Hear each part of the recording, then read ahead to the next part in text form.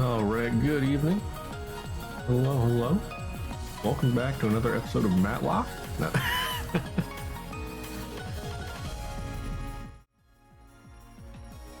Yeah, I don't know why. It does make me think Matlock a little bit when he's just going around like asking people about stuff, getting into their motivations and all that. If you're not familiar with it, Matlock is a detective TV show. I'm not sure if it's like from the 80s. I used to watch it when I was a kid.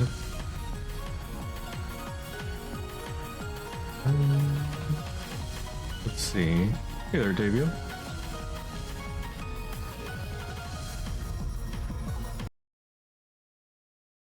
Okay. Pathway. Interesting. Oh, no. Stop looking. There we go. Oh, we'll just close that for now. Okay. How are you? Oh, I looked up. I was curious, so I looked up the pronunciation of Picayune Dreams. It's Picayune. The Yoon sound. It bothered me.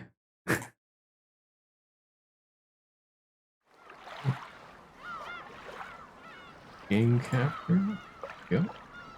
Apparently it means, I think it was like small or insignificant. Like small, insignificant dreams. I thought that was neat. There we go. Oh, and I listened to Salt, Pepper, Birds, and the Thought Police. That was depressing.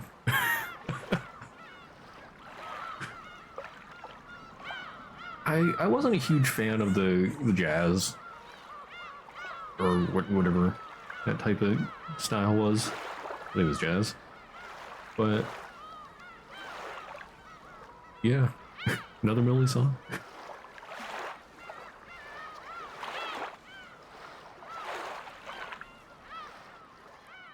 Oh, and then I saw Millie does a song for Ender Lilies. I just noticed that in her YouTube library. It said it was from Ender Lilies. I did not know that she was in that. Yeah, okay. That'll be something to look forward to. We'll be starting Ender Lilies tomorrow.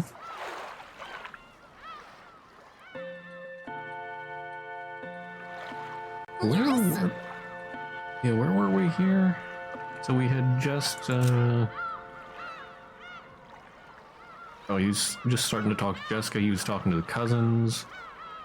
I mean, all the stuff with the submarine went down. Is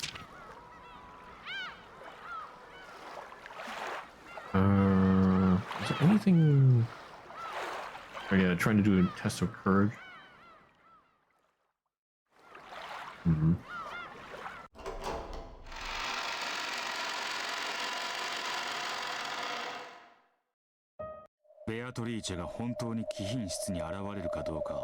Right, you had me stop here. Yeah, had me stop here because the next scene's gonna go on for a little bit.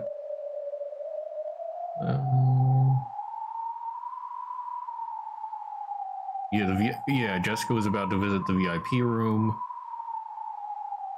at like 3 in the morning or something like that because Beatrice was supposed to be in the room. Okay.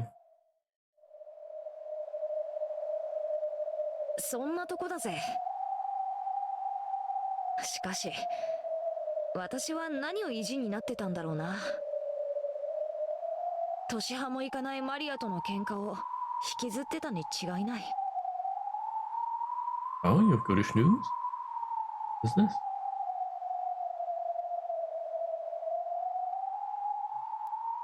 Got moved to the afternoon shift. Oh? Okay. Oh, so well, yeah. Now you get to sleep in. Okay. Excellent. That means you can be here every day, right? Every single day. uh,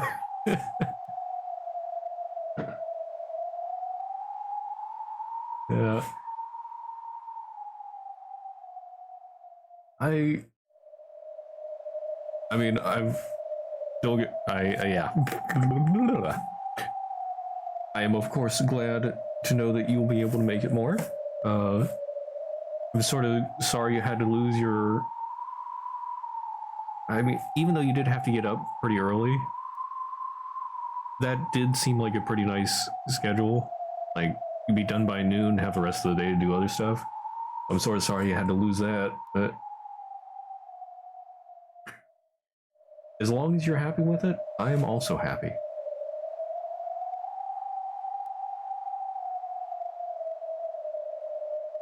Kind of conflicted. Like, yeah, it's like you have your skill tree, and you can only have one of two conflicting points. They both have their ups and downs. Life is an RPG. It's like sleeping early and waking hellishly early. True, true. Very few people, I would assume, like going to sleep early. We all, or most of us, have that little rebellious, but I want to stay up late in us. And then there's me, who's just like, sleep? What is that? Goes to sleep at 7 in the morning? No. Only sometimes.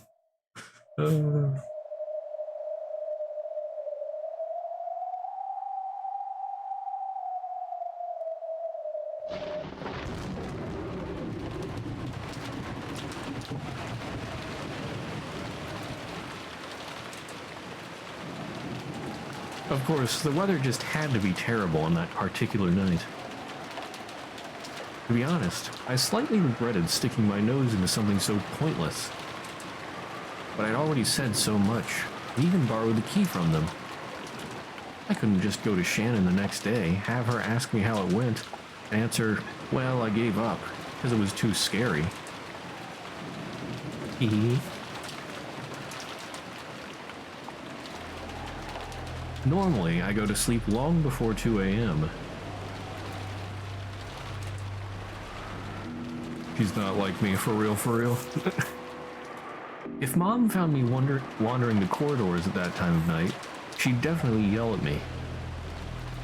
So I waited in my room, staring at the hands of my clock as it ticked closer to 2 o'clock.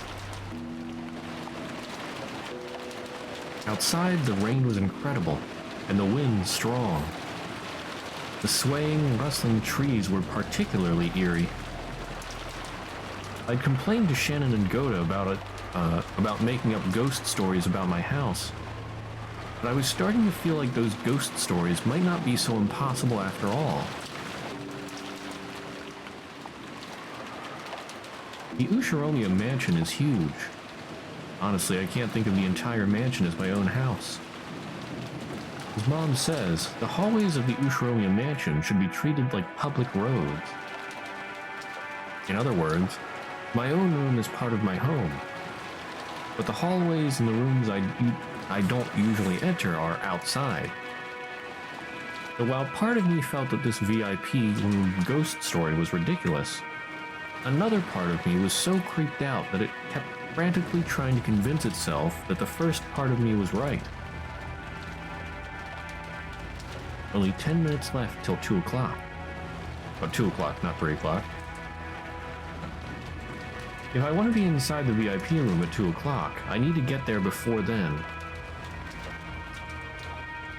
行くか。悪いが、私も意地だぜ。Nothing's going to happen. I know that. It'll just be a stupid waste of time for a few minutes. I touched the doorknob to the door of my room. and was startled by how unpleasantly cold it was. Spooky cold doorknob. As long as I stayed in this room, I could laugh off anything. After all, this was my room. But it wouldn't be like that in the hallway. That's outside my territory. And the doorknob, the barrier between the two, is ice cold. Idiot. What are you so scared of, me? You aren't taking Shannon, Goda's, or maybe Kumasawa-san's gossip seriously, are you? I'll prove it. There's nothing strange in the VIP room. The corridor was only dimly lit. Before lights out time, the hallways were brighter. But to avoid wasting energy or something like that, we kept the lights to a minimum at night. So even though I was inside my own house, it was very clearly the middle of the night here. If Mom found out that I was wandering around at a time like this to do a test of courage in the VIP room, which I'm not even supposed to go in, I'd get in a lot of trouble. To make sure she didn't find out, I tried to hide my breathing and my footsteps, though the silence felt unbelievably loud. Even though it was so quiet, that eerie sound of the wind was noisy. Sound of twigs rustling. The sound of some pillar in this old mansion creaking. That sounded like a beak tapping against glass. Though it was so quiet, all of the little suspicious sounds made it seem noisy. Hey Jessica, did you know there's a skeleton inside of you? Gasp!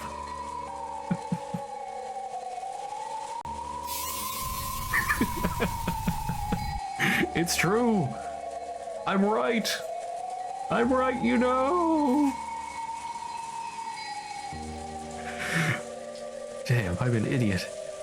Why couldn't I have brought a flashlight at least? A flashlight to use inside my own home? That's even more idiotic. I mean, that's what flashlights are for. I mumbled this to myself, hoping it would drown out the sound of the wind just a little. Then I saw it. The door to the VIP room. This was the VIP room. The room for important guests. Ah yes, the VIP room. The room for important guests. The room where important guests spend the night. It's for important guests. Oh. If she really wanted, she could turn on a light, then Natsuki would find out. Yeah. And that would be game over. But I have to wonder, like, I guess flashlights might not be super widespread at this point. I don't know.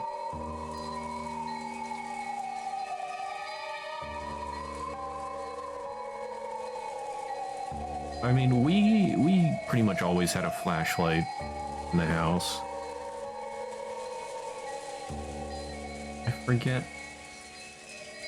I don't know. Yeah, the only flashlight you have is your phone? Okay. Well, I guess we have flashlights because power going out is I mean, it happens every few times, or a few times every year. So, sometimes we need lights. Other times, I mean, helps with maintenance or different stuff if you need to look in things, and I don't know. But I guess if you don't do much of that stuff yourself, you don't really need a flashlight, and I don't know. Now that I think of it, like, is power going out a few times every year a normal occurrence for most people? Or is that something most people never have to deal with? Huh.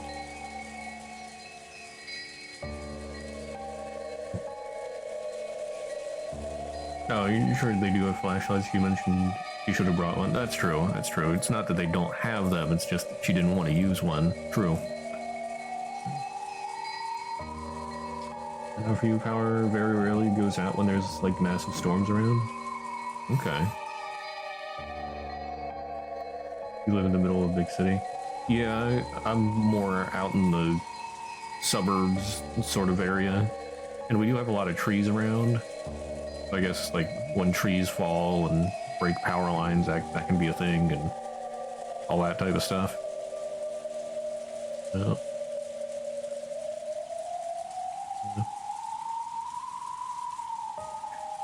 Just a weird thing to think about.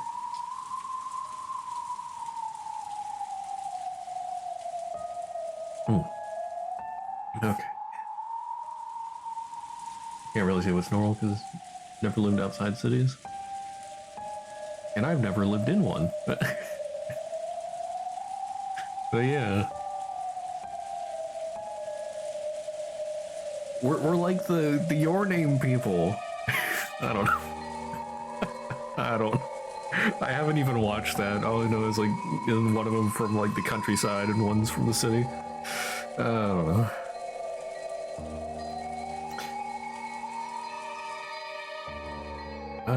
Okay. However, as far as I knew, the VIP room had never been used before. None of the guests who came to this mansion were important enough to be given use of this room. Though I'd been clutching that key the whole time, it didn't feel warm at all. It still ruthlessly and icily tormented me. Dang, that's cold. Power goes out around there for more than a few hours if something massively wrong. Yeah. Yeah, I guess in the city you do have to plan more redundancy and all that. Yeah, hospitals and all that.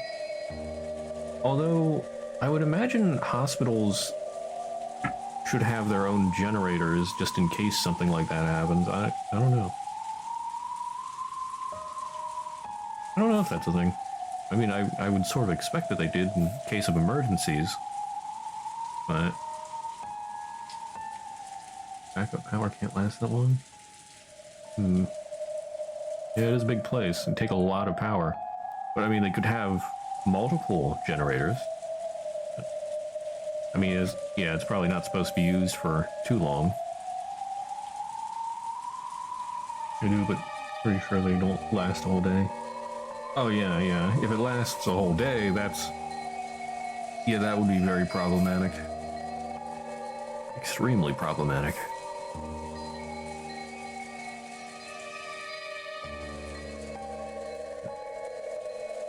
Maybe that was a warning.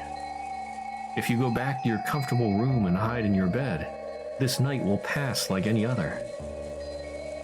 バカにすんじゃねえぜ。ここまで来て今さら引き下がれるかってんだ。 And she's talking to the key.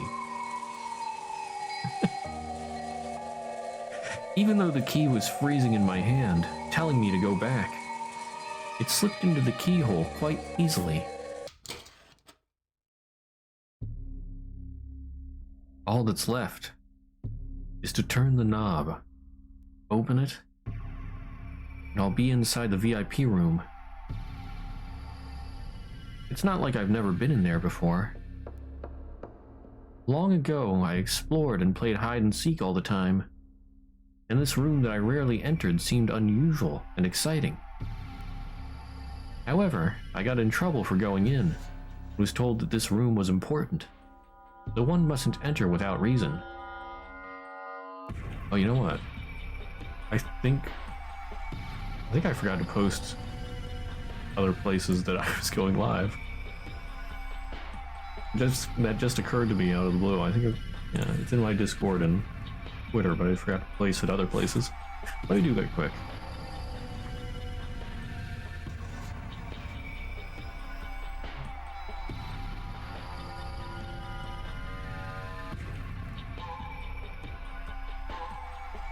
There we go. Okay. Got that taken care of. Totally not stalling.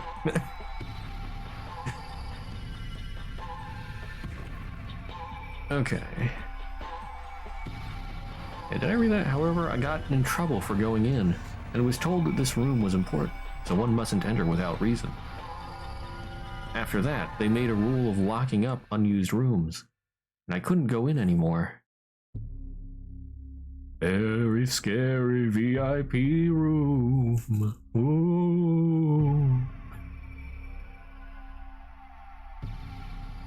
So, it's probably been several years since I've gone into the VIP room. In fact, it might be more than 10 years since the last time. The inside of the room has probably changed from how I remember it. Come to think of it, even then I felt that there was something unsettling about it. Slowly, I pushed the door open. The door was light, and even after I let go of it, it kept opening by itself, as though beckoning me in. Beyond it was a darkness as thick and heavy as ink. Even the dim light that peeked in from the corridor seemed bright in contrast. I stuck my head in, feeling about for the light switch next to the doorway. This was a horribly awkward and uncomfortable way to do it. All I really had to do was step inside and search for the switch from there. Unwilling to take even a single step into the room, I timidly stuck just my arm into the darkness and felt along the wall.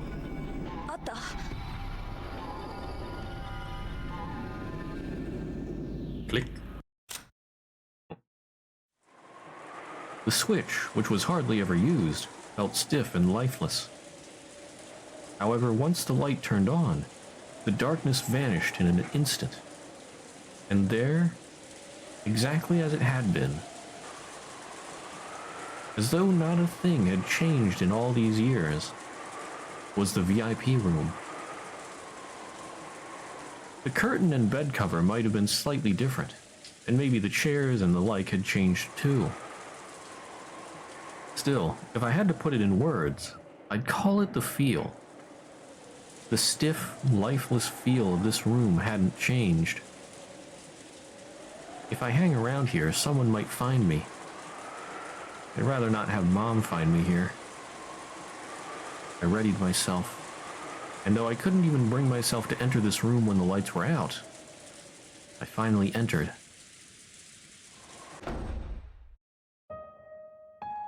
As soon as I closed the door, I felt an oppressive, suffocating sensation.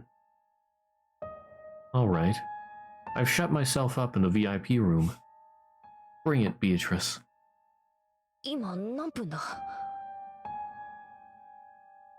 I looked around the room, but I couldn't see any clock. I'm not in the habit of wearing a watch around the house. Damn. Now I'm not sure what time it is. Still, I know there's only a few minutes left at most. I tried to suppress my desire to use going to get a clock as an excuse to run away from this place. Even so, just standing around like this was boring. When I looked around again, searching for something to sit on, I found something strange. なんだよ、これ。Nani?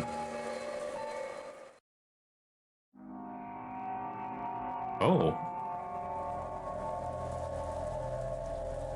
Well, that's never a good sign. Finding a creepy doll in a strange position. It had been placed on the side table next to the bed. If this room had been used often, I'd have thought it was just one of the owner's personal belongings. But no one lived in this room. So, this can't belong to the room's owner. お供えかよ。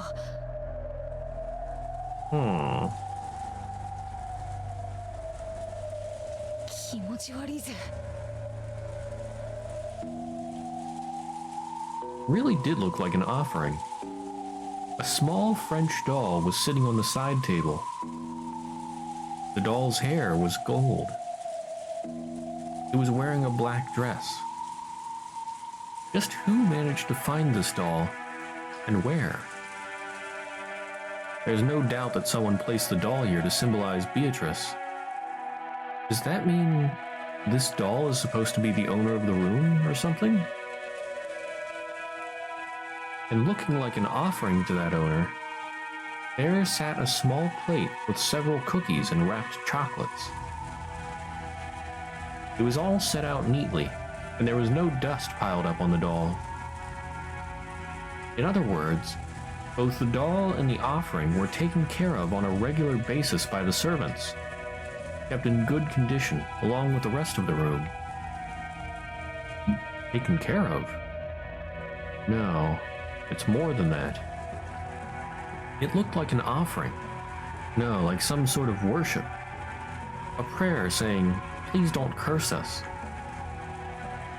So even though the doll was more than eerie enough by itself, viscerally, it was even more unnerving to imagine it being safe, or being been safe, yeah. To imagine it being been kept safe and worshipped in a place like this. バカバカしいぜ。たたらないでくださいって柏手でも打つのかよ。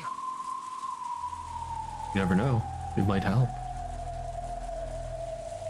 Jessica forced herself to look away from the bizarre doll. She couldn't bring herself to sit on a bed that wasn't hers. Then again, she didn't really feel like sitting down on a chair either.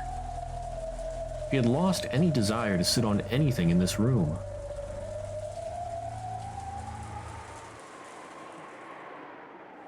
I wandered about aimlessly, then peeked out the window through the gaps in the curtains to stare at the dark, rainy night. What the hell am I doing? Hanging about in the VIP room this late just because that fight with Maria is still eating at me. This is totally pointless. Beatrice. Just when did that strange witch start living in this mansion? Grandfather's always yelling about Beatrice.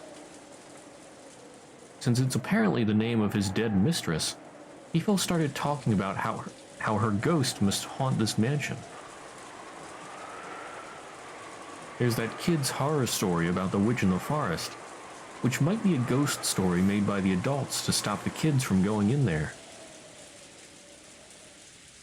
The portrait grandfather had hung in April was really striking, and there was also that weird epitaph. The creepy words on that, which sounded like some sort of ceremony with human sacrifices, made the name of Beatrice seem all the more unnerving. At some point, those stories mixed together. Oh. And now people say that the witch, Beatrice, exists. I don't believe in Beatrice, because I know she's just a fictional person made by the fusion of a few horror stories. The Beatrice who was grandfather's mistress probably did exist, but she wasn't a witch.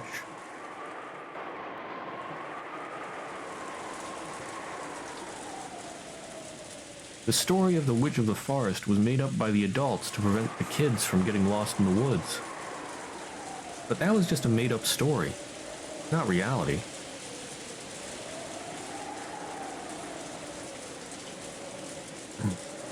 In fact, I've heard that the adults here once scared the kids with stories about wolves living in the forest.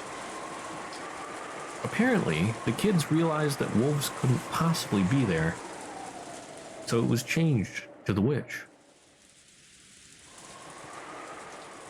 When the portrait was hung, that once vague character suddenly had a face, and people acted as though she'd been around since long ago. That's right. It's all a ghost story made by someone. A fiction. And Maria calls Beatrice her best friend, and the servants worship her like a household shrine. I just don't get it, and it creeps me out.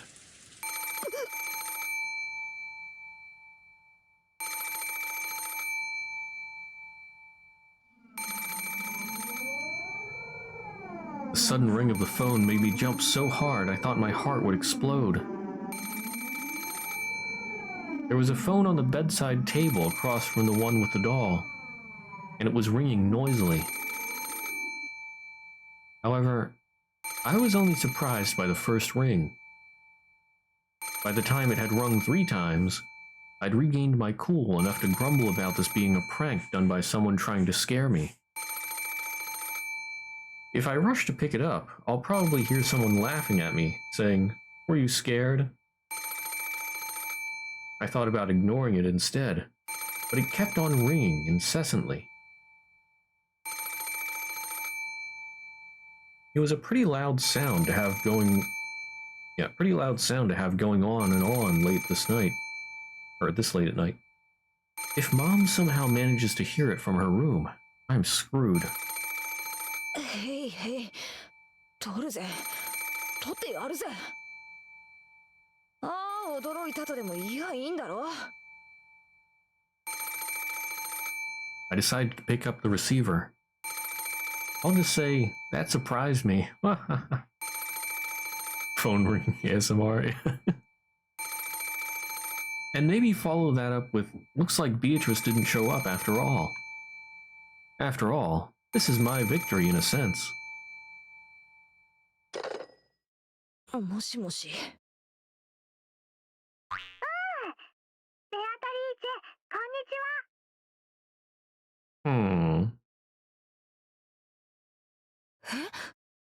は。マリア？ I don't get it. Did I hear that wrong? Why would Maria be calling here? もしもし？この間は楽しいお歌を聴かせてくれてありがとう。だからお返しにマリアもベアトリーチェに歌うね。習った新しいお歌を歌うね。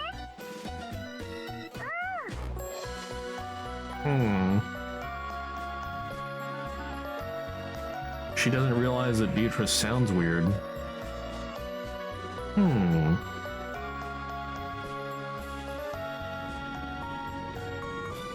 The voice, the intonation, the manner of speech, all of it clearly belonged to Maria.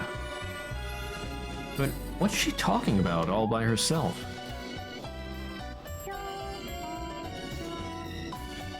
Maria just kept on talking happily as I stood there, stunned and unable to interrupt.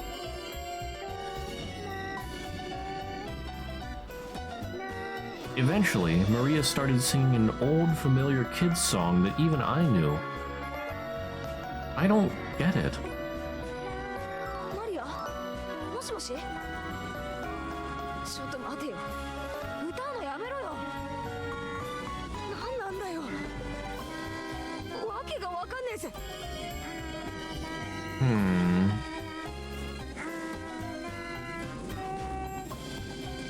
もしもし？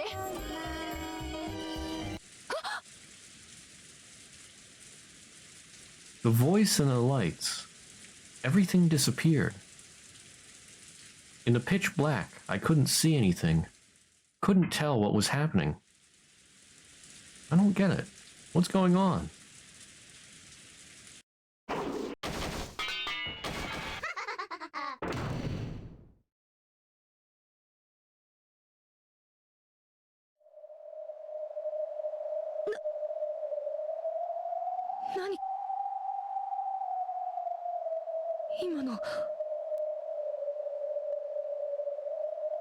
Does being in darkness really slow us humans down so much?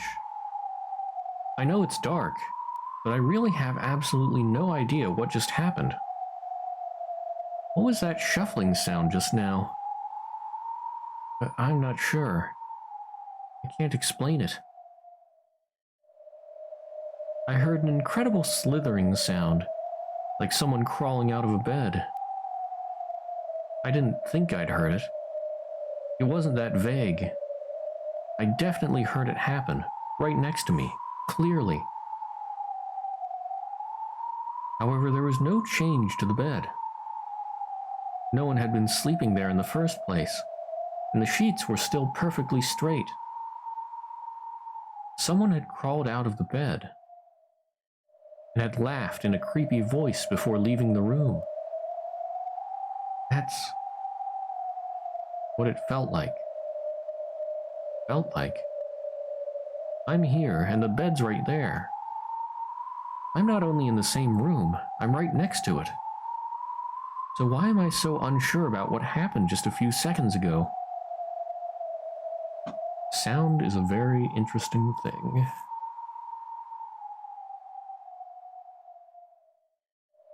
I gripped the receiver, which had gone completely silent, and waited there alone, unable to move, in a quiet room that seemed exactly identical to the one I'd entered. Huh? What? If nothing's changed since the beginning, I can just pretend that the last minute or so didn't happen. And yet, if something has changed, that would prove that something really did happen. なんだよ。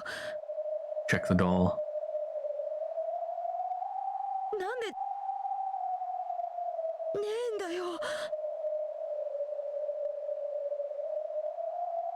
Did it fall to the floor?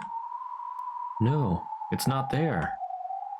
No matter where I look, from whatever angle, it's not there. The offering plate with the cookies and chocolate is still here.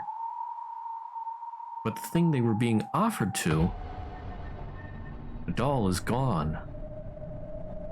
I am a prophet. 嘘だ。 Then, what just happened? Is the Beatrice-sama's doll supposed to have cackled out loud and left the room? No, that crawling sound was too loud to have been made by a doll. It was a noisy sort of sound, like a kid playing with a blanket and using it as a cape. Then what? Is that Beatrice-sama doll supposed to have turned into a human? And then run cackling from the room?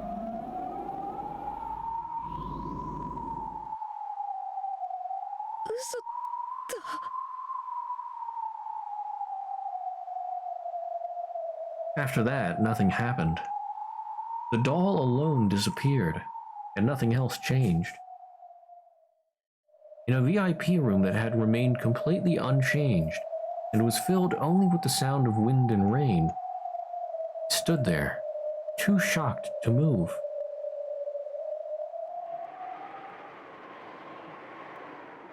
人形は結局見つかったのか。物陰からベッドの下まで探したさ。それこそ中に入り込んでまで。でも見つからなかった。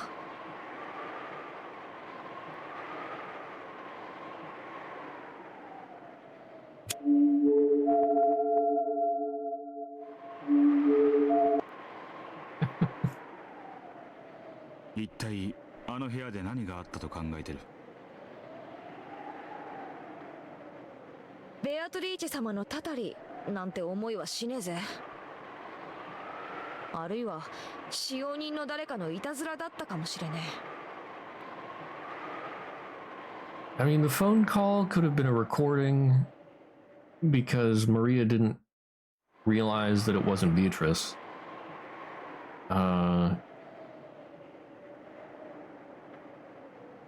The sounds could have been... I don't know if there was some kind of recording in the room.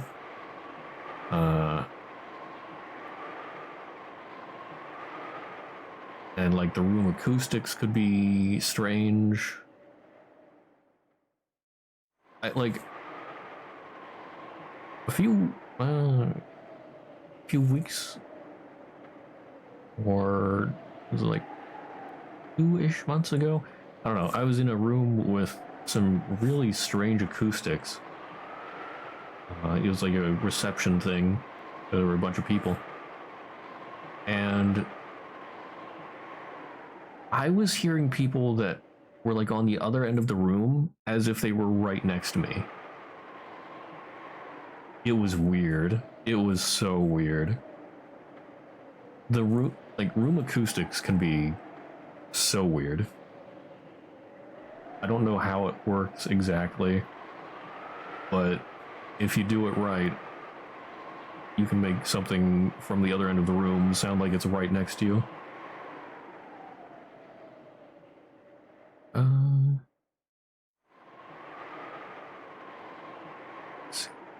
Might have been a prank. Yeah. So, and then let's see. The lights went out.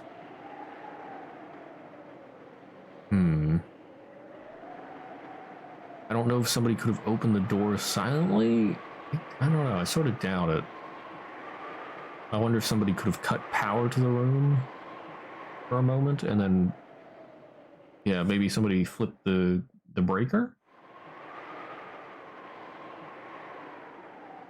And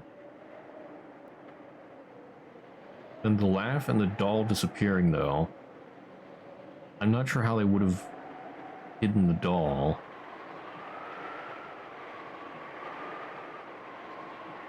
But, I mean, the doll could have made noise.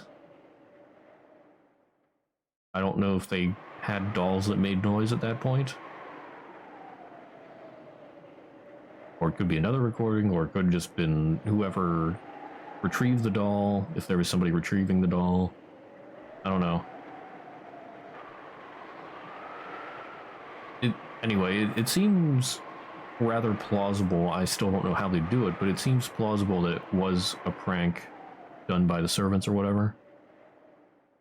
Maybe Shannon. Let's see, Shannon and Goda, yeah, were the only ones that she told about this, I think. I think they weren't they together when she got the key? So, I doubt Goda would have done it. He seems to actually be afraid of Beatrice. So then, maybe Shannon pulled a prank? Make her believe in Beatrice?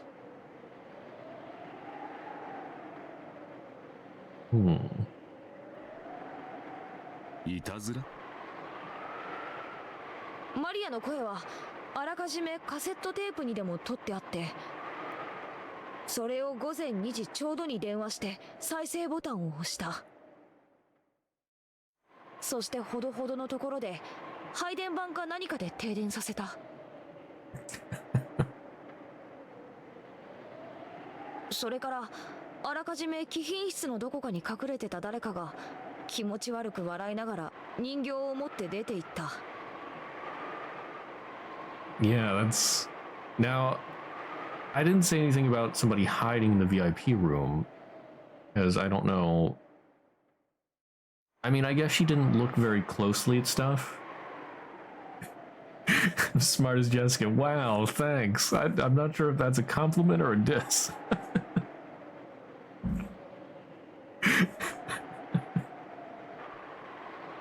But yeah, that's almost exactly what I was just saying.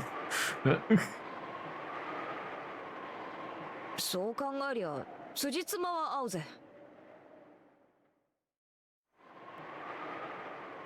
釈然とはしてないようだな。そりゃそうだろう。だってこれが私を脅かすためのいたずらだとしたら大掛かりが過ぎるぜ。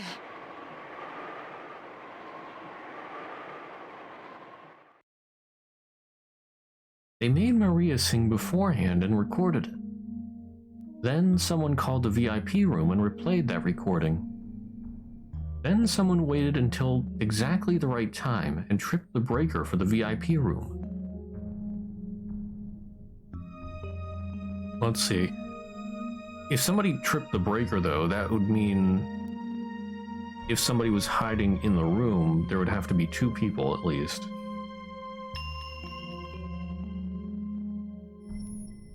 I don't know if the person that called the VIP room would be able to do that from the same area as the breaker happening?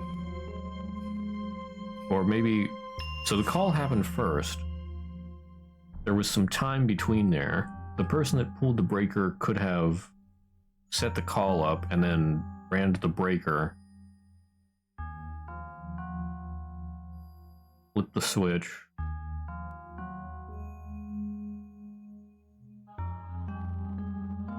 Yeah. Well, would that stop the phone though? Or did it just run out? Might have just ran out at that point.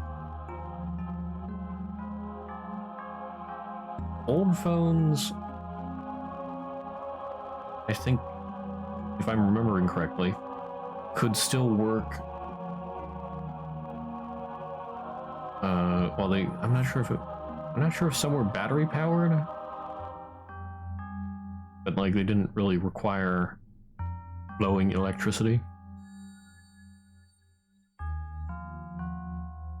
I feel like we used to have an old phone that we just plug into the wall, or not plug in, we just plug into the telephone line, and even when power was out, we could still use it. So it probably had its own battery.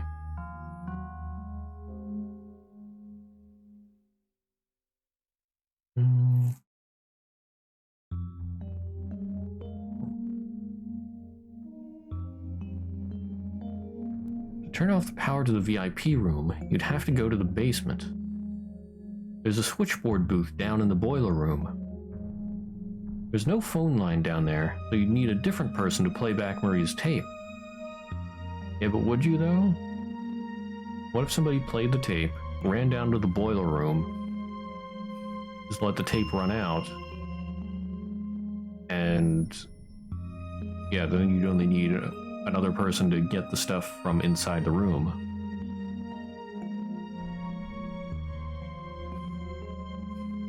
And you'd need another person to hide in the VIP room and cackle before leaving.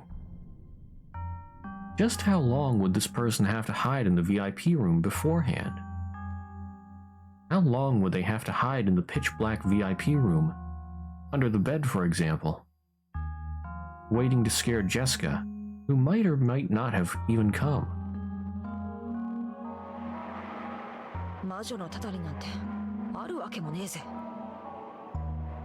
でもよ、人間のいたずらだと考えて、それだけ私を驚かせるためだけに何時間も暗闇で待ち構えてたって考える方が、私はよっぽど薄気味悪いぜ。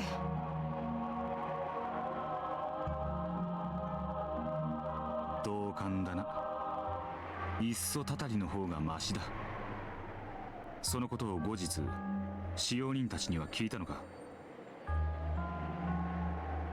聞いたってとぼけるに決まってるぜ。それに最低3人だぜ。あの日は源氏さんと郷田さんと熊沢さんとシャノンの4人が泊まってた。そのうちの3人があんな薄気味悪いいたずらに加担したってのか？わけわかんねえ。だから私は聞けなかった。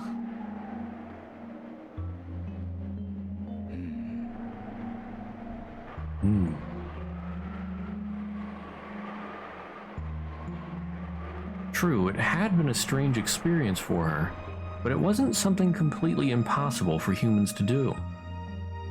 Even so, it really must have been more unnerving to imagine a large number of people planning so carefully just to scare Jessica. It's no surprise that Jessica found this scarier than Beatrice's curse. 今でも使用人たちがお前をはめたと信じてるか？いや、多分ビビっちまった私の勘違いなんだよ。きっと人形はどこかに転げ落ちて、私がたまたまそれを見つけられなかっただけなんだ。Must have been the wind. すべて気のせいだったと言いたいのか？人形が消えた以外、何の変化も証拠もない。マリアにも後日聞いたけど、歌のことも電話のことも知らないと言われた。とぼけたのか本当に知らないのかはわからないけれど、とにかくあの晩のあの出来事は私が確かにあったと言い張ってるだけで何も証明することができない。皮肉だな。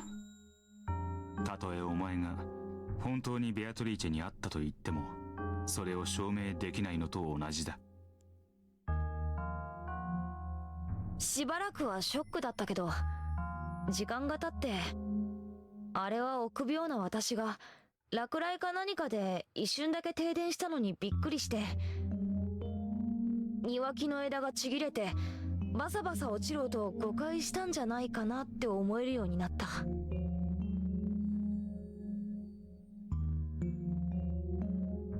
Yes, the copium. 笑い声は？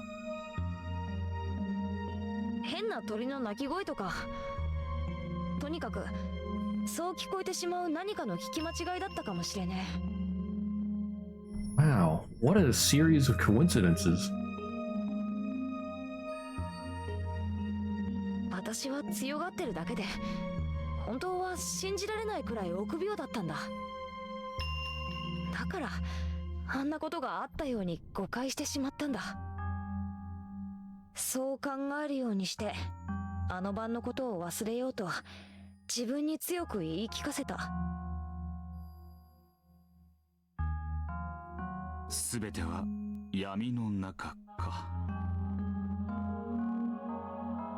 人間忘れようと思えば結構できるもんだよな。以来ベアトリーチェという言葉を聞くたびに嫌な気持ちがこみ上げる。でもそれを顔に出さないように努めてる。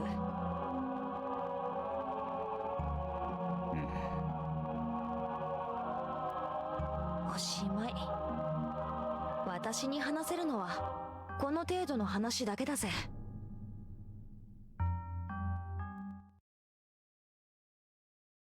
情けない話だから誰にも内緒に。私がビビリだったって誰にも知られたくねえからな。わかった。最後に一つだけ質問したい。貴賓室のことで？違う。食堂でのことだ。The dining hall. 食堂？お前の階段の直前の親族会議の日、食堂には親族全員が揃った。ああ、当時はまだバトラーは戻ってなかったけどそれ以外は全員いたよ。もちろんじいさまは除くぜ。演者は腹痛で空席だったな。それはお前の隣の席だな。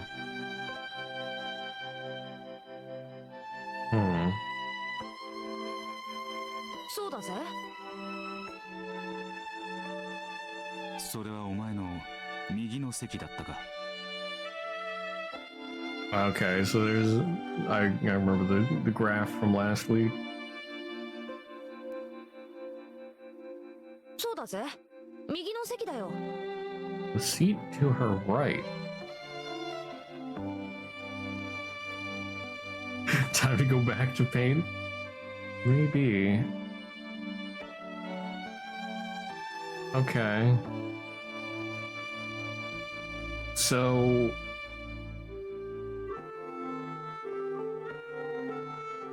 how did we have this set up before? I didn't save it. So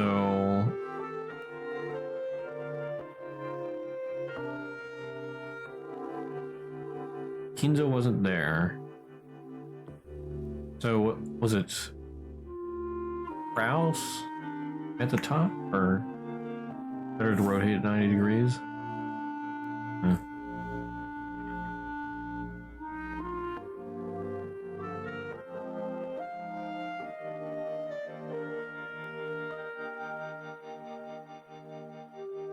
This Rouse.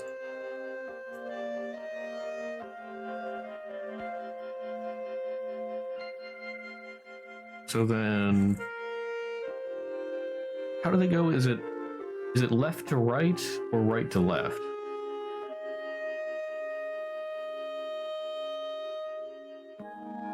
Kinzo's always at the top. Oh, yeah, I guess they left a space for Kinzo. That's true.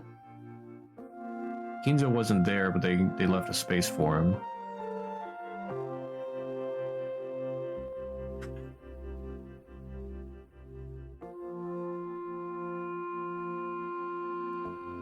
Kinzo's right, left of the table is Grouse. Okay, yeah.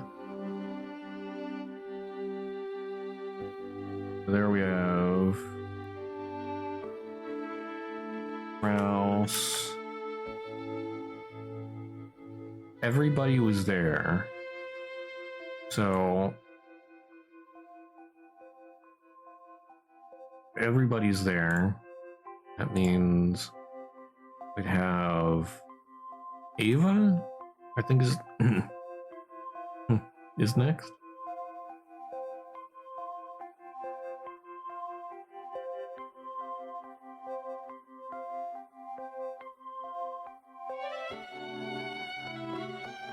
I'm not gonna have enough room here.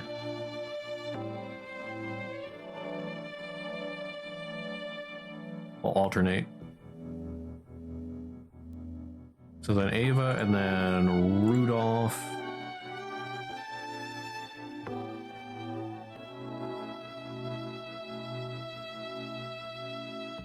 And then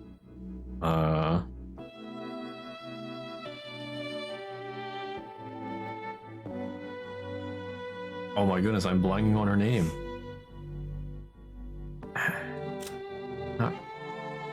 Oh yeah, Rosa. I was like, wait, okay, I had a weird moment there. I was like, Rosa? No, that's not it. I don't know. I'm losing it. I'm just losing it. Okay, so then Rosa.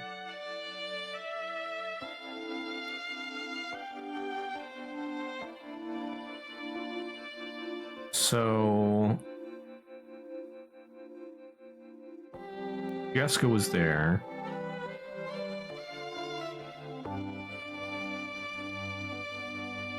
But, well, wait, did I have Leon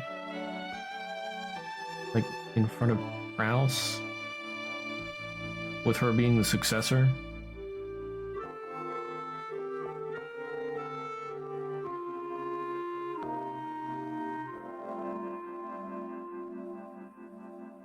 I mean, Leon should come first if we're including her.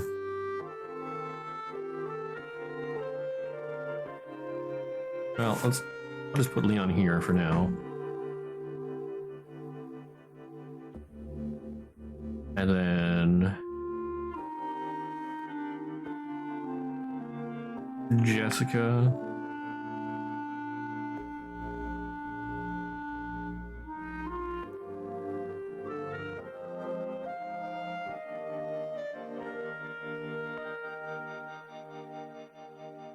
Then after Jessica would come George.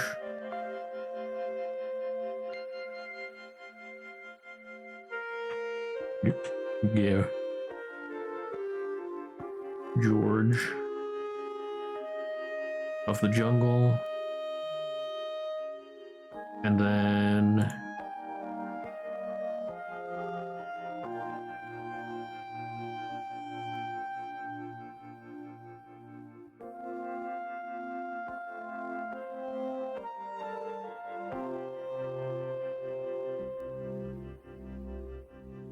should be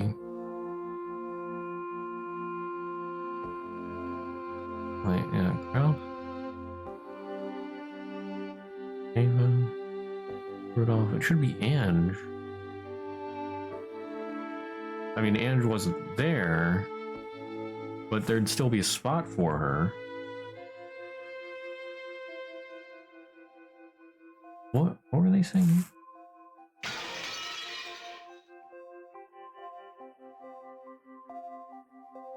Oh yeah, she was saying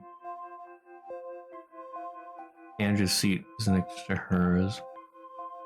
Wait, but that's the seat to her right.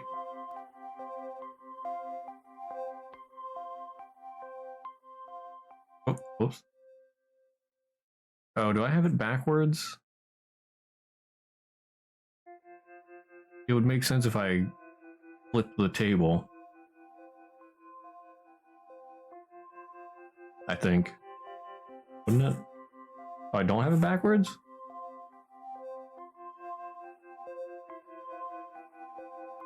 Wait, but this is to Jessica's left.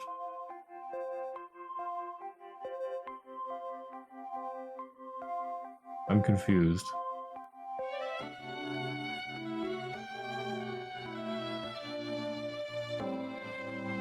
Something else is wrong, yeah.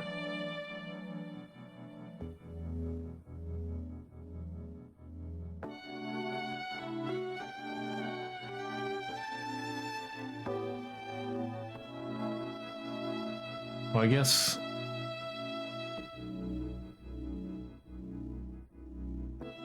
yeah, Leon shouldn't be here. Which, I mean, now that I think of it, makes sense, but why were we including her before?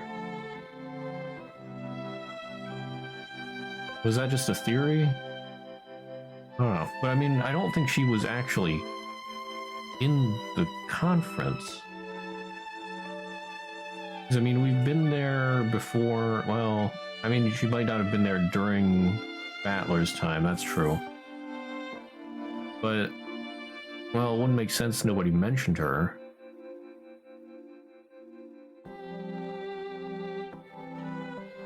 I am so confused about Leon's existence.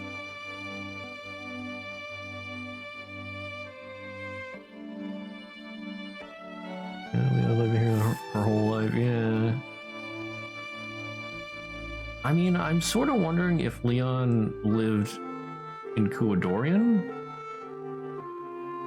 for some reason, but I mean, like, Kraus and Natsuki have never shown any knowledge of Leon, but then here they treat her like a legit daughter. But this is a weird, funky timeline.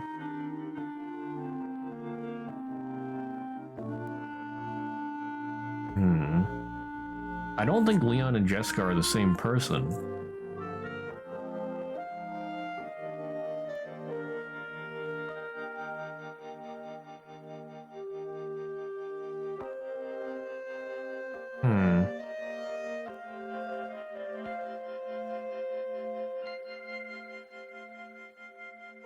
Well, didn't Jessica say before she was getting compared to Leon? Yeah. But they're only telling us that now.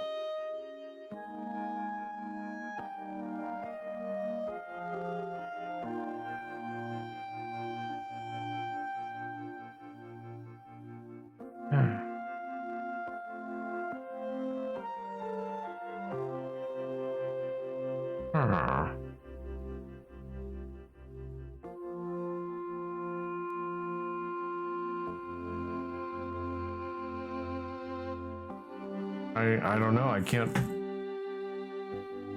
make heads or tails of this. But anyway, the seating arrangement doesn't make sense if Leon's there.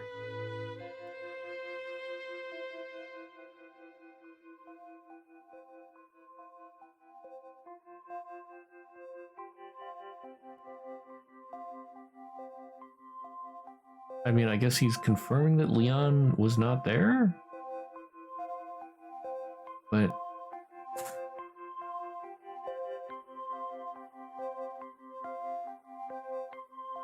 he was told before not, well, he was basically made not to ask about Leon.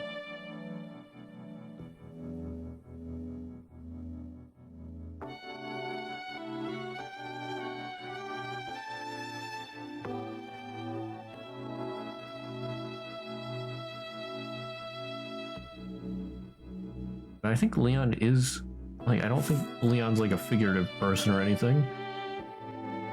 Should be an actual person.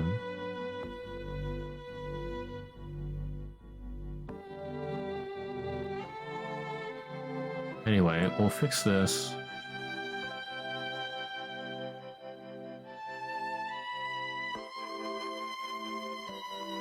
Jessica has to be there. So then George will be there. And Maria, or not Maria, Ange is right there with Maria there.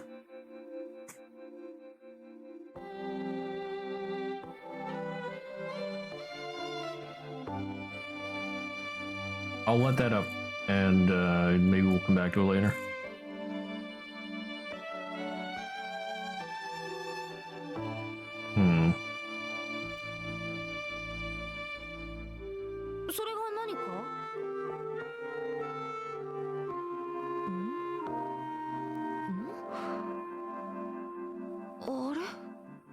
Oh, is she realizing the seating arrangement now too? おかしいな。どうして右？十分だ。無理に考えるな。頭痛になら。Darn it, Will. どうしたんだい、ジェシカ。何を悩んでるんだい？いや、その。右左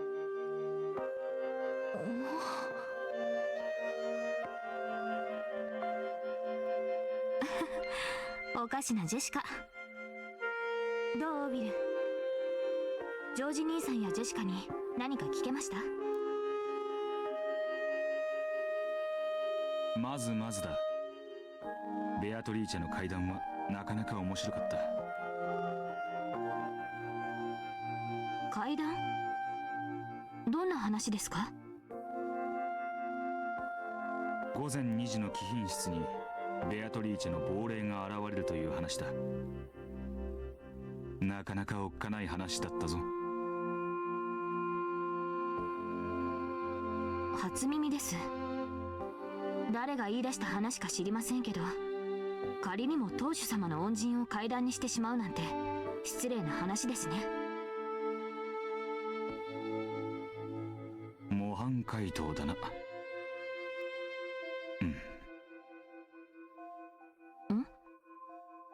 何か？リオンは碑文はわかるか？碑文？何の話です？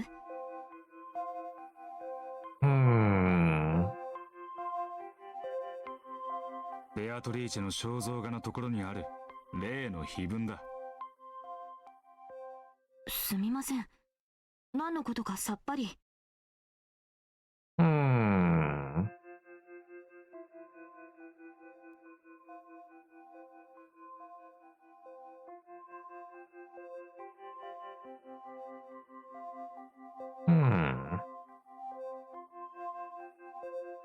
What do they mean by this? She can't have lived in the mansion. She would know what the epitaph is.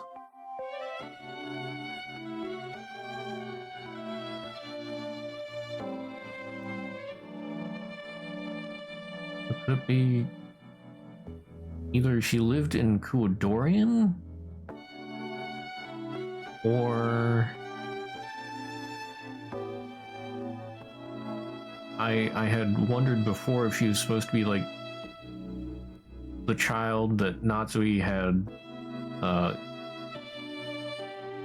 made fall off the cliff.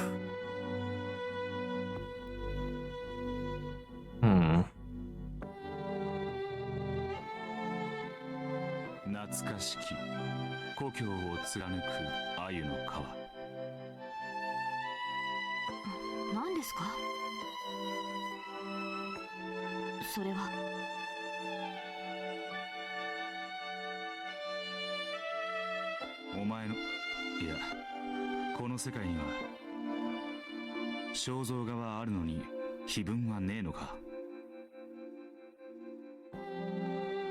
玄関ホールに掲げられてるベアトリーチェの大きな肖像画は私だってもちろん知っています。しかし碑文の話は分かりません。何の話です？面白い違いだ。Yes, very interesting. リオンはずっと六軒島で暮らしてきたな。無論です。それが何か？子供の頃、森には近づくなと脅されてたはずだ。ええ、迷子になった危ないから決して近づくなと昔から。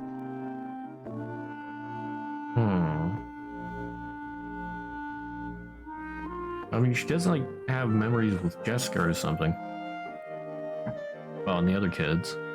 Hmm.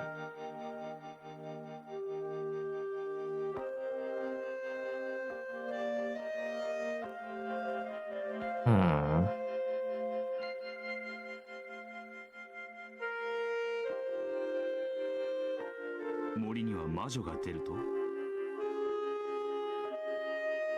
魔女？何の話です？黄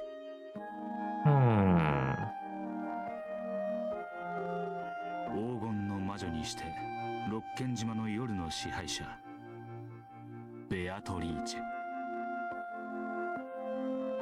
ベアトリーチェはおじい様の恩人です。それを魔女だか妖怪だかのように扱うのは少々失礼かと思いますが。Doesn't even know the legend of the witch.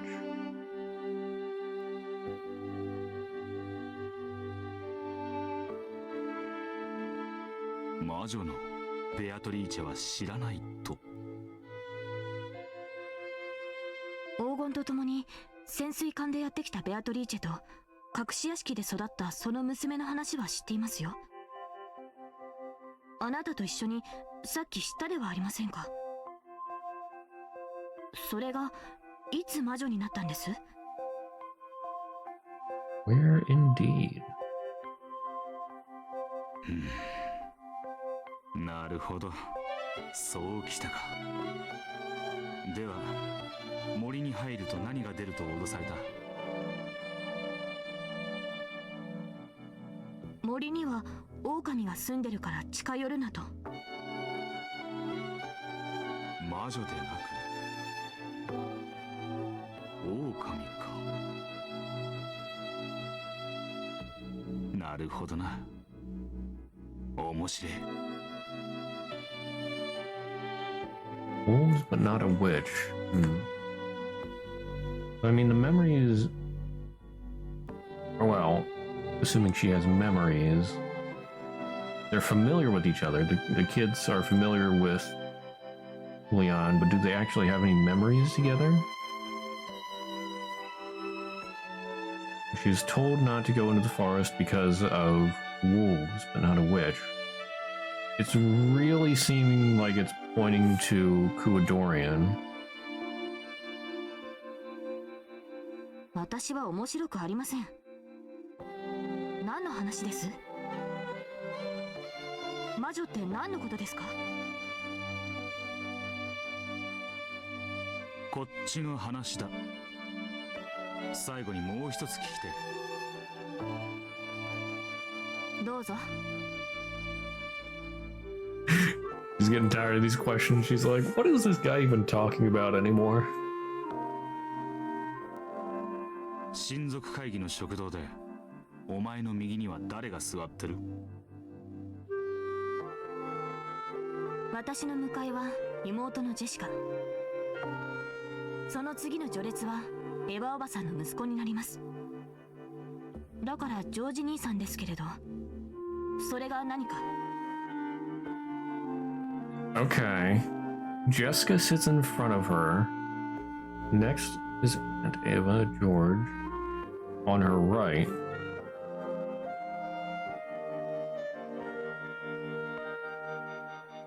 Jessica across, George to her right.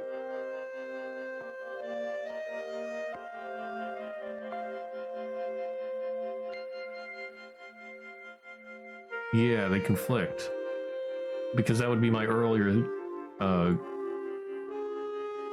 drawing. Leon would be here, Jessica would be here, George would be here George would be here to Leon's right. But then Ange would be on Jessica's left.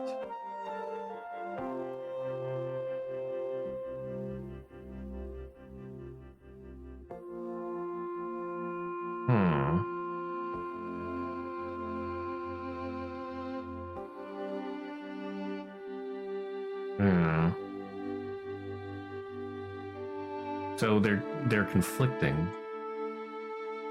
A clear conflict.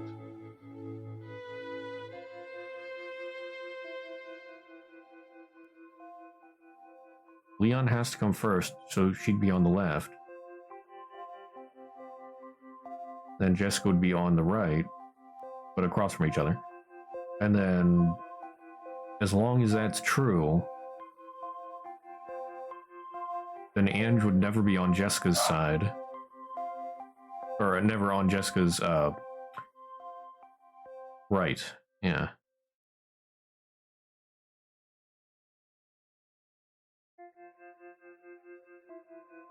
So one of these is false. And I'm inclined to believe it's Leon's view.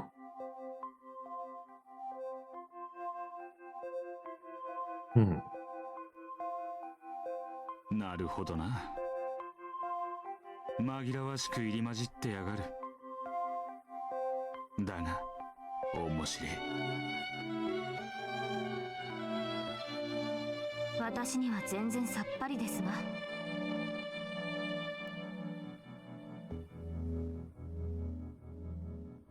Oh, but wait, what did Maria say about her being on some side of somebody? Well, I guess, yeah, that was during a visit.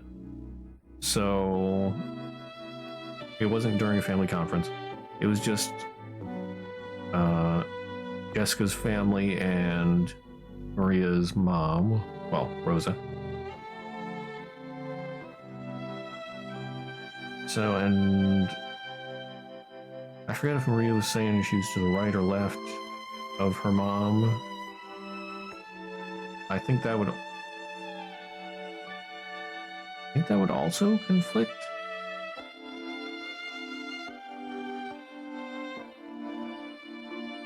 Or, well, I don't know. Well, yeah. Yeah, there could only be one sibling there. Leon or Jessica.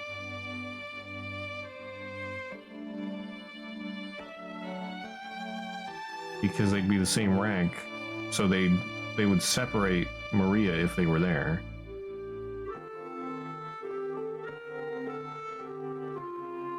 Okay.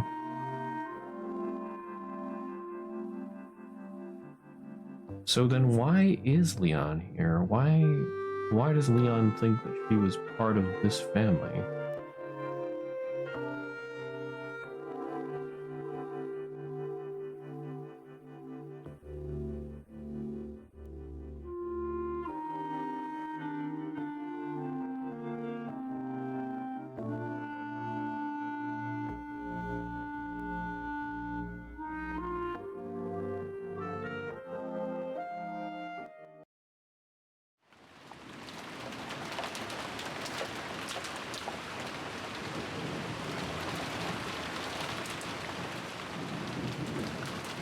Unless Leon's just lying, 分 but... かったんですか。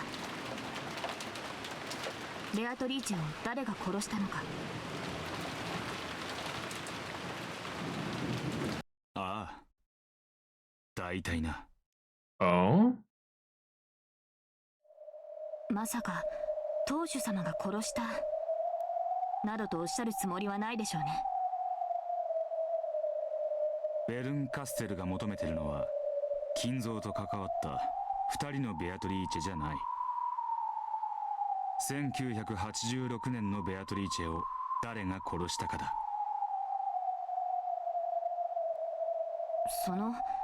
今年のベアトリーチェという意味がわかりません。魔女のベアトリーチェとは何の話なんです？さっきの話といい、碑文とやらの話といい、そろそろ教えてくれませんか？いいだろう。もったいぶる気もね。まずはじめに、魔女のベアトリーチェとは何のことです？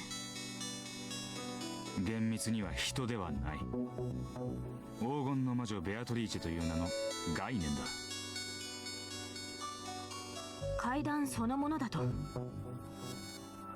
さらに厳密には階段さえも概念を生み出す一要素に過ぎない。話がさっぱりです。階段は本来三人称や二人称で語るべきものだ。それを一人称で語り出した奴がいる。自分がベアトリーチェだと誰かが自称し始めた。六軒島の悪霊伝説や子供を森に近づけないための作り話が、金蔵が繰り返すベアトリーチェベアトリーチェの嘆きで修飾されて魔女伝説を醸成していった。その架空の魔女に憧れて会いたいと懇願したのが後宮マリアだ。それに答えたやつがいる。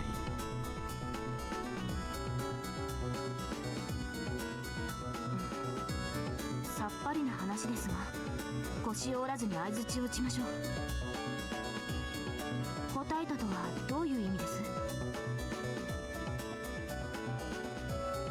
後宮マリアは気の毒な生い立ちによりオカルトに執着するようになった。その彼女に同情したやつがベアトリーチェに扮してマリアと遊んでやったというこ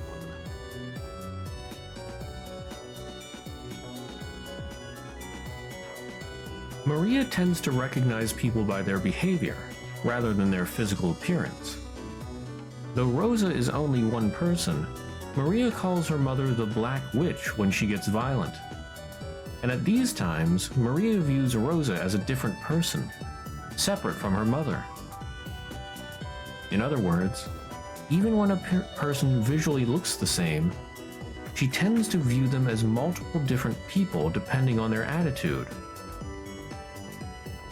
This fact puts the scene where Maria first met Beatrice in a new light. After being chased out of the mansion by the adults, Maria decided to have some tea in the rose garden. At that time, someone probably started talking to Maria. Then, when they heard this occult-loving girl talking happily about how she wanted to meet the witch Beatrice, this person acted as though Beatrice was possessing them. On the outside, they didn't look like Beatrice. However, when their manner of speech and behavior changed abruptly, Maria would then recognize them as a different person. That's why her appearance was so sudden. Okay. マリアにとっての魔女やオカルトはある種の現実逃避と見ていい。彼女は満たされない現状が魔女の力で打ち破られると信じていたんだ。だから魔女の存在を信じたかった。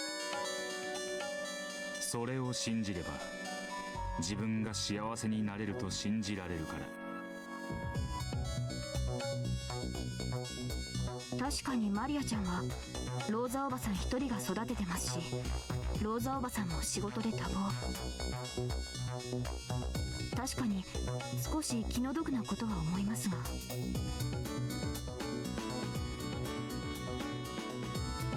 心をないがしろにするんじゃねえ。だからマリアは信じるために信じた。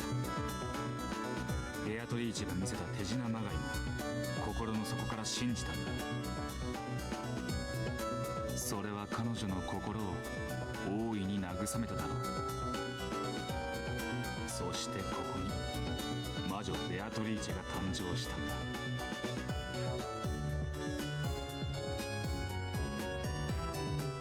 魔女に会いたいと願うマリアちゃんのために誰かが魔女ごっこに付き合ったと。そうだ。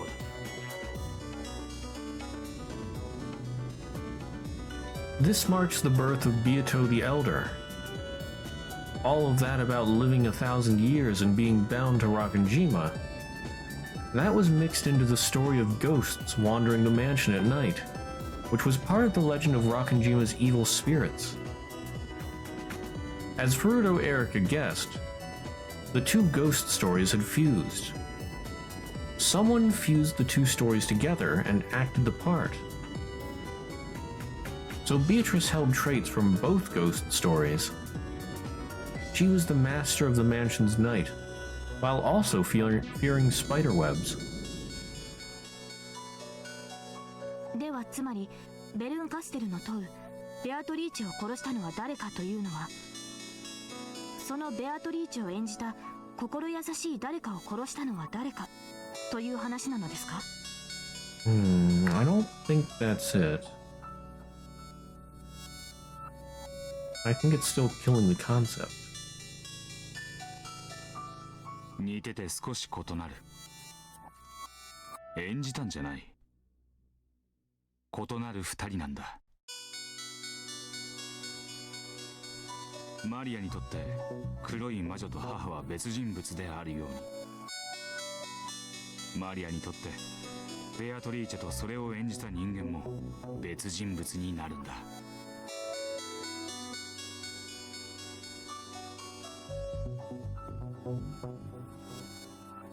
It was just like Mariage Sorcière. One person would be the creator, and the other would acknowledge those creations, thereby nurturing the illusion. The Golden Witch Beatrice was also created by one person, and then nurtured when Maria acknowledged her. つまり演じた役を殺してもそれは演じた心優しい誰かを殺したことにはならないと。No, not necessarily. You could simply make them want to stop playing the role. よりしろが失われただけではベアトリーチェが殺されたことにはならないってことだ。電話で例えると分かりやすい。俺とお前が電話で話しているとする。その時俺にとって電話は話しかける対象でありお前そのものだ。 But who was phone?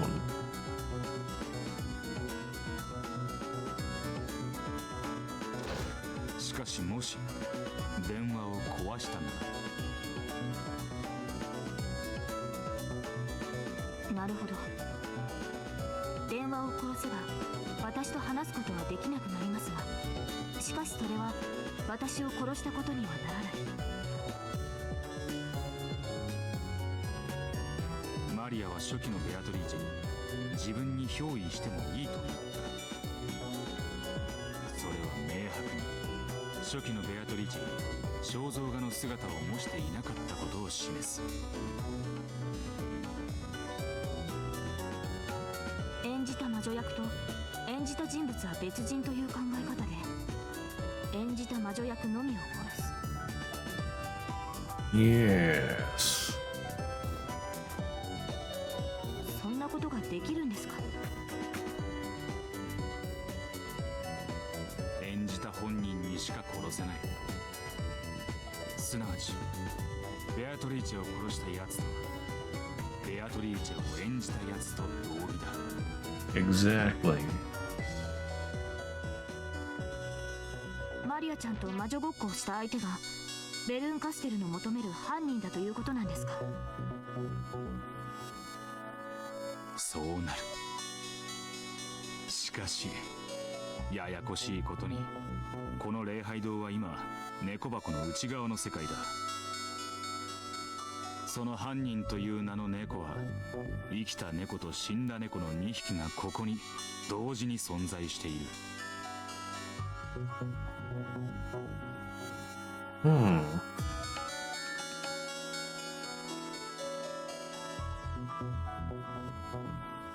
当にややこしい。さっぱりですが、先を促しましょう。つまり犯人が2人いるとおっしゃりたいので。そうだ。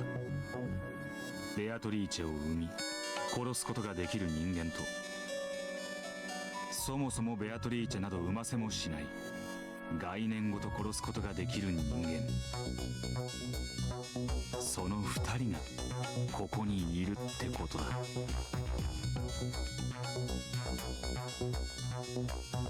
Hey, the human who can create and kill Beatrice, and a human who never gave birth to Beatrice in the first place, and killed the entire concept of Beatrice. Okay.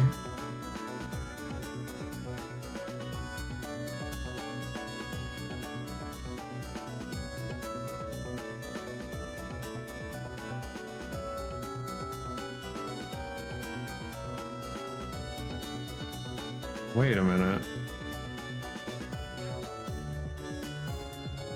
Wait a minute.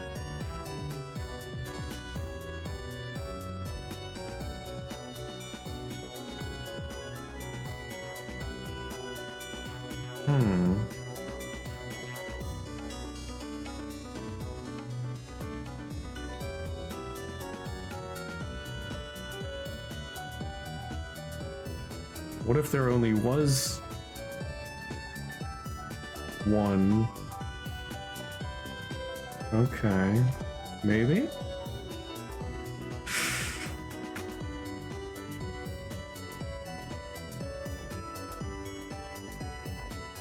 Maybe Leon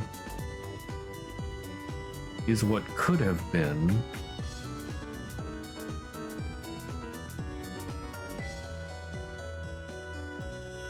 Deはお尋ねしましょう。ベアトリーチェ殺人事件、その2人の犯人は誰です？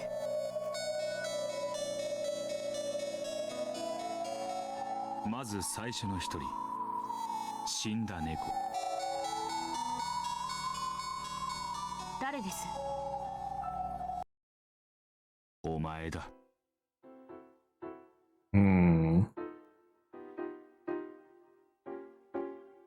はあ？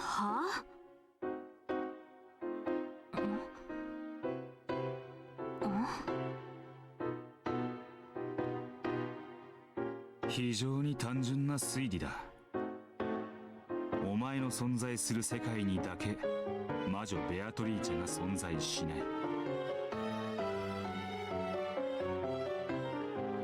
い。意味がわかりません。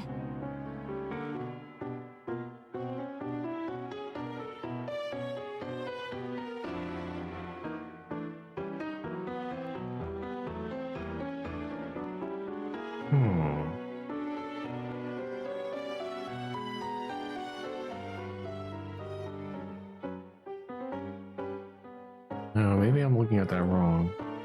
Instead of what could have been. I don't know. マリアもジェシカも魔女ベアトリーチェとの話を聞かせてくれた。しかし彼女らの親族会議における食堂の席順にはお前が含まれていない。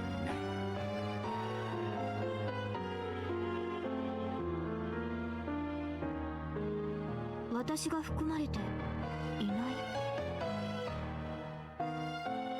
マリアはローザと共にロッケン島を訪れた。そして隣の席にはローザがいた。ありえない。お前がいるならばローザの次の序列はリオンになり、そしてジェシカになり、次がマリアになるはず。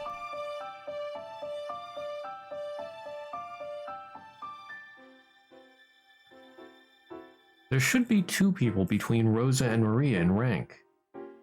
In that case, they should be sitting on opposite sides of the table and separated by one seat. In other words, in the world where Leon exists, it's impossible for Maria to be sitting next to Rosa.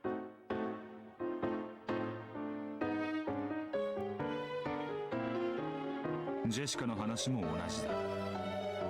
お前が序列に加わっているなら、金蔵の席を正面に、左列にリオン、右列にジェシカ。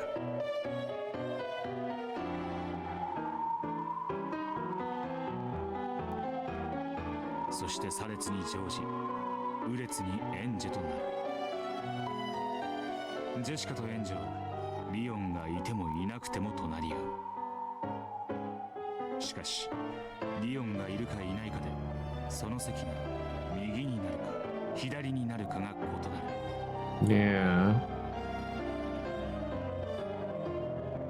In the world where Leon exists, Ange's seat is on Jessica's left. However, if Leon doesn't exist, then Ange's seat is on Jessica's right. 1986年の魔女ベアトリーチェを語る人間はみんなお前のいない世界を語っている。そしてお前の世界では魔女の階段が存在しない。お前にとってベアトリーチェは金蔵の愛人もしくは恩人であって化けて出る亡霊ではない。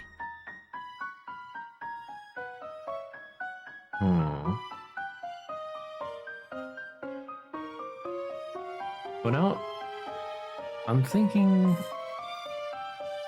Leon makes the most sense as what could have been.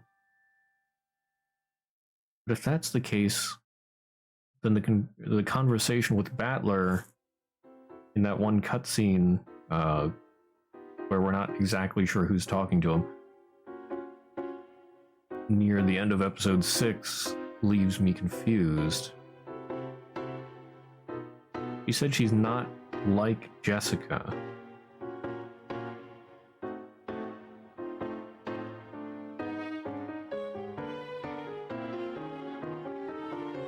But there can't be Jessica and Leon at the same time.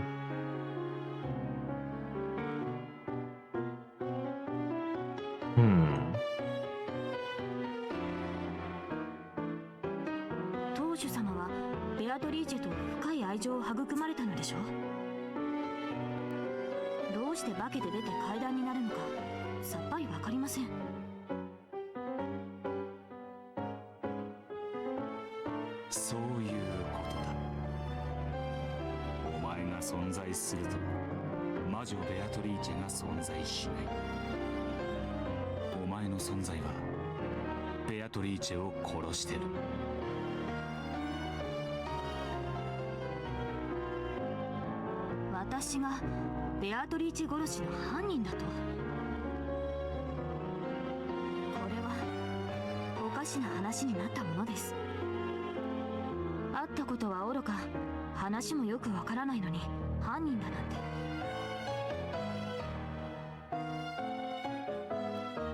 て。裏を返せ。お前が存在しなければベアトリーチェが生まれるということだ。裏を返せば、私とベアトリーチェがコインの裏表とでもおっしゃるので。いい例えだ。その通り。お前というコインの裏側がベアトリーチェなんだ。何のことやらさっぱりです。俺もお前の存在がさっぱりだった。だがいろいろと話を聞いていくうちにお前の存在について一つの仮説が立った。それはお前が19歳だという点だ。あなたに年齢を明かした覚えはなかったのですが、ご名答です。どうして？ジェシカはお前のことを入学した時にはもう副会長でその翌年には生徒会長になったと言った。これはお前の年齢がジェシカより一つ上であることを示す。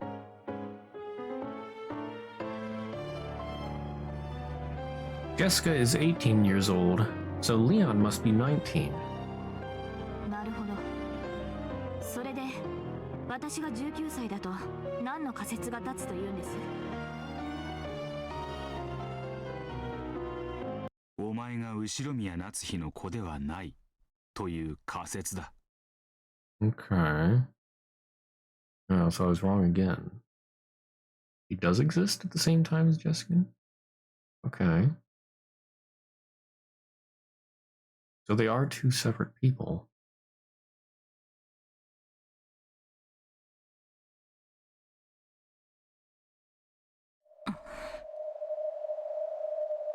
しっけえな。何の気まぐれかは存じませんが、私だけでなく母も侮辱する発言には撤回を求めねばなりません。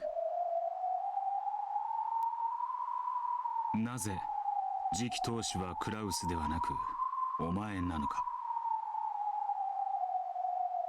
私が成人するから受け継がれるのです。私にも子が生まれたら成人した時にそれを譲るべきでしょう。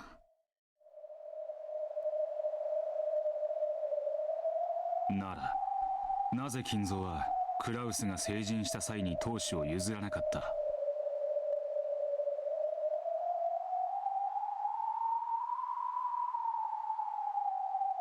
Wait, the kid that got dropped off a cliff.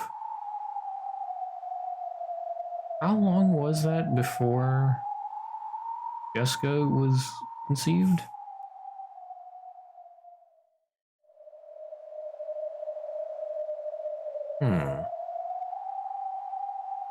Wow. It still feels like she should have actually existed in the timeline after that point. Oh, that's true. Yeah, the man from 19 years ago. Okay.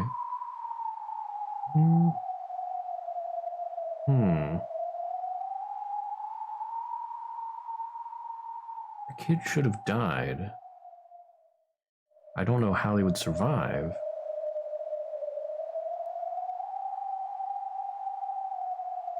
Unless the servant cushioned their fall enough. Maybe. And somebody else got her, but still, for her to survive, that would mess everything up.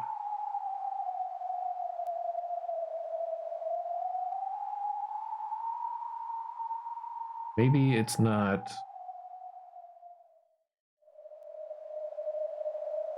Still, if she doesn't survive, then the conversation in episode 6 doesn't make sense.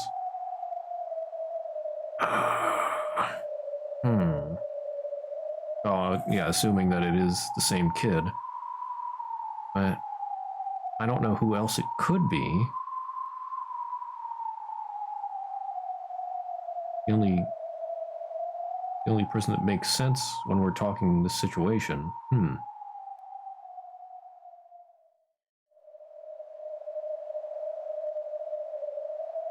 Yeah, there aren't that many options.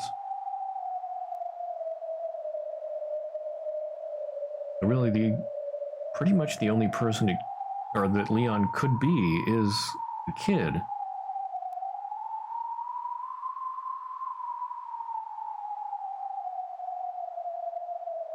But, like, yeah, the kid never came back in the timeline. Then what was that conversation with Battler in episode 6? I assumed that was Leon. Nobody else really makes sense. So... It's an infinite loop. I don't know. I need more information. Why did I assume it was Leon?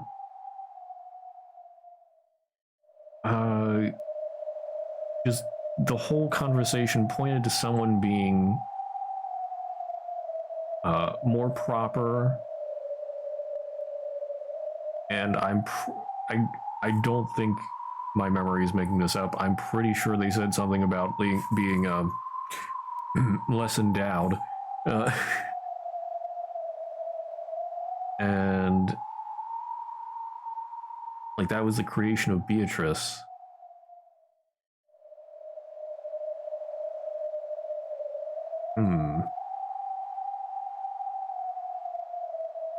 But yeah, I don't think anybody else fits that situation.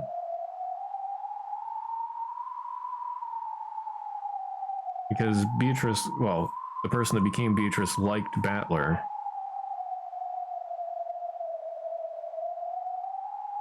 It would make sense with her not being a blood relative if she was the kid. But that would mean that the kid would have had to survive. But if the kid survived, then Natsuhi would be in shambles. Although she is in shambles. But nobody really knows of or mentions her existence otherwise.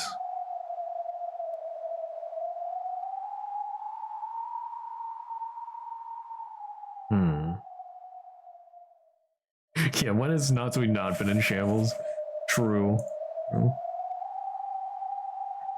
Yeah, what I mean though. Good. Excellent. I'm missing a link. I feel like maybe...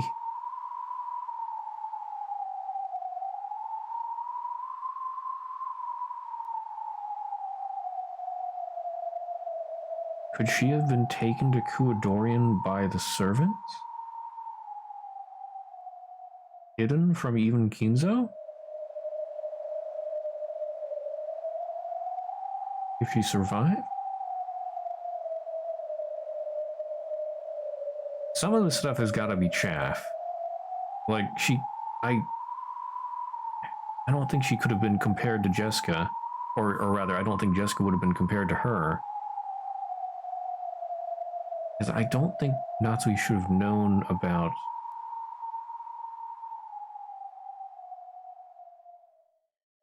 Yeah, I don't think Natsui should have known about her. Well, maybe it wasn't hidden from Kinzo? Maybe Kinzo knew she survived?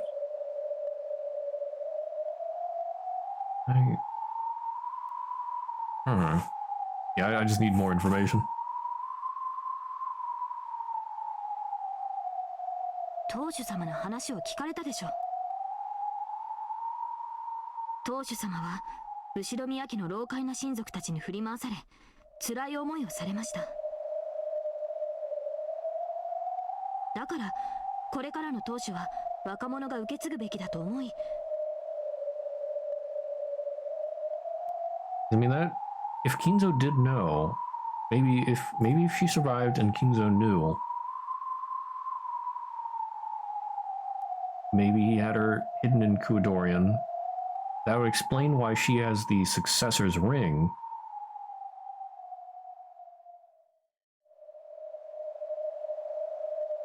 But how would she get in touch with Maria?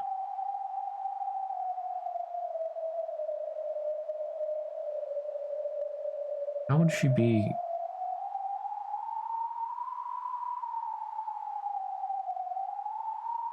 Okay, she wouldn't have to actually enter the mansion.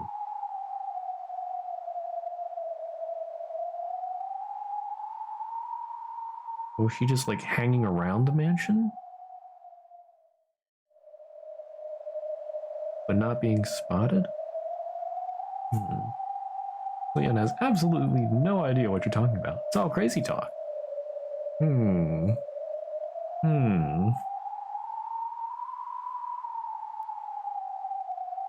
Yeah, the servants have got to be in on it.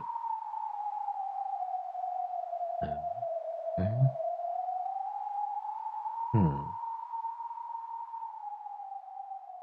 お前のいない世界では次期当主を証明する銀の指輪さえ存在しない。Yeah. And also, like, if she was hidden in Kuadorian, maybe selected to be the next successor, like, and nobody else but Kinzo and the servants knew about it, I think that might be able to explain some shenanigans with the seal on the letters. Because you need the ring to make the seal, and if the ring is effectively a copy, then it can make the seal as well.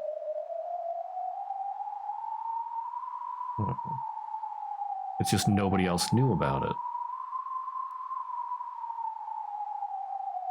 お前が指にしているその銀の指輪は、金蔵がお前に闘志を継承したいという、他の世界にはない強い意志の証明だ。確かにその点は否定できません。当主様は私を特に可愛がられておいでで、私が幼い頃から成人したらすぐに当主を継承させる、その日に備え学業を怠るなと厳しく言われてきました。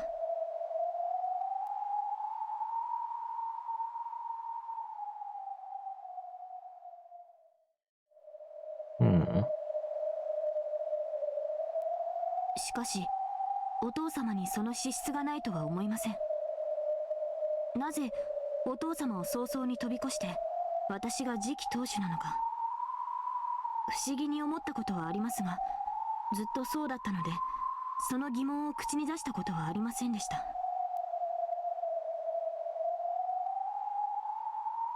なぜ金蔵はクラウスよりお前に強く闘志を引き継がせたかったかわかるか？ Kraus or talented, choose one. Oof. わかるわけもありません。また心をないがしろにするんじゃないとおっしゃるので、当主様のお心から何が推理できるとおっしゃるんですか？お前がベアトリーチェと金蔵の子供だからだ。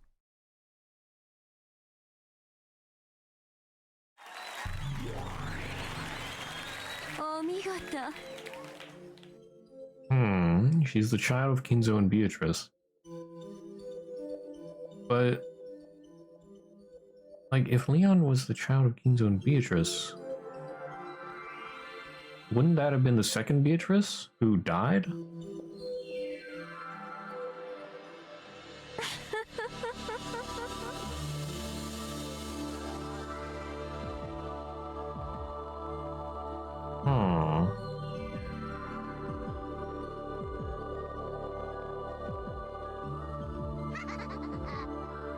There was a crisp applause and a mocking laugh. ベルンカステルか。案外早かったわ。もう少し思考を遊ばせてくれると思ったら。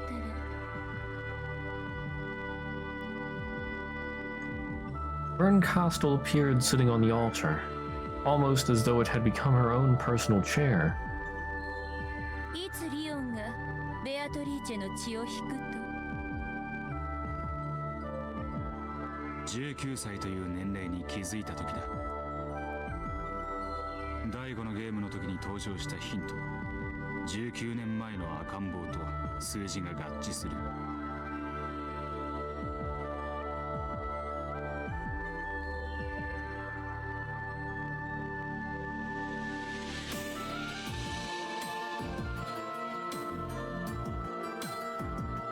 その赤ん坊は崖から落ちたのでは？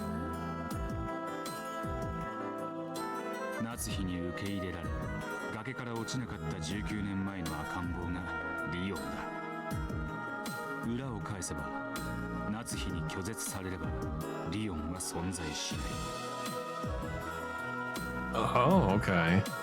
So...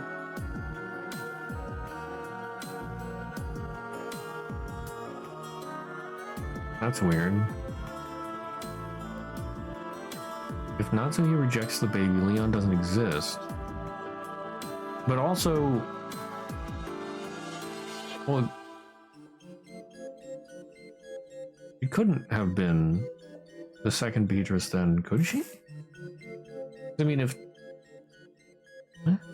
She's accepted by Natsuki... then there would have not been anybody at Kuodorian.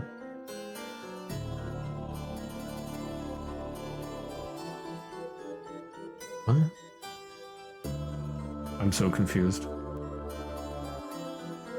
私が母さんの子じゃない。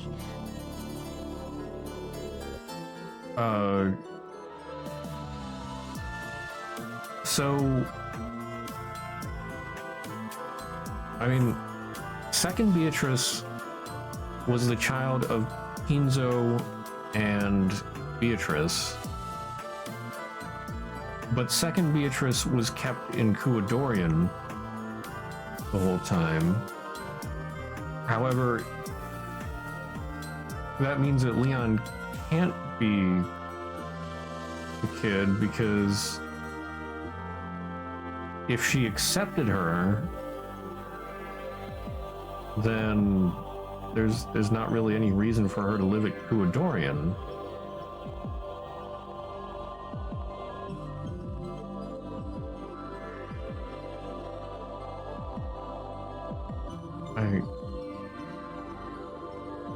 And also, well, yeah.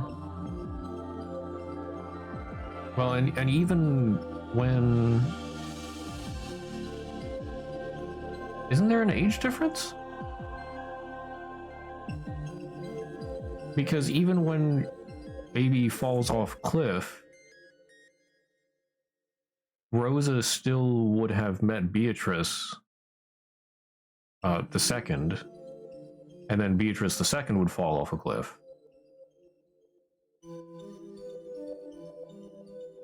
But I thought those happened around the same time or something, so she wouldn't be old enough for Beatrice to be old enough to meet Rosa.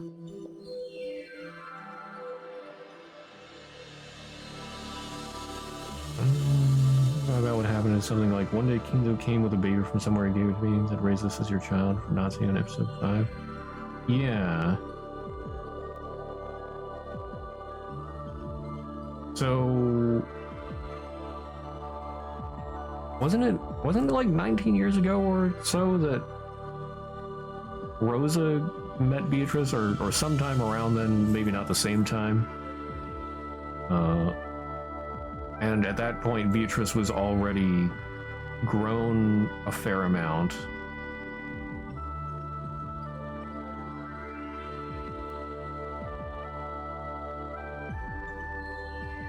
So the baby and the Beatrice that Rosa met shouldn't be the same person.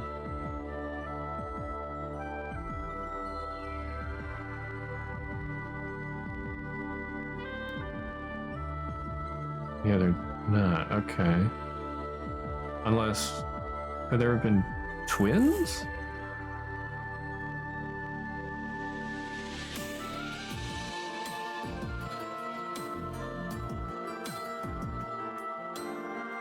Yeah, 3 Beatrice. Twins with a 19-year age. Oh, well, that's true. But wait, so... Yeah, neither grade 35p. Yeah, we have 3 Beatrice. Are we saying that Kinzo had a baby with second Beatrice? 'Cause that would be weird. That'd be really weird. I mean, maybe par for the course with Kinzo, but I don't know. That doesn't seem right either. I don't know. Yeah, the Kuodorian Beatrice is second. What other conclusion can we reach? I don't know, because I mean, Leon has Beatrice's blood. Unless...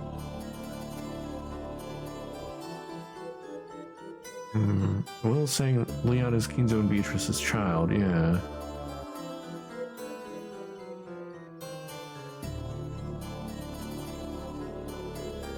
Beatrice the First died like 40 years ago. Oh, it was 40 years ago, okay. So... Oh, she died at childbirth. And Leon was 19. Or 19 years ago. So the second Beatrice would be like 21, maybe? Maybe? So are we saying that Kinzo had a child with second Beatrice? I thought second Beatrice would have been younger than that. Still pretty weird.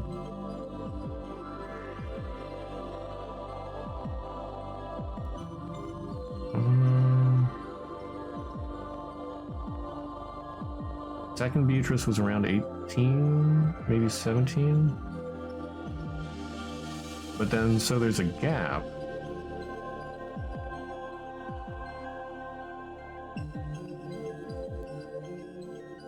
Yeah, there's a gap between the death of second Beatrice and the birth of third Beatrice.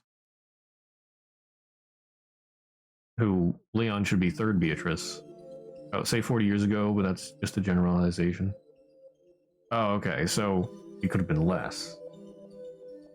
Okay. So maybe that would fit? Still, pretty weird, Kinzo, if that's the case. Beatrice II is the reincarnation of the first Beatrice? Uh-huh. Yeah. But even Kinzo is like... not... Well, I mean, he couldn't quite convince himself of that. Or rather, he still had some doubts. So for him, if he had a child with second Beatrice, that'd be weird. But again, that could be par for the course for Kinzo. He's not the sanest man. He'd say something like, the older she grew, the more she looked like her mother. Yeah.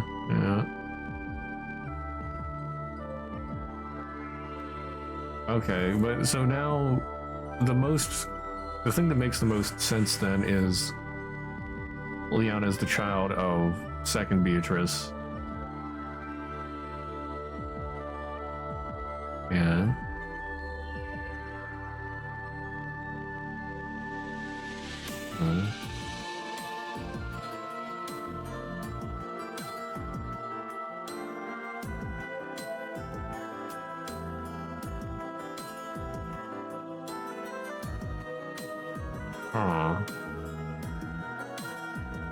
How do you go back to Kinzo's part, saying Kinzo did a terrible mistake? Oh, even Leon is absolutely shocked. Oh, okay. Okay. Yikes. Yikes mundo.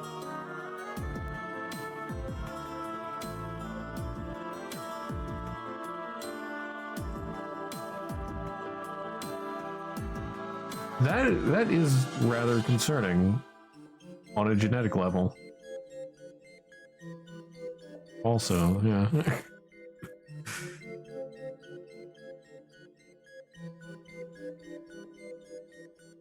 Jokes about Leon being, yeah. I'll being 75% Kinzo. So, okay. But now the part that is confusing is Leon would have to survive. So she survived? Well, no, that makes sense then, because we went over that earlier. If Leon somehow survived and the servants helped cover it up, well, but then... Oh no, he just said that she was accepted by Natsuhi.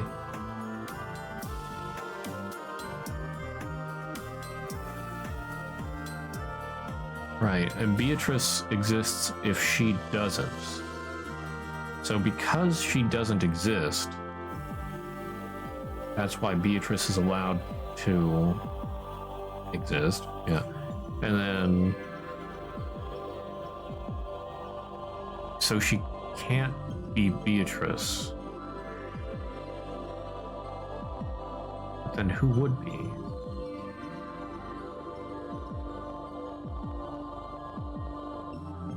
Somebody.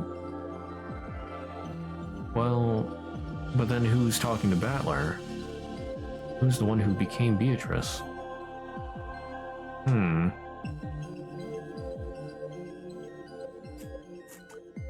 Brain hurty. It's brain hurty o'clock. バカな。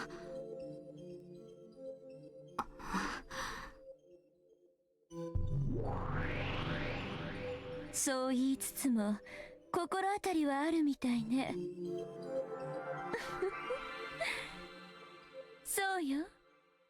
後宮リオンは夏日の子じゃないわ。19年前に金蔵がどこかより連れてきた赤ん坊の成長した姿よ。Second Beatrice is a homunculus, according to Beatrice? Oh.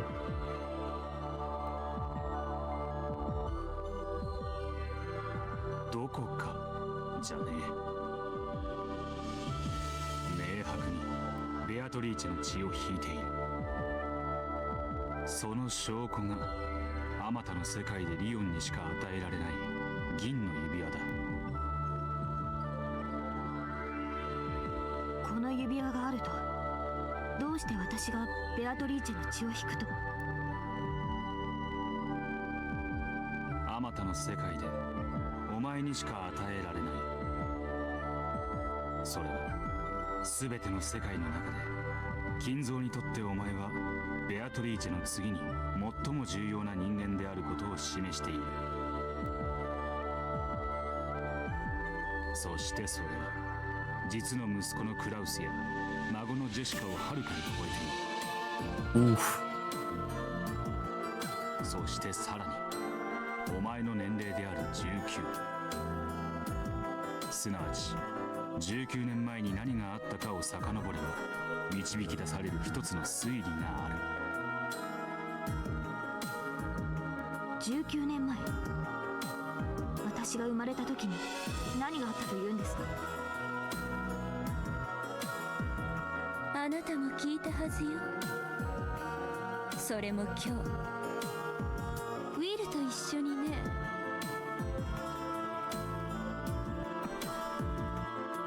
まさかローザおばさんの話だというのですか？そうだ。第3のゲームでローザの話が出て、第5のゲームでの赤ん坊の年齢が時間軸で一致した時、一つの推理が生まれた。あの金蔵がどこからともなく赤ん坊を連れてきて自分の血族に加えろというのは、その赤ん坊が特別な存在であることの証拠だ。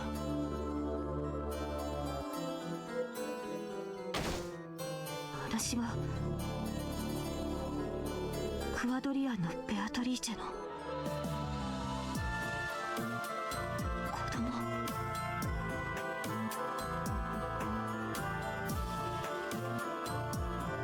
クワドリアンのベアトリーチェは潜水艦で来たベアトリーチェの娘だ。しかし金蔵は彼女をベアトリーチェの娘と思わなかった。生き写しの生まれ変わりと信じた。その生まれ変わりがかつての年齢にまで成長し、まさに生き写しとなった時、金蔵は悲劇を犯したんだ。Yeesh. 聞きたくありません。そういうこと。金蔵はベアトリーチェの娘をベアトリーチェとし、さらにそのベアトリーチェにあんたを産ませたの。あんたは金蔵の子であると同時にベアトリーチェの孫ということね。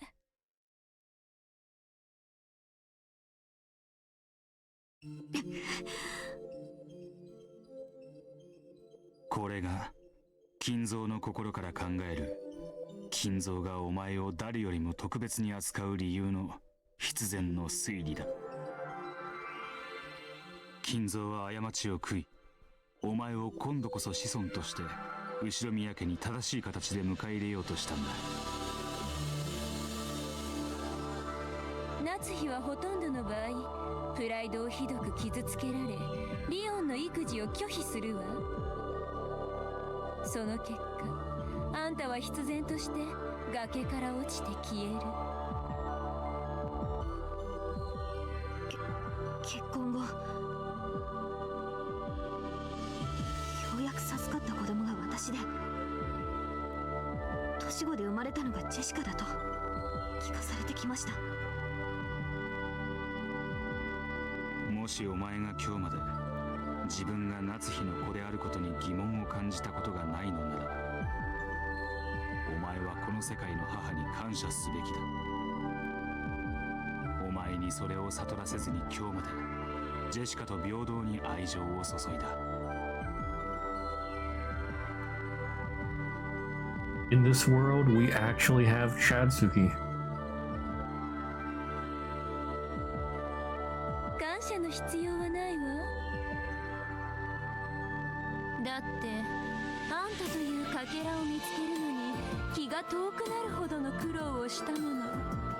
Oof. 夏日は数学的確率で見て257万8917分の257万8916の確率であんたの育児を拒否するわ。Emotional damage. あんたが感謝すべきは奇跡を紡いだ私であって夏日ではないわね、多分。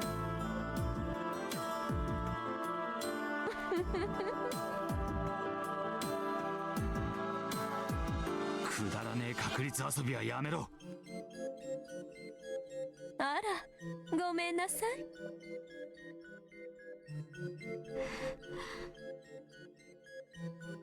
Imagine being Leon right now.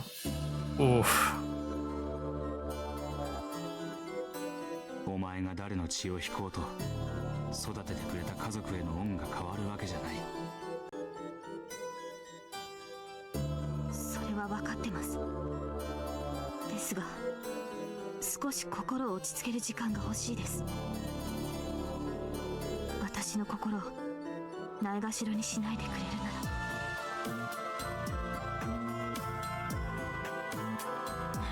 そうだな。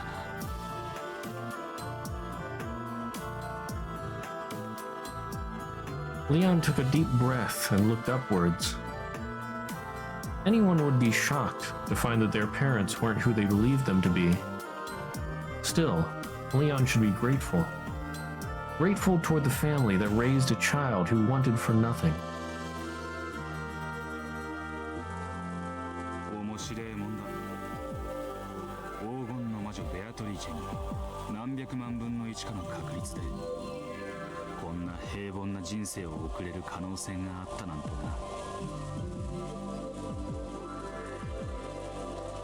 な。でしょ。こういう時私はとても笑えると思うのよ。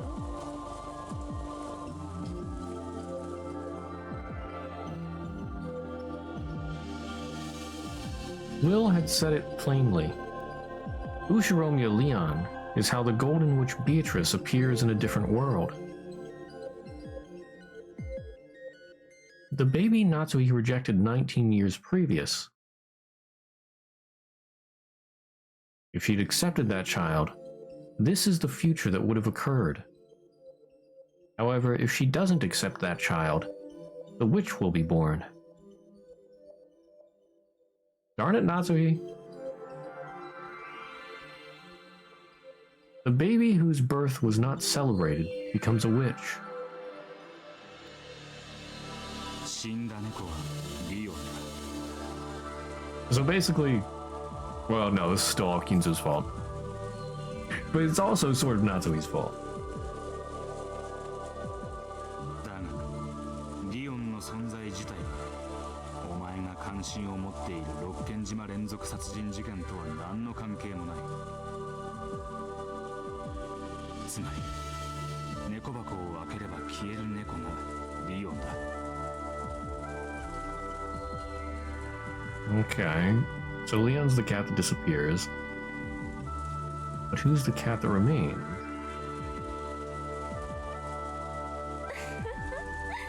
そういうことよ。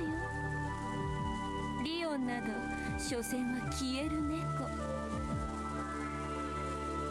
でも余興にしては面白かったでしょ。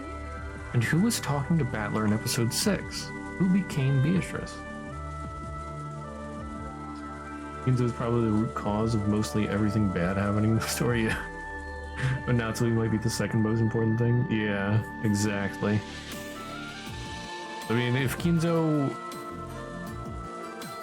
had just been, well, if Kinzo had been a responsible father, then maybe the Ushiromias wouldn't have grown up to be so disappointing.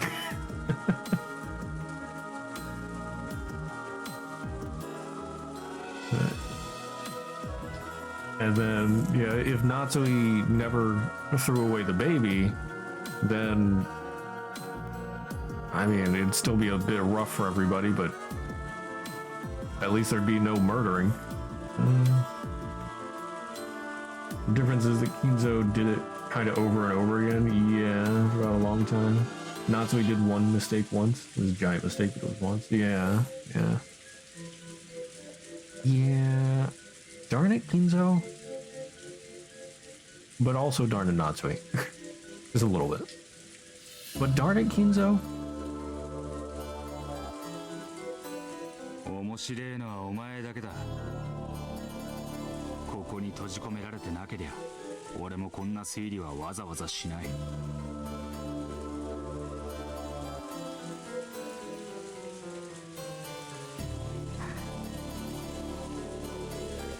どうして私がおかしな探偵ごっこの相棒に選ばれたのか分かりました。Can also say if there was no World War II, there would be no Umineko. True.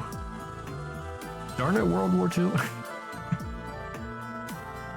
But you know, if we go back even further, if there was no Industrial Revolution,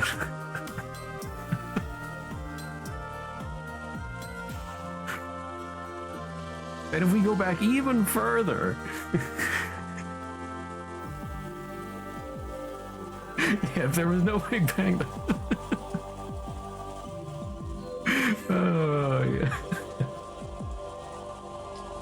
oh my. どうやらベルンカステルという魔女は人の運命をもてあそんだり、あるいは嘲笑ったりするのがお好きな方らしい。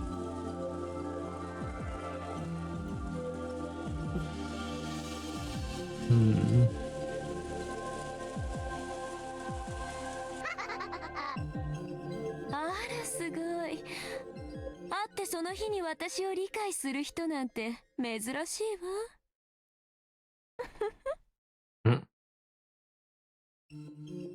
私はどうやら異なる世界では魔女と呼ばれる存在になるらしい。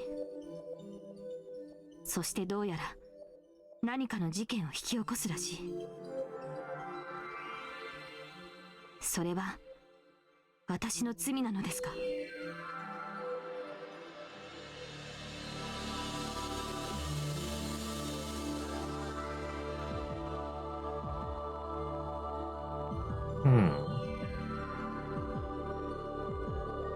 罪のわけね。お前はお前だ。コインが裏を向いていた時のことなんて知ったことじゃねえ。 Man, Will is such a bro. He's tsundere, but he's such a bro.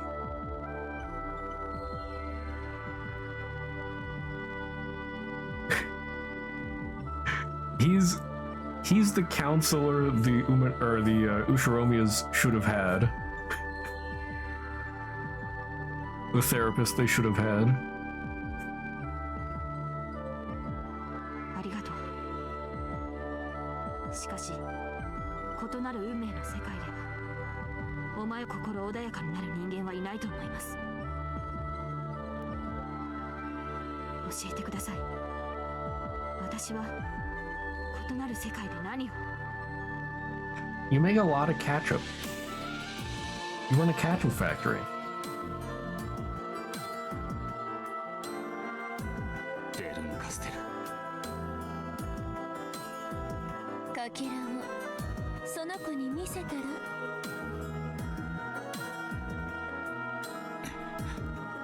Yeah, Will, the detective with heart.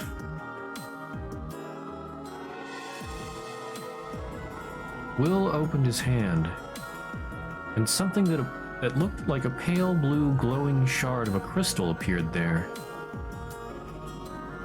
It was a memory. No, a game record of all the games so far. こいつに触れろ。異なる世界でのお前の運命が見える。触れない方が幸せだとでも言いたそうな顔ですね。 Yeah, probably. 当然だ。予感しているだろうが、ろくな話じゃない。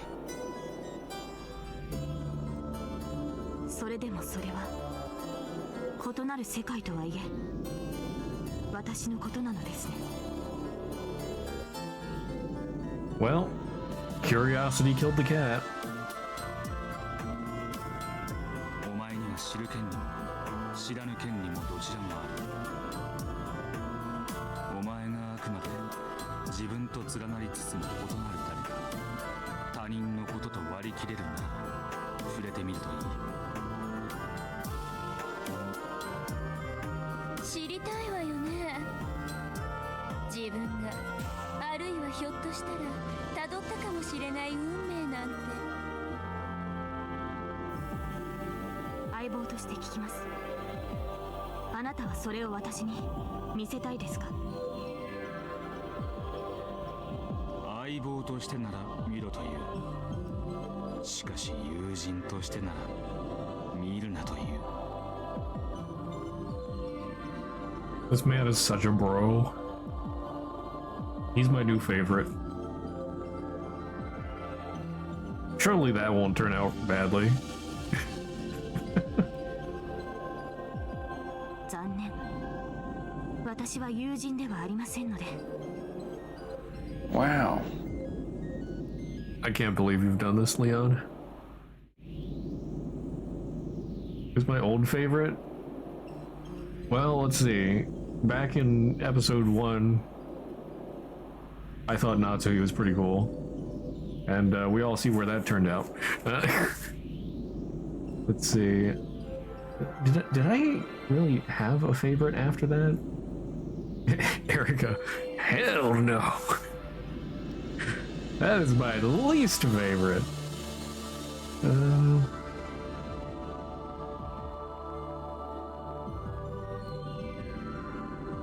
Oh yeah, it was sort of funny. That reminds me. Like a week or two ago, after Umineko, I was watching. I don't know if you've heard of streamer Leaflet. They're like a slime silky hybrid VTuber. Anyway, they have a costume for Erica, for the VTuber. I was just like, bruh.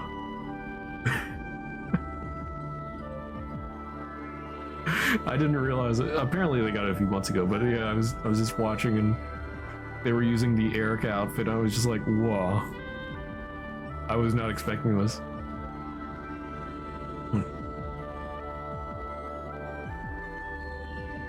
Let's see. The streamer is Leaflet. Here, I'll do a shout out. There we go.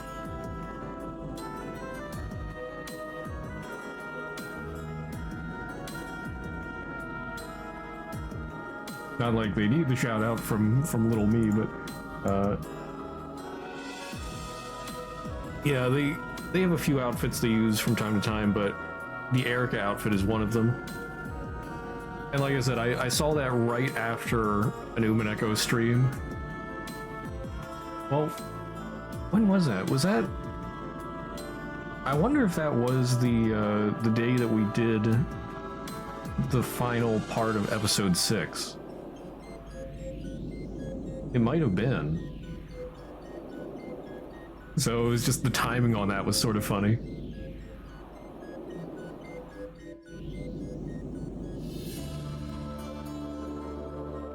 俺も相棒として一つ聞きたい。何です？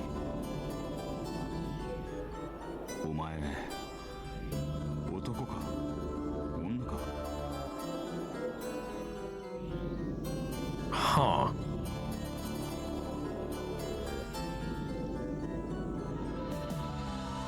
Boy or girl? Huh. Why would anyone have an Eric outfit? I don't know. It scares me. 唐突なことを聞きますね。男と思えば線の細い男にも見える。しかし女と思えば気丈に振る舞う女にも見える。 Why does it matter if he's a boy or girl? I mean, like with her mannerisms and the voice and everything, it sounds and looks like she's a girl, but you never know, I guess. But why does it really matter? Or why is it even a question in the first place?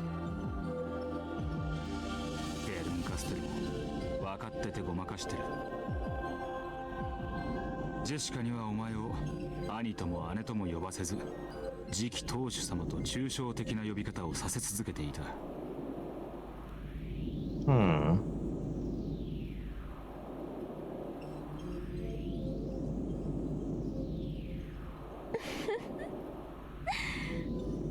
本当に勘のいい男。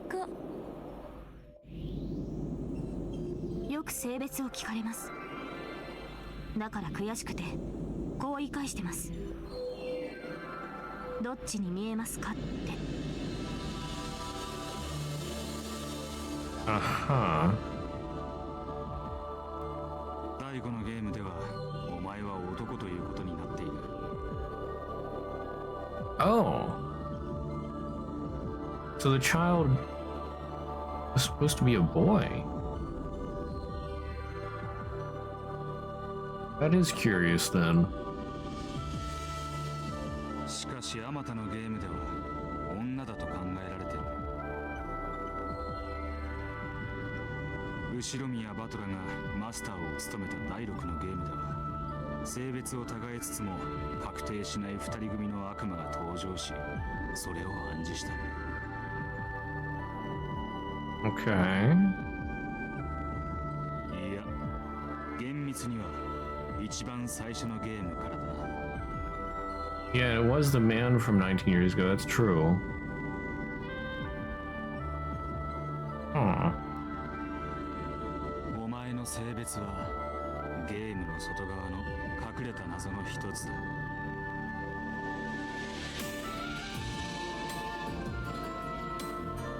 素直に答えるのも悔しいのでお答えはしないことにします。私はあなたの相棒でしょ。気に入らない性別だったら何か不都合なことでもあるのですか？ I mean, come on, lady. You can't just leave us hanging like that. Come on. But, I mean...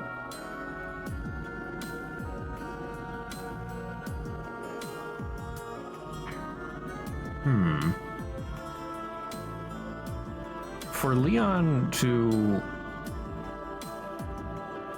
keep using this voice, I mean, especially after puberty, like, I mean, I know there are men with higher pitched voices, but it's not the same. It still sounds different. So I would imagine she'd have to be changing her voice constantly. I don't know how her voice, well, I don't know how Leon's voice box could handle that, assuming that is the thing. I mean, maybe it's just rule of cool. I don't know. He voices Saber and Fate. Oh, that's true, yeah. Okay, that's true, I didn't think of that. King Arthur, a boy or a girl? I mean, in Fate, King Arthur's a girl, but... You know.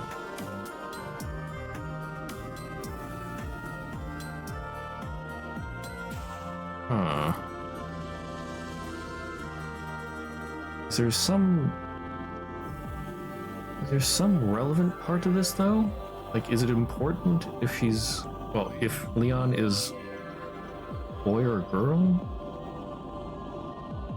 I mean, I guess it would sort of be important, yeah. Because, is it the man from 19 years ago?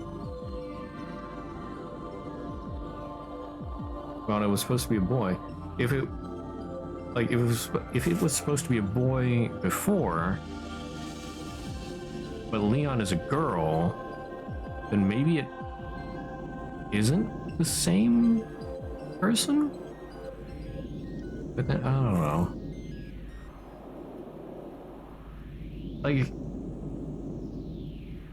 Like it's not that important to me, although I just want to know now, with this being brought up. But, yeah, if the child was supposed to be a boy, if Leon is not a boy, then... Is Leon not the same as the child?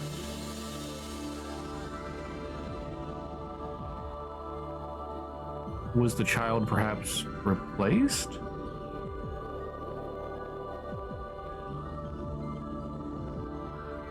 But I mean, Leon is treated as the successor. I don't know. I mean, maybe it could matter. I don't know what to do with that information, though.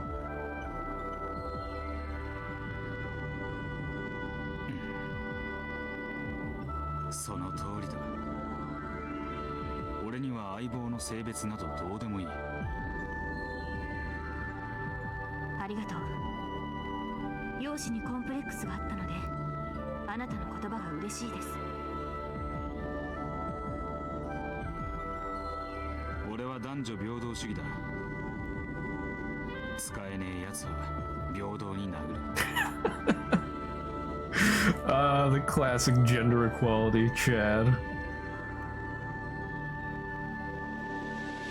私もマナーのない方は男女平等につねりますので。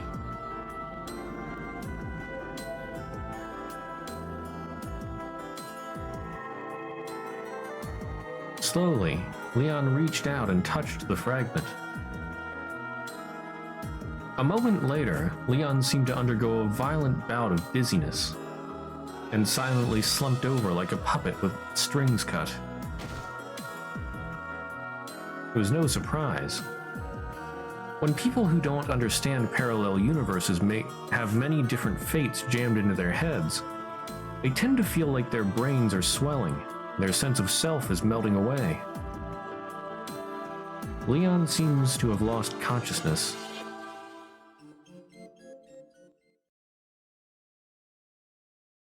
こいつには全てを知る資格があったというわけだ。あなたの相棒にぴったりの駒だったでしょ。推理を続ける。死んだ猫の話はした。そうね。次は生きた猫の話だわ。1986年のベアトリーチェを殺せるのはそれを生み出したやつだけだ。ヒントは山ほどあったわ。思えばベアトリーチェのゲームだった頃からね。そうだな。ベアトリーチェとバトラの第4のゲームでその因縁ははっきりとした。そしてその時点でベアトリーチェが誰であるか、そしてその心が分かった。心とは動機だ。ベアトリーチェが1986年10月5日に自らの運命さえとすゲームのような事件を起こさねばならなかった動機だ。さすがだわ。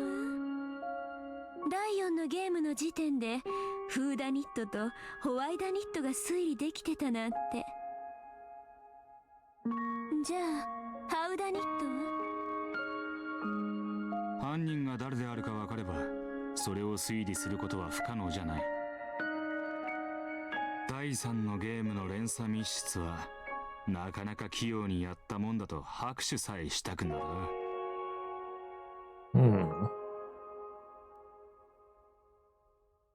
第4のゲームラストの「私は誰?」は分かった？ 10月5日24時に必ず場所を問わずに殺せる犯人。その時点である種の仮定は可能だ。それこそ黄金鏡のもう一つのお宝ってわけだ。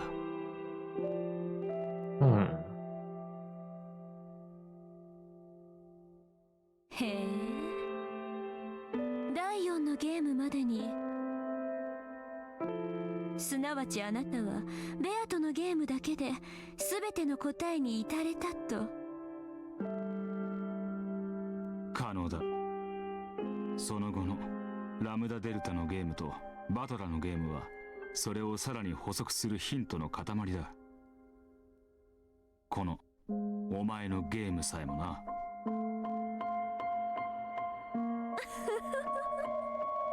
それではそろそろはぐらかすのは終わりにして教えてちょうだい。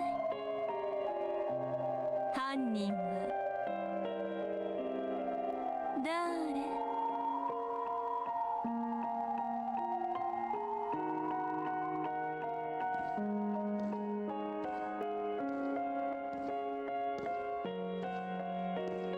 ？At that moment, though there hadn't been anyone but them in the chapel, small footsteps rang out. That silhouette slowly walked up to Will and Berncastle and gave a small bow. 来たか。呼んだの？ああ。フーダニット、ハウダニット、そしてホワイダニット。こいつの動機を理解した。あんた動機が分かられただけでもう降参しちゃうの？具体的な証拠はないんでしょ？赤とか青とかでガンガンと派手に応酬すればいいのに。こいつはもうそんなことは望んでない。They nodded slightly. Their wish was to be noticed. Once that happened, they had no need for trivial excuses or pointless word games. 俺はお前の動機を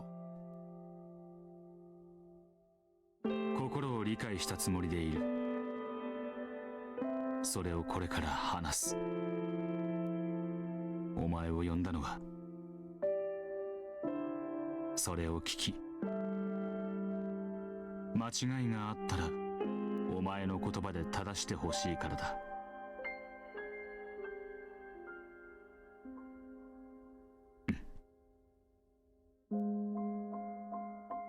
The two of them nodded to each other once more. お前の4つのゲームでお前のメッセージを受け取り、そしてマスターの違う3つのゲームで俺はお前をどんな不思議な運命がもてあそんだか想像し、言葉を失った。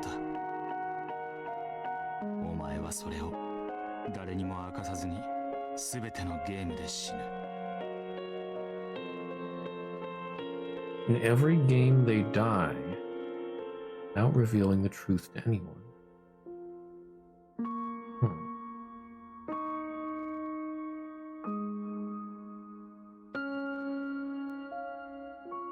Having this person confess in this empty chapel might be pointless. However, even so, I believe it will give her some sort of salvation. People are only saved when someone understands them. No one understood this pitiful witch even after her death, even years later, and including the man she wanted to understand her most. Oof. Not even Battler. So even though he was the game master, he didn't understand her?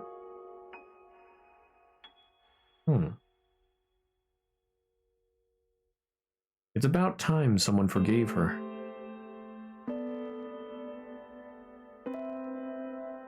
No, he did understand. At the end of the 5th game, Battler finally understood. However, it took him so long, and he didn't make it in time. So even though she's alive here and now, Battler cannot save her. So Battler isn't here at Beatrice's funeral. He won't come. He won't make it in time. これはベアトリーチェの葬儀だ。お前が告解し、神なるマスターが聞き、俺が許す。その役目はバトラがふさわしいが、奴は間に合わなかった。だから俺で諦めろ。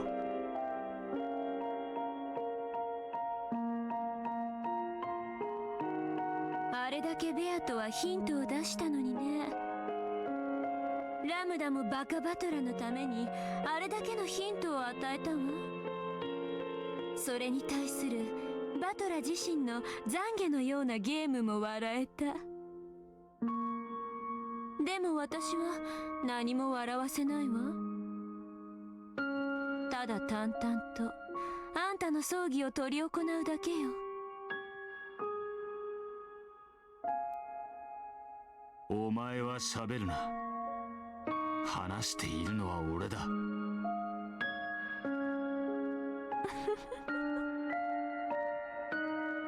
いいなら始めよう。誰もせかさない。お前の葬儀が終わるまでベルンカステルは永遠に時間を閉ざしてる。心の整理に必要な時間は無限にある。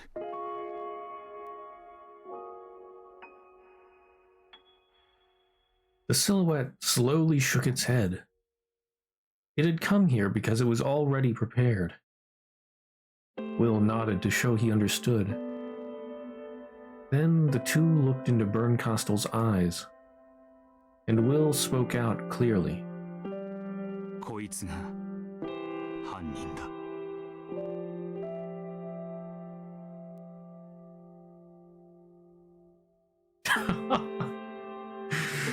Scene break. I've been debated.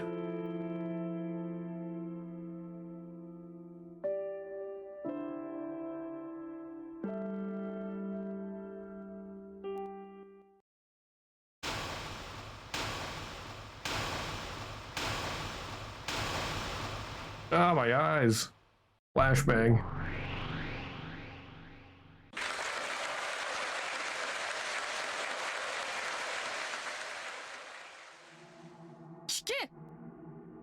Oh, who's this? This is new.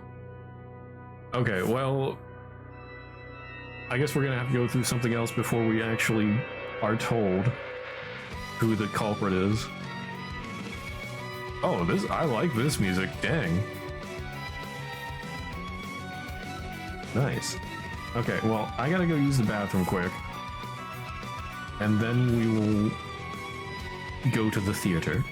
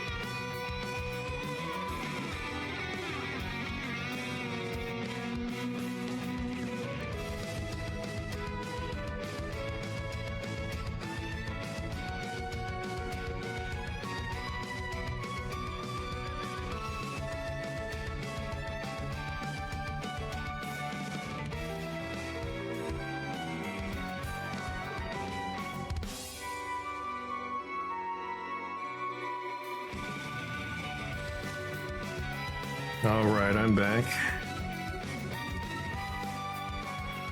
Yeah, this is automatically one of my favorite music pieces now.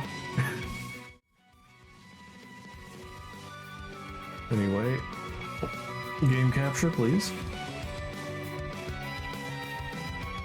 Game capture. It would be awesome if you worked. Hello? There's our daily scuff.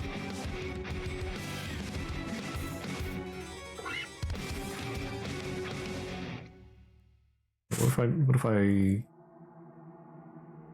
re-maximize it? Oh. There we go. There we go. We gotta have a little bit of scuff.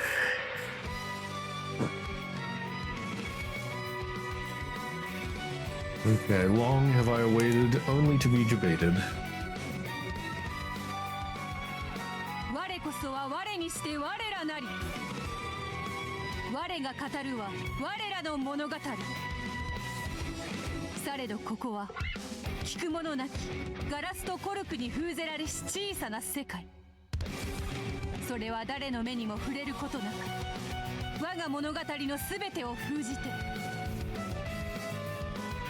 我が心の海をたゆたいて海の木図と消えてゆく。は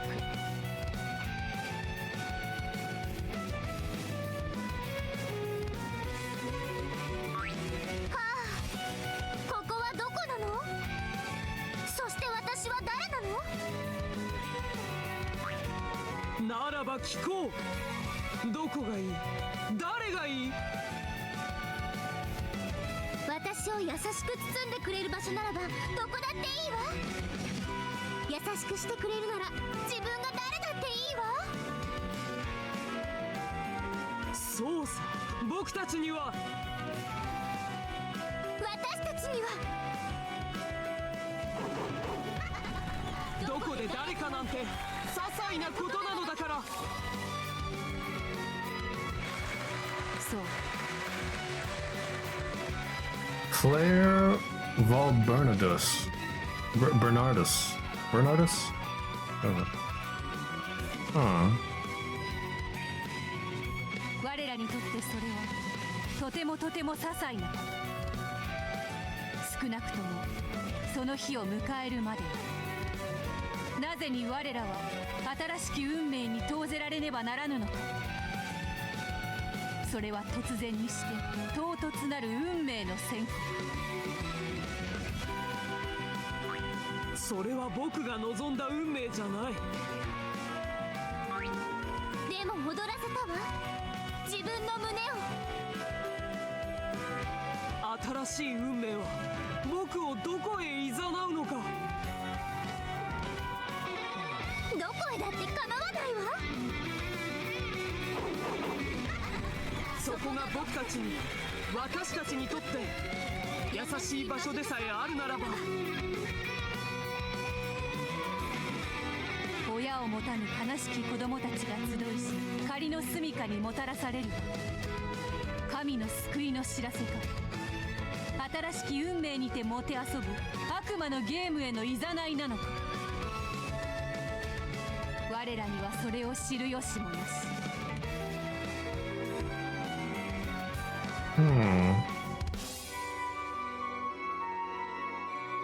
An orphanage?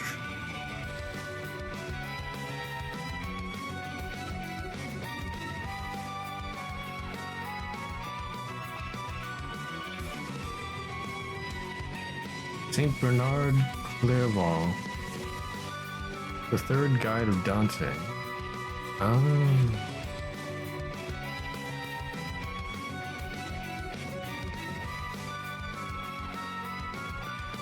Interesting. Lure into the temporary dwelling where sad, parentless children go. Yeah, so the orphanage. I mean, is she supposed to be Beatrice? I mean, she looks similar, but with the green aesthetic.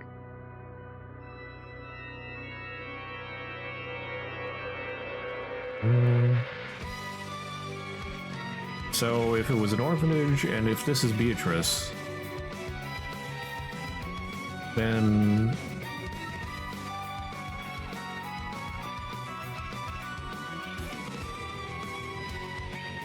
Shannon?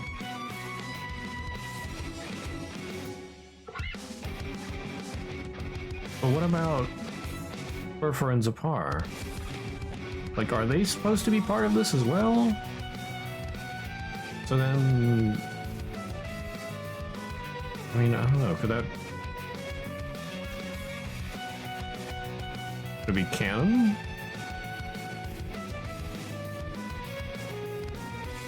I don't know.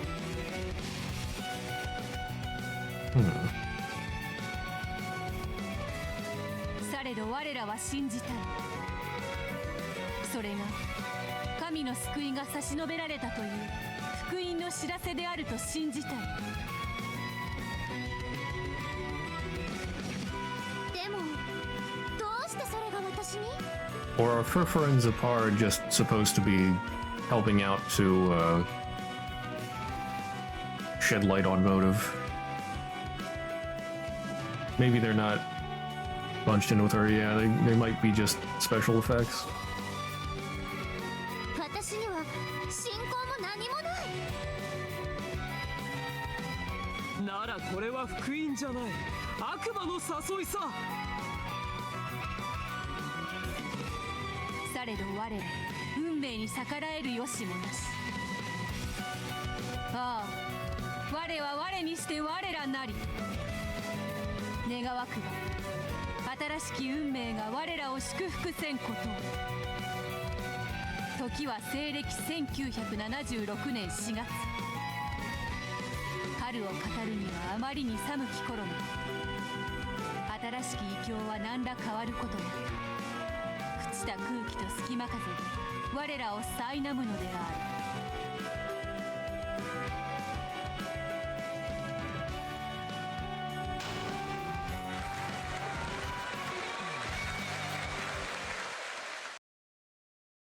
第一章、新しき生活。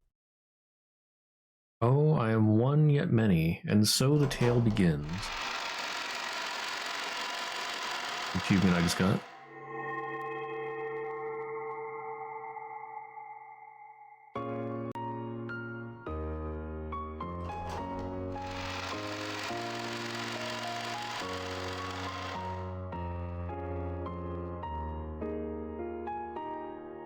以上が当家のルールです。厳しいですが、当家でしつけられたことが皆さんの将来にきっと役立つものと信じています。」はい、奥様。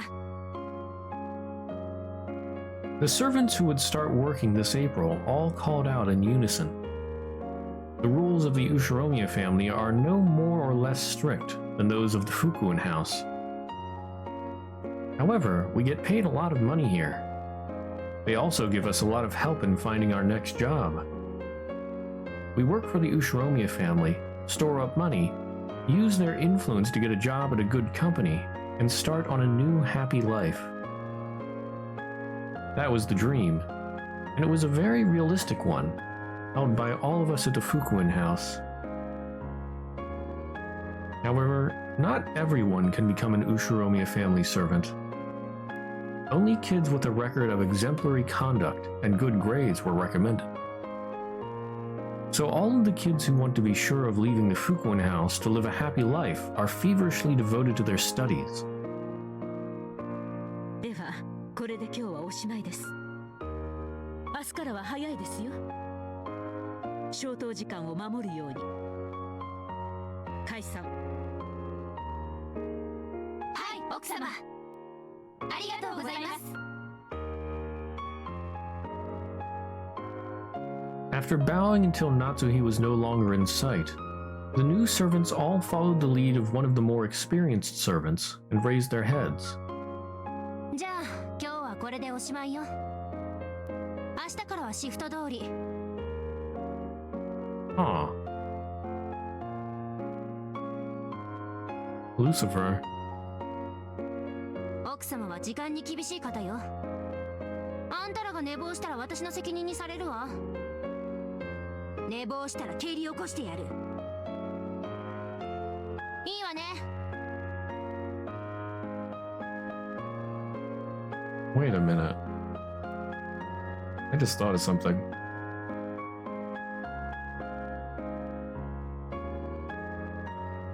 There's 17 people on the island. Furniture are not people.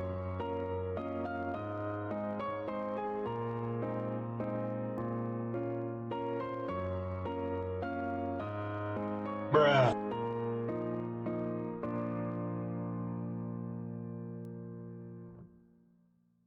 Of course, this experienced servant was one of the older girls from the Fukuen house. She's been here for 2 years apparently. That's probably why all the other new servants, who are older than me, seem to know her well. That madam looks so strict. Dang, I'm tired. Laughter. ところでこの子何者？どうして使用人に選ばれたわけ？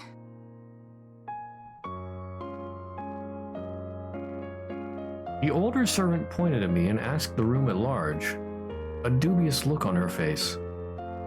It's no surprise, really. Most of us become servants when we graduate middle school or high school. But I'm just starting elementary school. The others will be working as servants every day of the week, according to their standard shift schedule. However, on weekdays, I was going to go to the elementary school on Mijima with Milady. Only working on weekends, and when I had free time. Oh, you know, well, no, I was thinking. I just mentioned there about 17 people on the island, but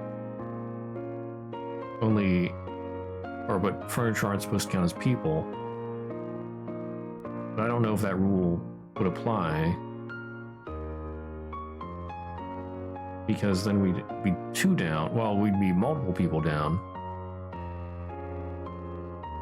Genji, Shannon, Cannon.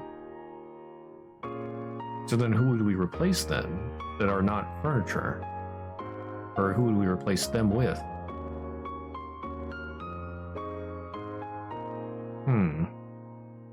I don't know, I'm still missing something.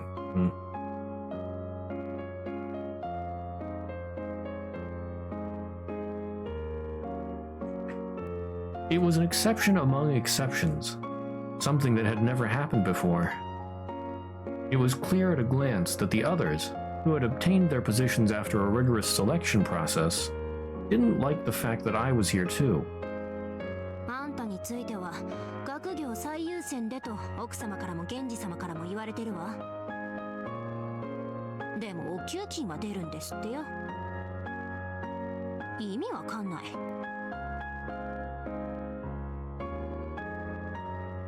If you're going to talk behind someone's back, at least do it behind them. She didn't even try to hide her discontent. こいつ、そんなに勉強できるの？天才児？全然知んないです。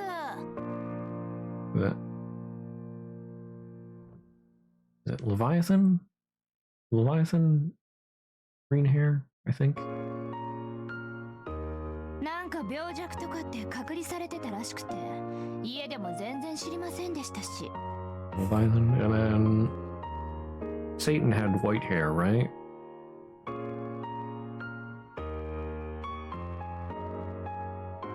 ここに来た以上、連帯責任なんだからね。あんたがドジれば、福音の家の全員のドジだと思われるのよ。せいぜい気合い入れなさいよね。I nodded weakly. I'd never been threatened by someone this much older than me, and I was very frightened. 大丈夫よ。 Oh no, there's Shannon. 私も一緒だから。 So, wait, then who are we watching? Wait, could this be canon?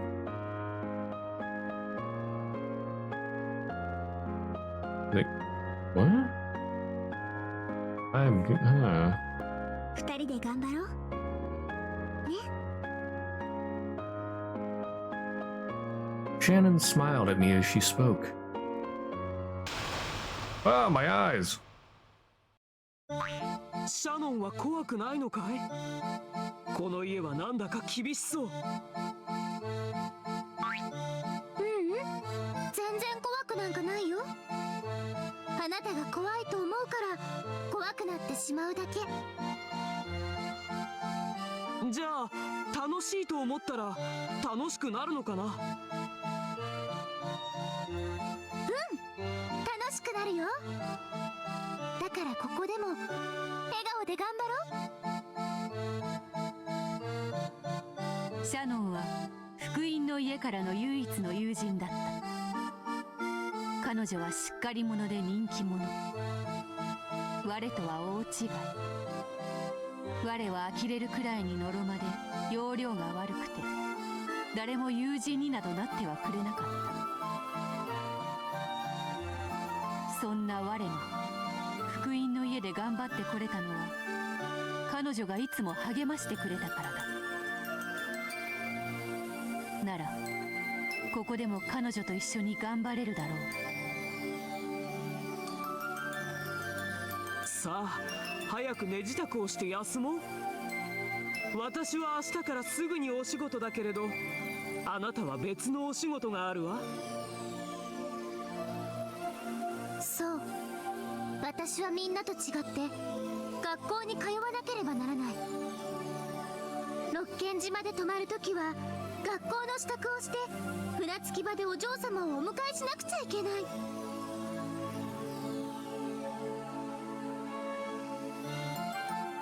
お嬢様、元気そうな人だったね。仲良くなれるといいね。仲良くなれるかな。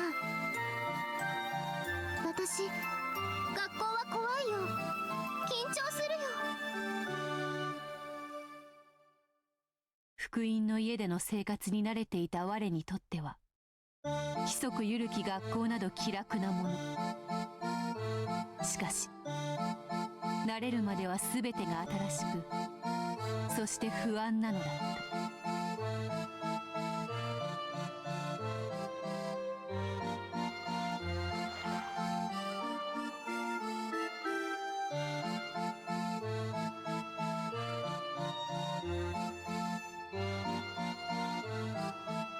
My new life on Rockinjima probably deserves an explanation.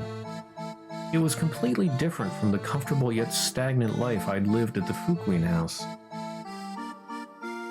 In addition to the time I spent as a servant to the Ushiromiya family on Rockinjima, I also traveled to the elementary school on Nijima on school days. It was the start of a time... It was the start of a time that was both rushed and busy, with hardly a moment to relax. Unlike the time I spent at the Fukuin house, I didn't get to sleep in the same bed every day. Half of the week I slept in the servant waiting room in the Rockinjima mansion. I would return from school with Milady, go to the mansion, and work there as a servant. I would then stay the night and go to school with Milady again the next day.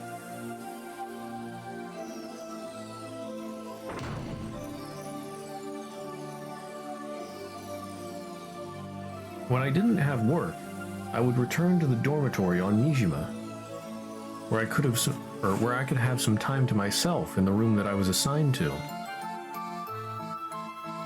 There was an adult dorm mother who strictly controlled meal times and lights out. But I was already used to that sort of life, so it wasn't hard for me. The rooms were slightly larger than average and housed 3 people each. However, either because of the number of people or some lucky chance, I was not given a 3-person room. 寮でのお部屋も一緒だね。With Shannon by my side, I felt like I'd be able to manage well enough.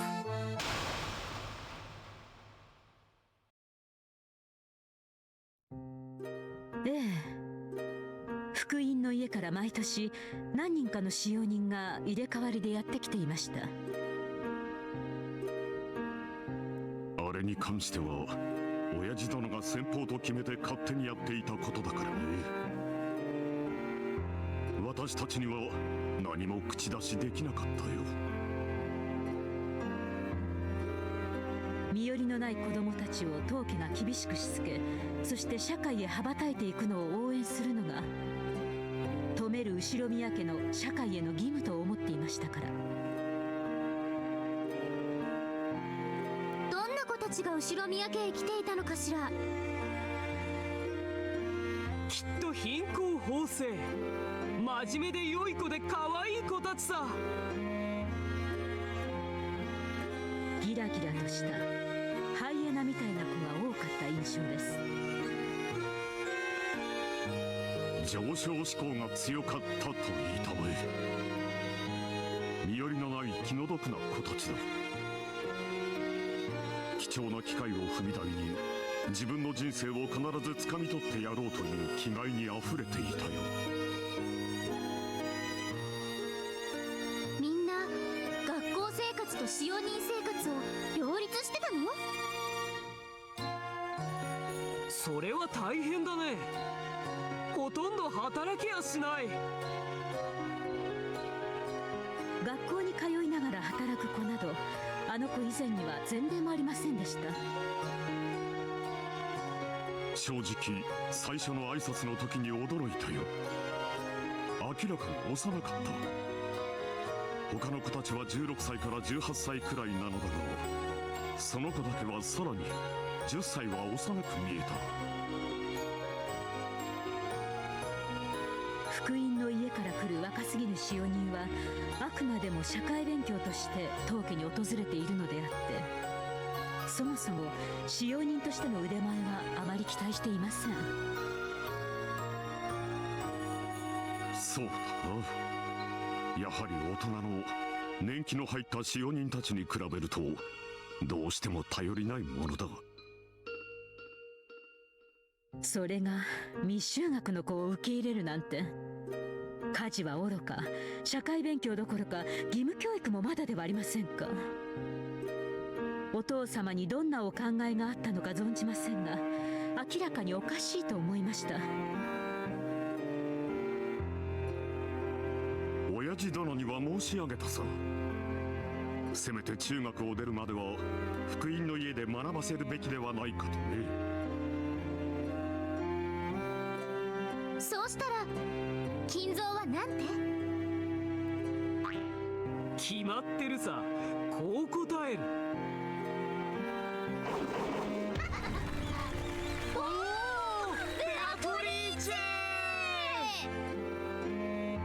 Wow. Darn it, Kinzo.「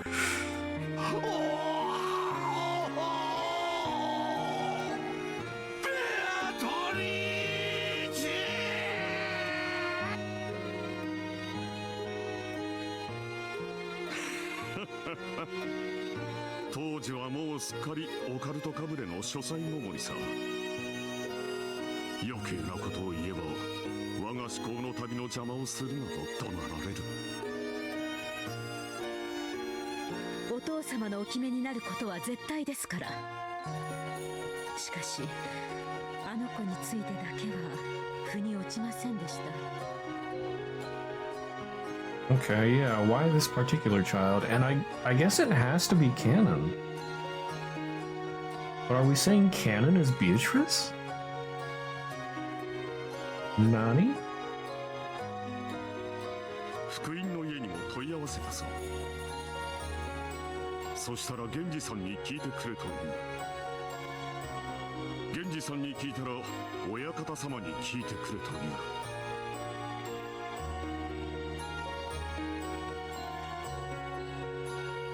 親方様に聞いたらベアトリーチェという。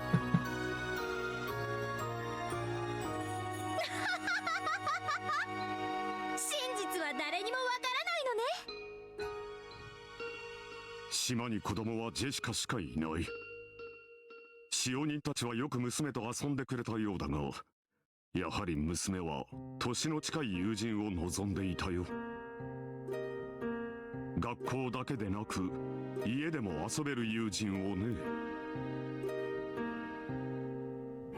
ジェシカを不憫に思いお父様が気を利かせたに違いないと私も思うには思いました。しかしそれなら私たちにも相談していただきたいとは思いませんか。娘の友人には誰がふさわしいかは私たちが決めるべきです。おっか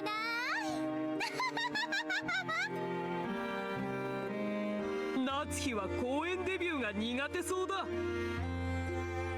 Yeah, so nice of Kinzo. But, like, why would he do that?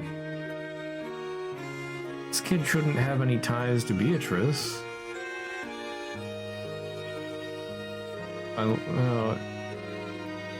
Unless it's like extended family or something? I don't know.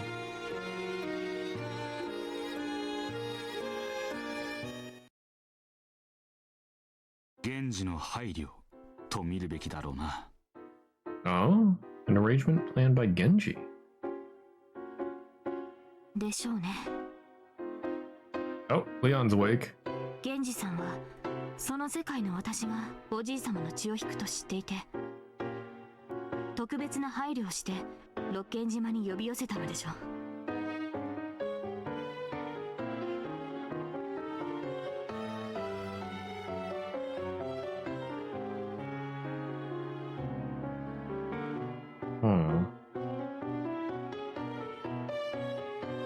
隊長はもう大丈夫なのか。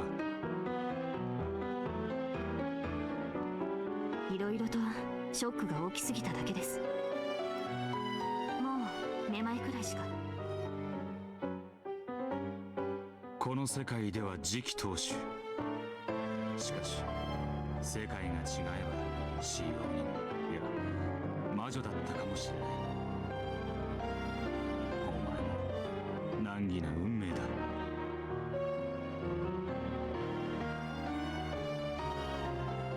全くです。知ったことを後悔はしませんが、今からでも忘れられるならそれを選びたいです。 I mean, isn't that regret?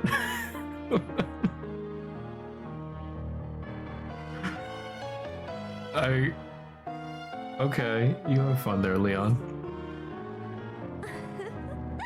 面白いじゃない。使用人なのに実は当主の血を引く隠し子なんて、まるで童話のようにロマンティックな話よ。 But the Leon in other worlds doesn't survive. Well, okay, no, we're not sure that they don't survive.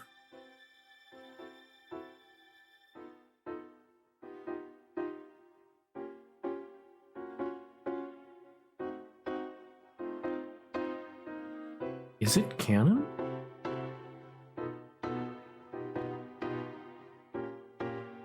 But I mean, if it is canon, why would he be dressed up as a girl?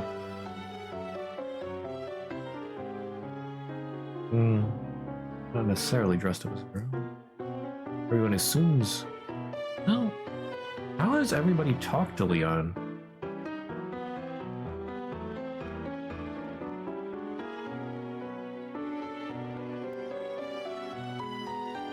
But yeah, so if... Well, but Canon wouldn't be old enough. Actually, no. So this is at 1986, so 19... Now, how old is Canon at the time of the murders and all that?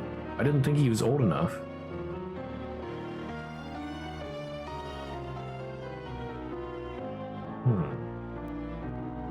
Unless his age is misrepresented? Canon is canonically 16? Okay.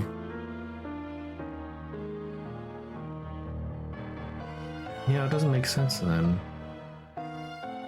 Age is white text. True.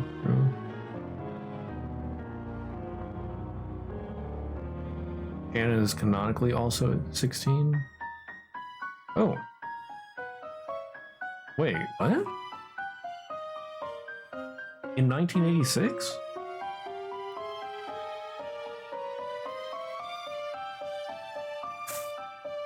How old is George again? George? George, do we need you to have a seat right here?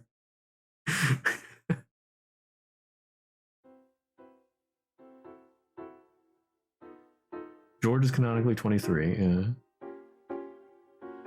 But I thought Shannon was closer to George's age. Well, I mean... There, when Shannon was receiving somebody, I mean, well... They could have just used the same picture, and... I don't know.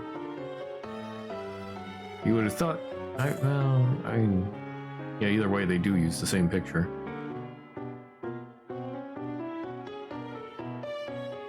Shannon was 16, had worked with the family for 10 years. Huh. George, I'm gonna need you to have a seat right over here. That makes that worse, okay. But anyway, Leon is supposed to be the child from 19 years ago. So if they're 16, then that doesn't match up with either of them. So then why would Leon be the... Well, I mean, I'm assuming it's them, but... The kid... Yeah, they're supposed to be fairly young anyway.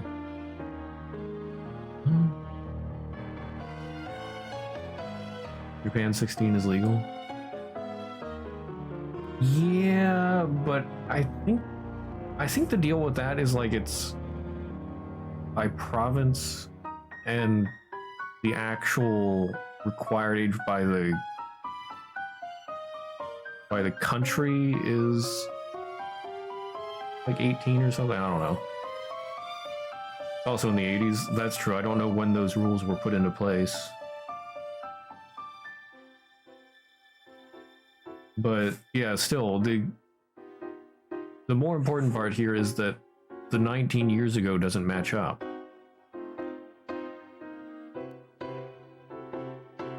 So how is that supposed to be Leon? Because like I said, even if it's not Shannon or Canon, then well, if we're assuming we were following the then-to-be Beatrice, they were also pretty young.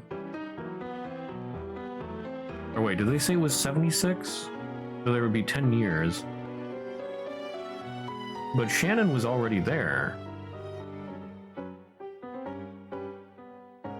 Wait, 10 years? Shannon was like an old... What? Was it 76? Or was it... What the heck? But anyway, they were an elementary schooler.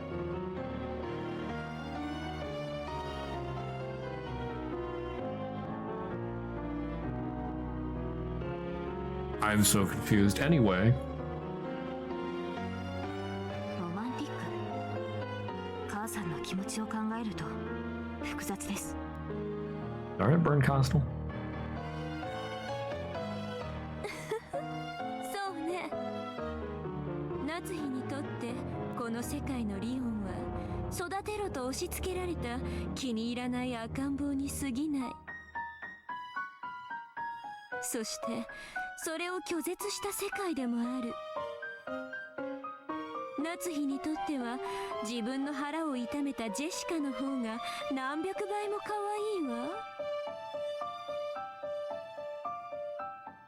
自分の血の入らぬ赤ん坊なんて汚らわしくて生温かい汚物の皮袋と同じよ。Burn Costal, please. 言葉を選べ。俺でもケツをつねるぞ。That would be something to see. Some, like, literally anybody pinching Burn Costal's butt. I can't imagine that ending well. ありがとう、ビル。だいたい話は見えます。だからこそ私は母さんに一層感謝しなくてはならない。この年になるまでこんなにも公平に育ててくれたことを。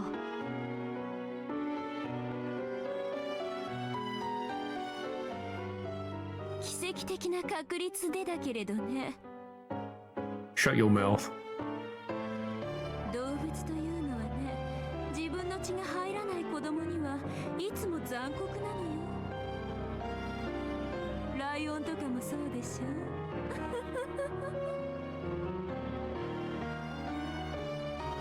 源氏はおそらくこう考えた。この世界のリオンは正しい血統を持つ後ろ宮家の人間だ。なんとか六軒島で生活させてやりたかった。しかしいきなり連れてきてこの子がそうですというわけにはいかなかったわけだ。Wait, what?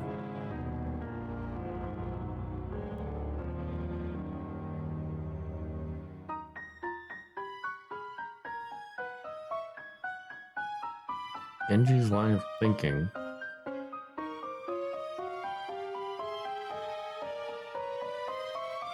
Wait, so...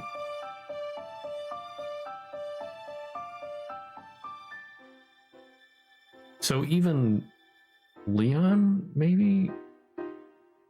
Didn't... Well, no, the Leon of this world should have been...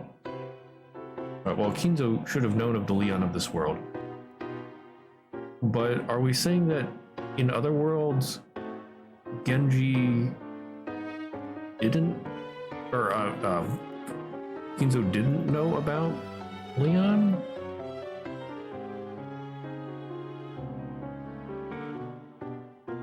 And Genji just did it by himself?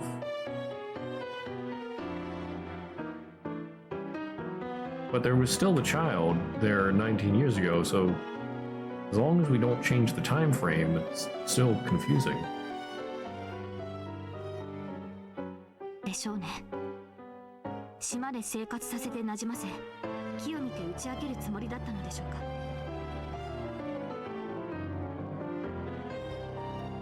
しかしこの世界のリオンは特別扱いを受けていたわけではないな。現に銀の指輪は存在しない。Silver ring doesn't actually exist. おじい様のお耳には入れなかったということでしょうか。Okay, yeah. So Kinzo never knew about the alternate Leons. 源氏にとっての打ち明けるべきタイミングがとうとう訪れなかったということかもしれねえ。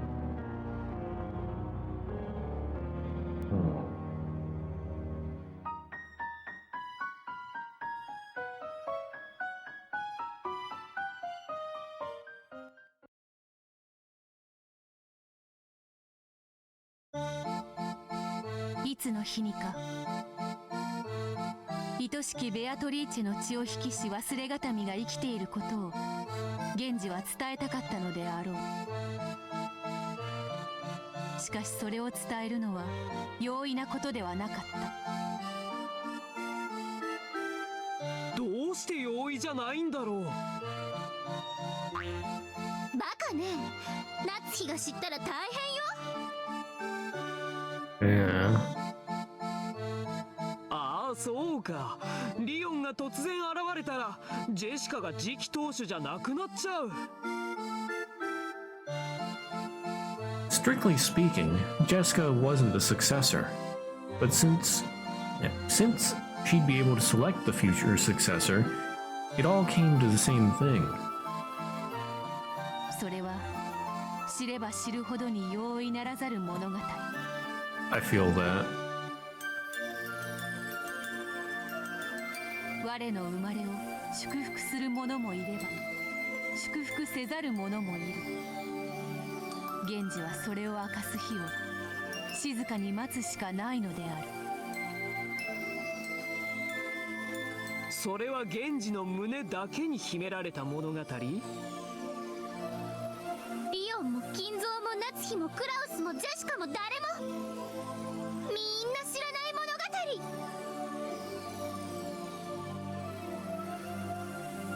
かくしてこの奇妙な物語は1976年よりゆっくりと幕を開けるのである。 Yeah, 1976.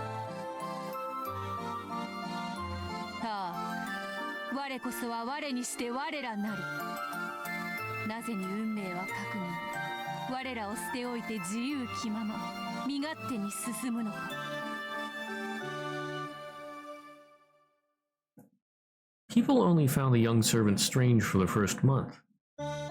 Natsui and Krause's protests came to naught. After all, there was no actual harm in it. So why not indulge Kinzo's whim?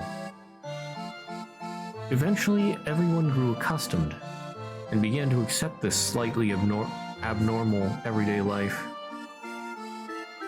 しかしいつもそばにいて同じ待遇であるべきと思っている福音の家の使用人たちは違う。彼らは明らかに自分たちとは違う我の扱いに日々の小さな不満を蓄積させていったのだった。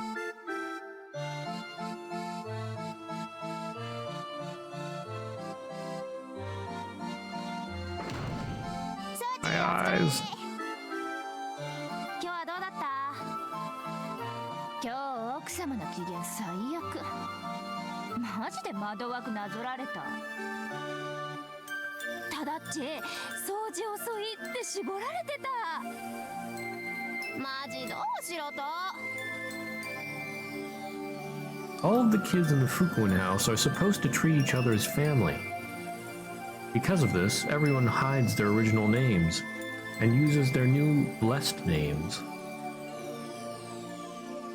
Maybe because the whatever that character is in the word Fukuin. That character is almost always combined with at least one character from the child's original name to make their new name. Oh, the on? Is it on character? Or well...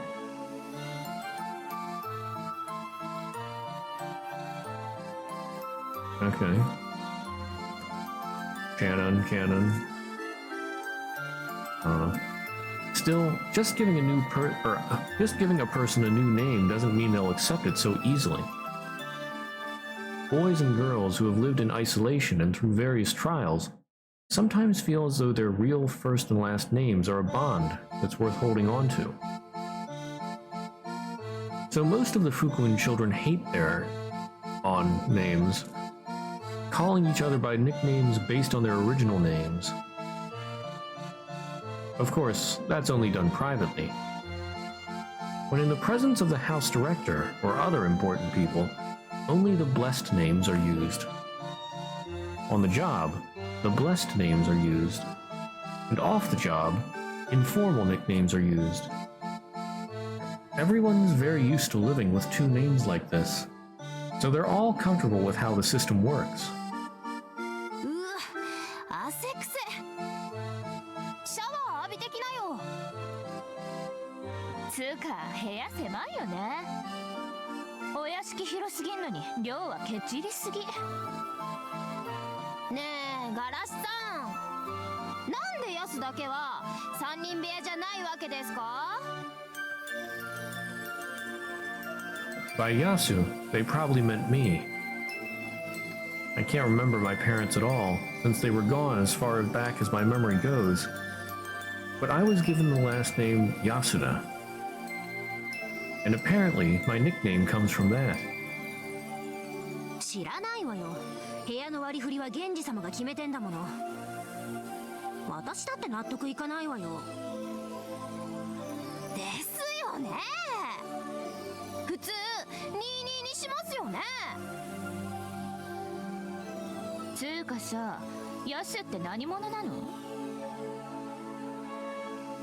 お嬢様と学校通うのが仕事みたいなもんだし。語学友ってやつ？さっぱりだわ。Of course, on days when I am given work, I return to the mansion right after school and work alongside all the others. I help out with caring for the garden and cleaning up the mansion. I can't do any jobs on my own, so I'm always just helping out.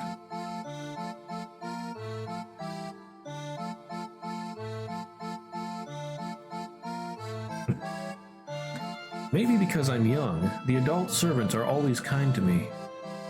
My fellow Fukuin servants don't seem too happy about that, though.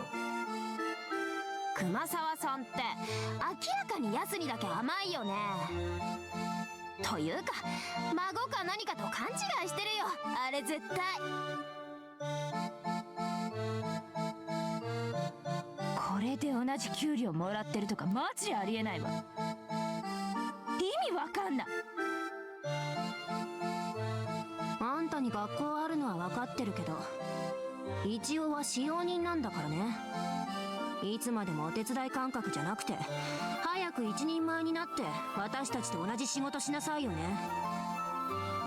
私たちいつまでもあんたにだけ甘くないからね。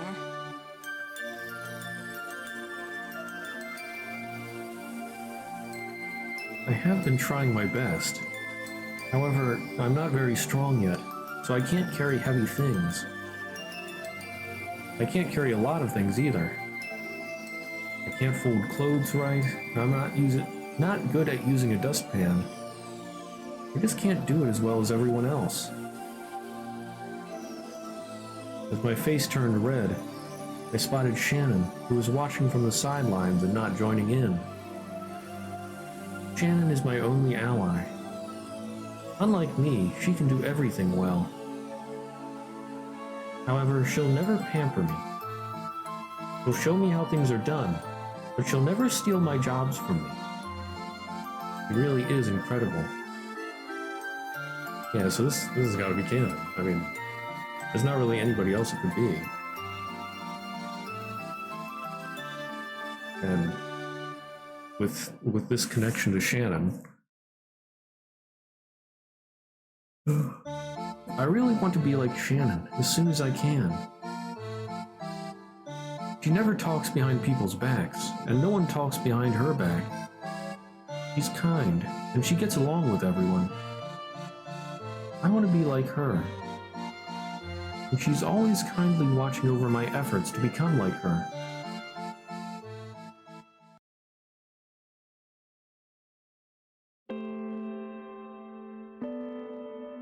Why did I end up here? わからない。 Though I'd just been muttering to the ceiling, Shannon gave me an honest answer. 神様のおぼし飯だとしか言えないよね。 Is this another test from God? うん。あなたを立派な人間に育てるための試練だと思うの。だってあなたは選ばれた特別な人だもの。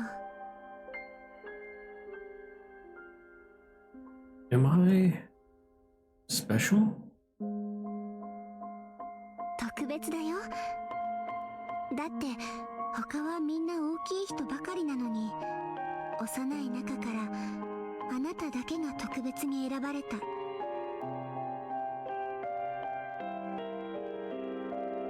Why am I the only one who's little?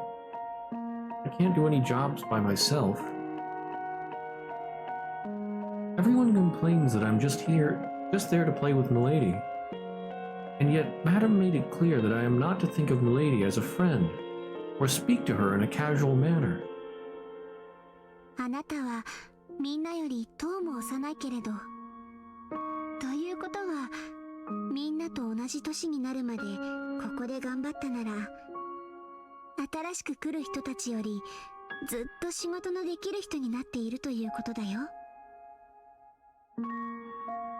源氏様にも認められて、あなたは新しく福音の家から来る人たちに仕事を教えてあげるリーダーの役になるの。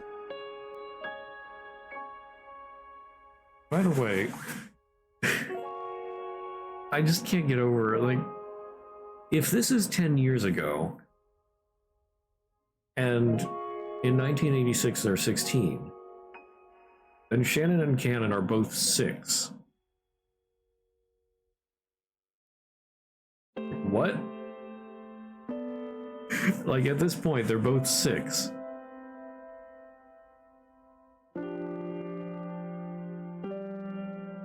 These... Yeah, theoretically, yeah. These are some very mature 6-year-olds. Holy cow.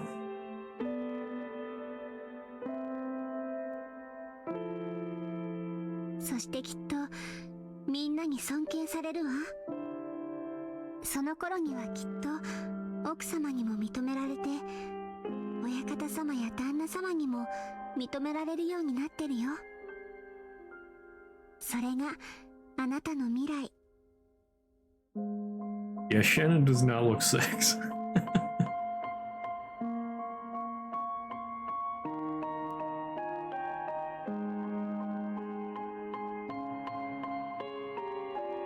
You mean like the ugly duckling becoming a swan? そうかもしれないね。だってあなたが後宮家の使用人に選ばれたのは本当に不思議だもの。ひょっとすると本当にあなたは誰かが噂していたように後宮家の血筋を引く誰かの隠し子かもしれないね。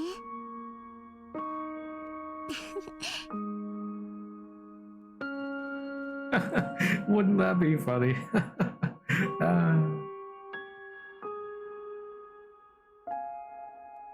Shannon laughed, saying, "Wouldn't that be cool? And then you'd be super rich too." But that didn't seem quite right to me. After all, if that was the case, why have I had to live all alone here in the Fukuin house? Shannon and people like the house director are the only ones who will play with me. I don't have any other friends to play with, and I've spent all my time by myself in my isolated room. Badge. Maybe it's because I'm frail and always sleep a lot, but it has been lonely.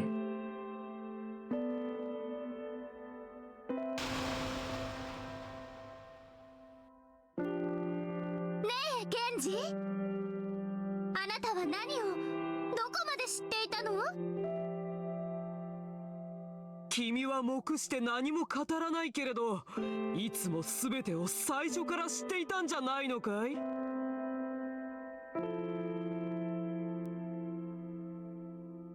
？19年前、赤ん坊を抱いた使用人が転落し、君は夏日から報告を受けたね。そして崖下へ行き、まだ赤ん坊が生きていることに気づいたんじゃないの？ So the baby was still alive. 生きているか死んでいるか、そのような判断は私にはできかねました。Oh? Maybe? I don't know. それを判断したのは誰？決まってるわ。お医者様よ。Yeah, okay. どうなの？南條先生？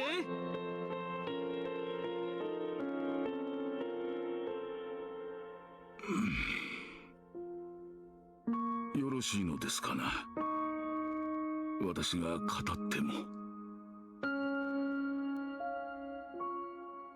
先生の口からお願いできるのであれば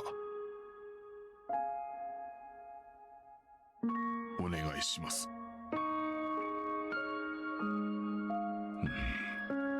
わかりました。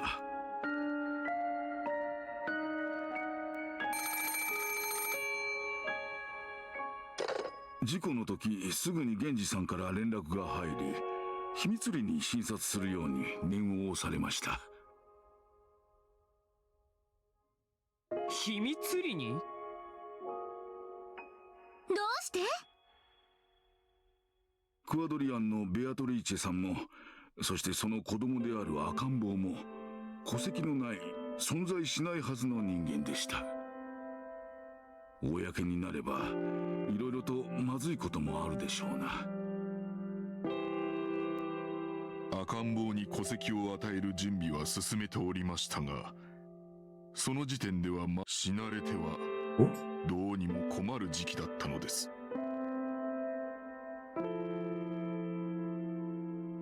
では、落ちた使用人は単独事故の扱いに？夏日は黙して語らない。簡単な工作さ。でも、その赤ん坊は生きてたのね。さようです。 The baby was alive? Okay. 無論大怪我でしたとも。あれだけの怪我をして生きながらえたのは奇跡でした。もう少し何かの角度が違えば、あるいはもう少し源氏さんが運び込んでくるのが遅かったら、あらゆる奇跡が集まってその赤ん坊は生きながらえていたのです。私は諦めていました。まさか生きているはずがないと思ったのです。でも、生きていた。生命のなんと力強きこと。これは運命だわ。運命。生き延びてやがては何かをなせという運命。はい、私はこれをロッケン島で生涯を終えられたクワドリアンのベアトリーチェ様の血がこの子に何かを託し、 Why is the speech ahead of the writing? 生き延びさせたに違いないと、そう思ったのです。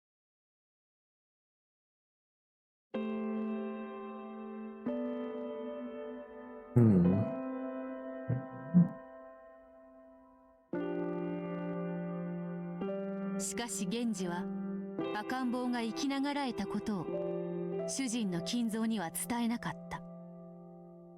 不幸な事故で転落し死亡したと短く伝えた。金蔵は嘆き悲しんだが、その嘆きは悲しみよりも狂気に彩られたものだった。 Yikes.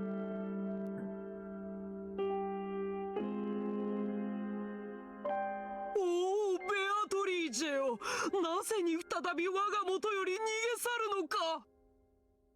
今度こそ過ちを繰り返すまいと誓ったのに、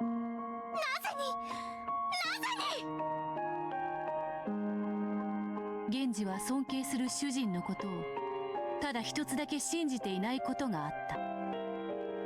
それはベアトリーチェの孫を果たして本当に家族として迎え入れられるのかである。Yeah.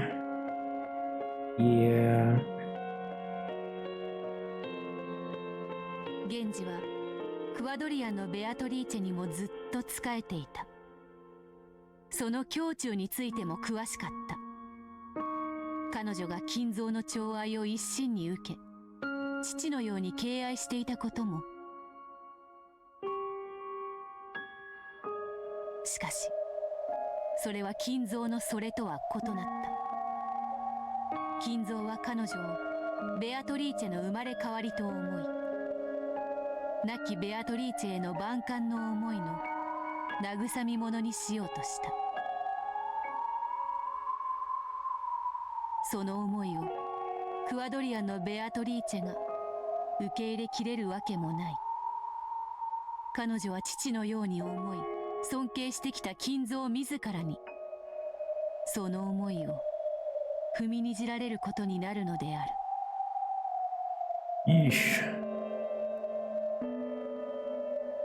自分は父のように思ってたのに、向こうは妻と思ってた。それは思いのすれ違いが生んだ悲しい恋。金蔵様のお気持ちもわからぬわけではありません。金蔵様とて彼女が生まれた時から亡きベアトリーチェ様の面影を移して慰み者にしようなどと思っていたわけではありません。私もお酒を飲みながら聞かされたことはあります。私は笑い話と思って聞いておりましたが、育つほどに母に生き写しになる驚きを。年を重ねるごとに抑えられなくなっていく胸の高ぶりを、悲劇を引き起こしてしまうのではないか。私はそう思いました。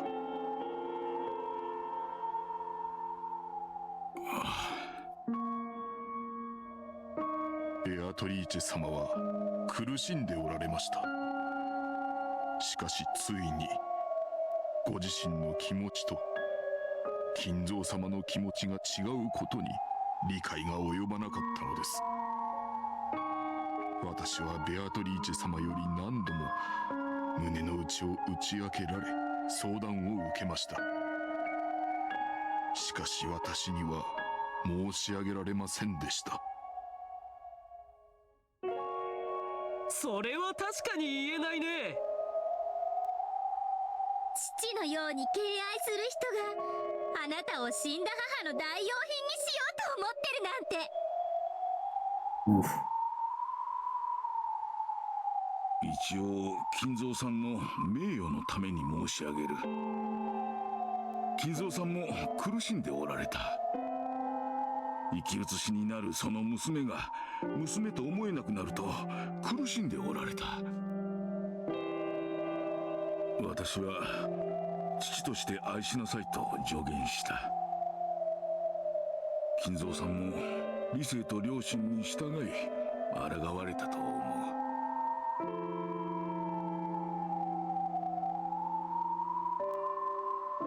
金蔵は愛した。亡きベアトリーチェの忘れがたみである娘に愛情を注いだ。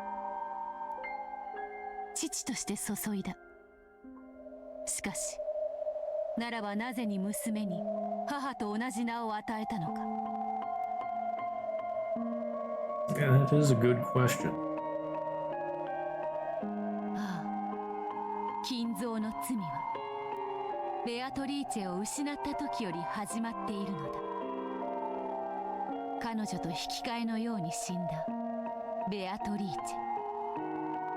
その名でそのまま彼女を呼んだ。金蔵はその瞬間から彼女をベアトリーチェの生まれ変わりだと決めていたのである。Darn it, Kinzo.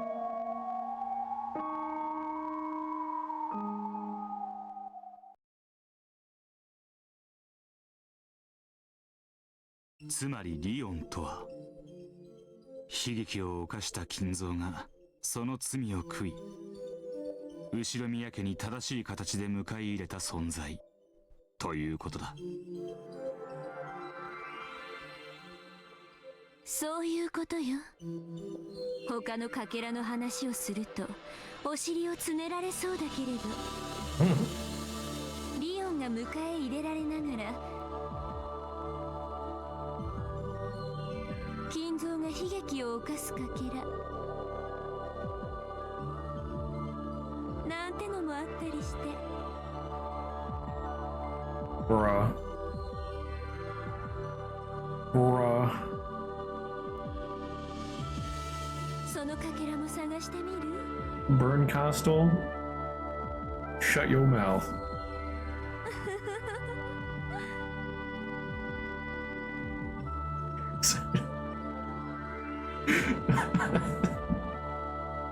Darn it, Octavio. 痛くありません、そんなもの。人の人生のあらゆる場所に最悪の可能性や妄想を勝手に混ぜ込んでその運命を嘲笑うのがあなたの仕事なんですか？ Basically, yes. 残念なことにこいつはそういう悪魔だ。Oh, actually, yes. 魔女に失礼ね。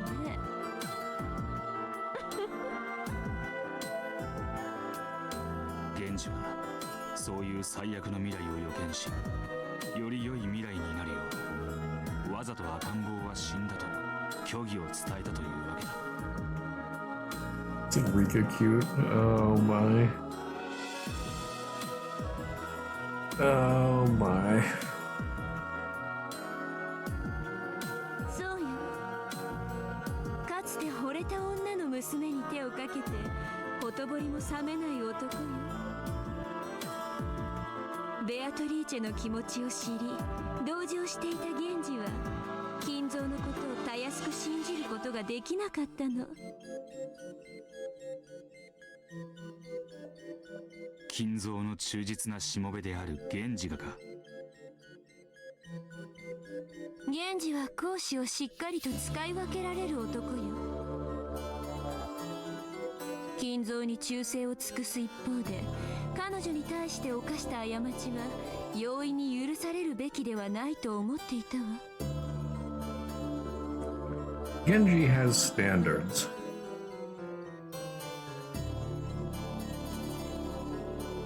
かもな。源氏はリオンの存在が容易に知れることがない3つも年齢を詐称させて。So it was a lie. 源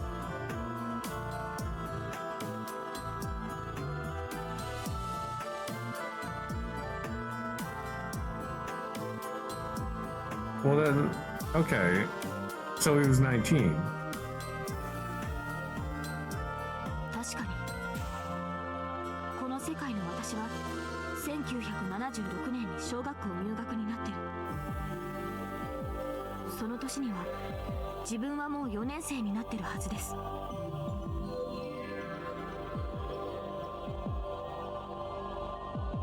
Well, I mean, I'm still assuming it's canon.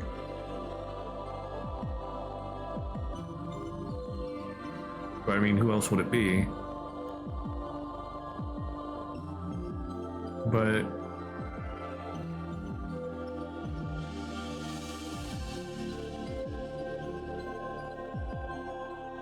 I mean, wouldn't he be bigger then? Repeat, Canada 16? Huh. Well, then it can't be canon.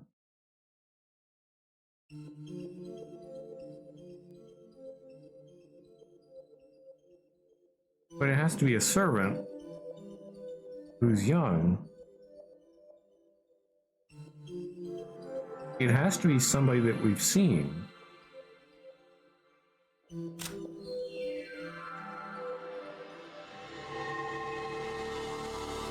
And they have to be 19 at 1986.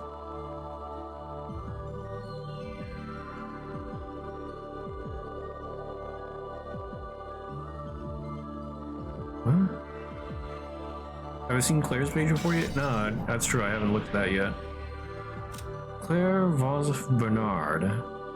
Created by Bernkastel to be a reader, or perhaps a substitute actor. Technically, she is a vessel used to personify Beato in her game. Therefore, she has no personality of her own. In that sense, perhaps she is not a person, but a tool. Her name signifies her position as the final guide in Beato's game.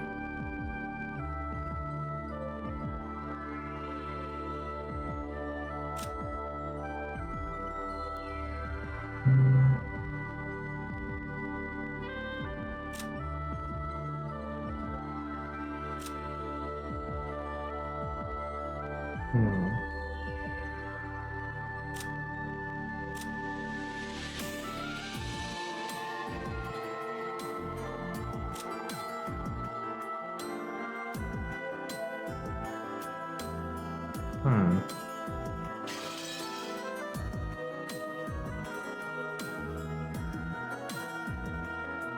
病弱だったことが理由にならないなら、源氏はおそらく入念に生まれ年もごまかそうとしたんだ。19年前の赤ん坊のことを金蔵だけでなく夏日だって簡単には忘れないはず。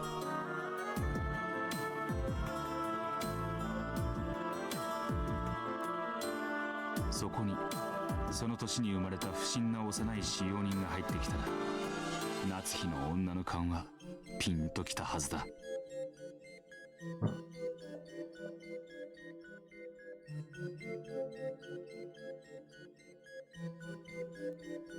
Had the child been too sick to go to school for 3 years?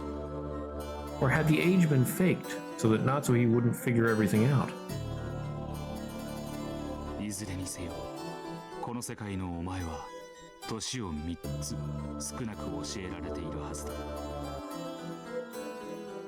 That makes sense why they're seen as a genius.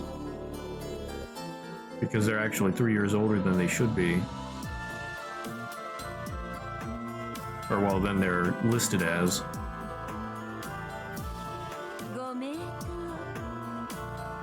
And well, I guess the sickness.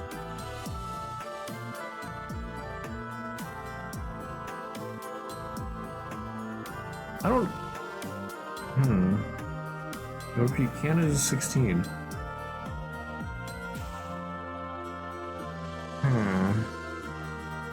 Trying to trick me with that? I think it's gotta be canon. Or are you saying canon is 16, not... You know, I forget his real name. I forget.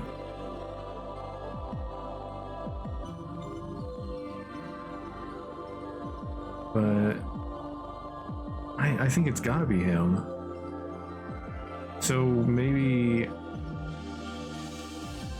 the sickness kept his body small and weak, and that's why he was able to blend in with being so young. But then what about Shannon? Shannon shouldn't be the same age. Shannon should be older. Well, I mean, they could be taking liberties. But I feel like it really feels like she should be older than Canon. I don't know. I don't know. この世界のリオンは生まれつき年を3つごまかされてる。虚弱で小柄。発育不良だったしね。Yeah, underdeveloped. 案外ごまかせたみたいだわ。Mm-hmm.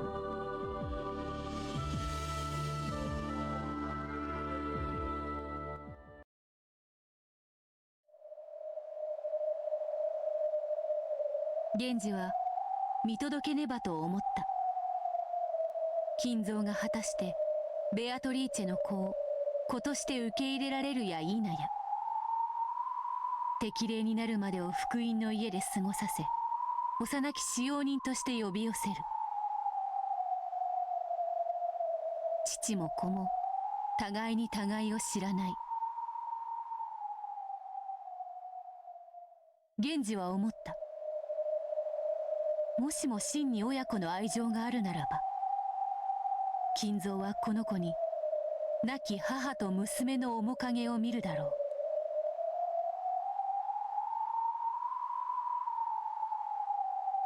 そして誰に明かされずとも親子の絆を取り戻せるに違いない。そう思った。あるいはその時はやがて自然に訪れるだろう。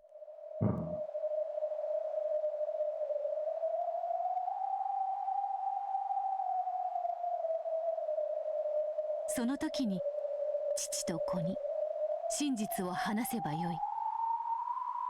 その日がやがて訪れることを信じて、源氏は何も知らせず教えず、運命の日を待ちながらベアトリーチェの子を見守るのである。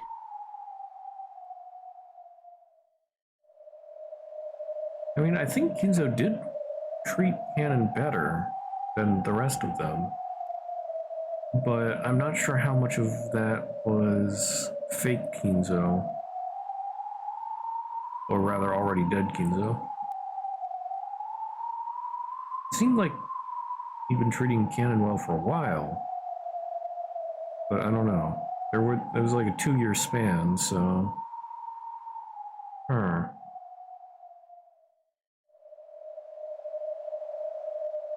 And time continued to pass. Days slid by as he quietly watched over Beatrice's child.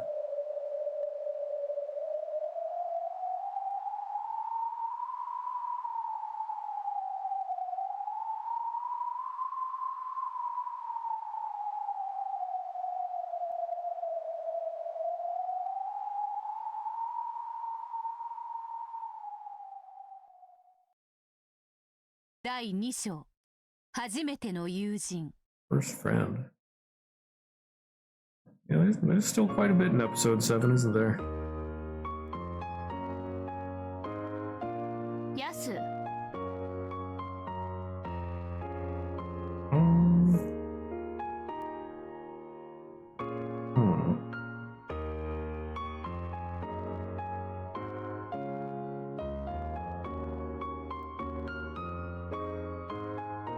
This isn't gonna be like a super long chapter, is it? Because it's already 11:15.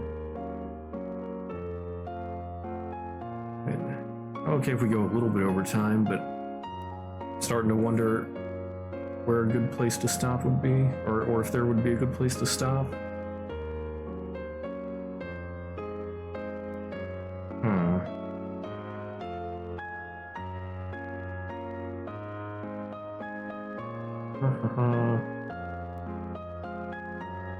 You know what? I'm unsatisfied. We'll keep going for now.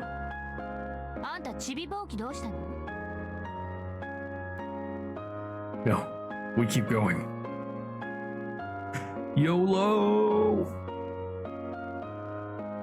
窓枠掃除用に使ってなかったっけ？ Ah. The small broom is a little thin broom that looks like a large paintbrush. We use it to clear out the dust in the small corners, like window frames. It's one of the cleaning tools I was put in charge of. しっかりしなさいよ。あんたに任せたでしょ？ Free! 何やってんのよ、どんくさい。 Rude. ほら、急いで探しておいで。奥様に見つかる前に、急いで急いで。どうした？ヤスがちびぼうきまたどこかでなくしてきたのよ。こいつ物をなくす天才？だからヤスに物を持たすなといつも言っている。そいつはそそっかしいからいつも物をなくす。 Bruh. 一生懸命やってるんだからそんなこと言っちゃいけません。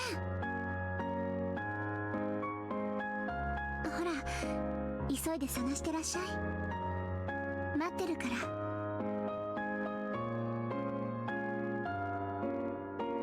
Oh, okay. Not wanting to hear my fellow servants complain even more, I spun around and headed off. If you lose a tool, you get in trouble. If no one knows who did it, we all get yelled at. So one of them will probably tell Madam that it was my fault. Still, it really is my fault that I lost it in the first place. I wonder when I lost it. When? We cleaned out the entire chapel today. The chapel is a large building behind the mansion. However, no one ever goes near it normally. Even so, we're ordered to clean it a few times each year. Hinzo calls it a sacred building, though Natsuhi is very strict about it. We cleaned every little nook and cranny from top to bottom. It had taken all day. I had been in charge of cleaning the window frames, but I had also been given many smaller tasks. While those small jobs were keeping me busy, I completely forgot about the small broom. I must have left it lying around somewhere. I began to hate myself for it. This isn't the first time this has happened. It happens all the time. Every time I set something down, it always disappears. It goes somewhere else. Vanishes. Darn it, Gop. I thought it was probably the witch, Beatrice, pranking me. The ghost of the witch gained power from Rakanjima's evil spirits and was reborn. Until Kumasawa-san told me, I never knew the meaning of the shrine on the rocks by the sea.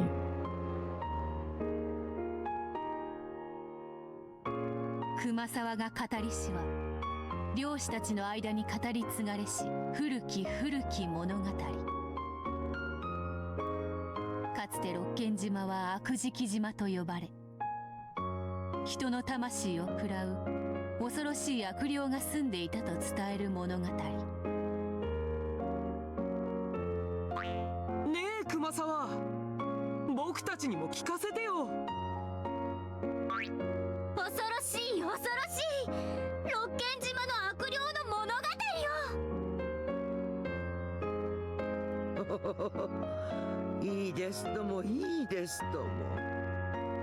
六軒島はかつては小豆島という名でした。でももっと大昔の呼び名は悪食島でした。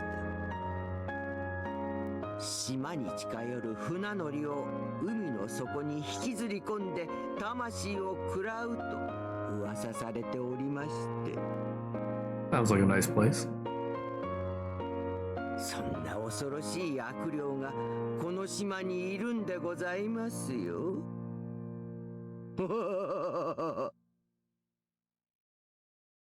それは熊沢の好む定番の怪談。新しい使用人がやってくるたびに聞かせるお約束の怪談。普段ならばくだらないと笑い捨てられるそれも、嵐の夜には不気味なうなりを聞かせるこの寂しい六軒島では、誰もが神妙に耳を傾けるのだった。あの海岸の社は悪霊を封じ込めるためだったのね。親方様も薄気味悪いオカルト趣味をお持ちだし、お屋敷も薄気味悪くて何かが潜んでそう。そうですとも。旅の修験者がようやく抑え込むのが精一杯。かろうじて封じ込められてはいますが、今も夜な夜な犠牲者を求めて夜の屋敷を徘徊しているのですよ。うわ、親方様の書斎見た？見たわ。まるで悪魔の実験室だわ。親方様は悪魔の研究をしているって噂だよ。死んだ愛人ベアトリーチェを蘇らせる研究だって言ってたわ。その魔法の実験の生贄に子供たちを呼び寄せてるんじゃないかって。親方様に一人で書斎に来いって言われたらどうしよう。なんかね、昔書斎に行ったまま帰ってこない子がいたらしいよ。きっと亡霊のベアトリーチェの新しい肉体にする実験の犠牲になったんだわ。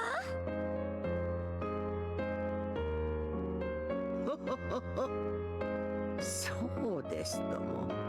ベアトリーチェ様が肉体を求め亡霊となってさまよっておられるのです。2階の貴賓室はベアトリーチェ様の住みか。お部屋を掃除するときはくれぐれも霊を失することはあってはなりませんよ。さもないと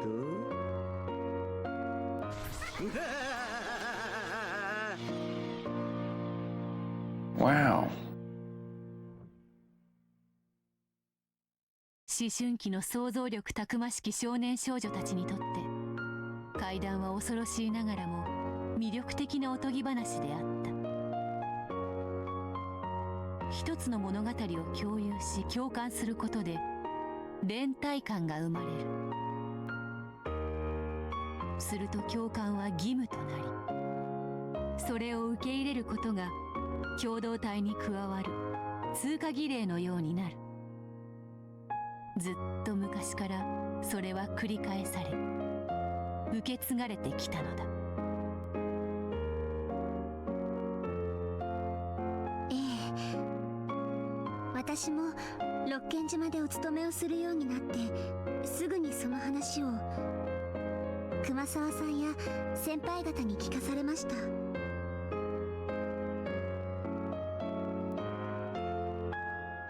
僕も聞かされたよ。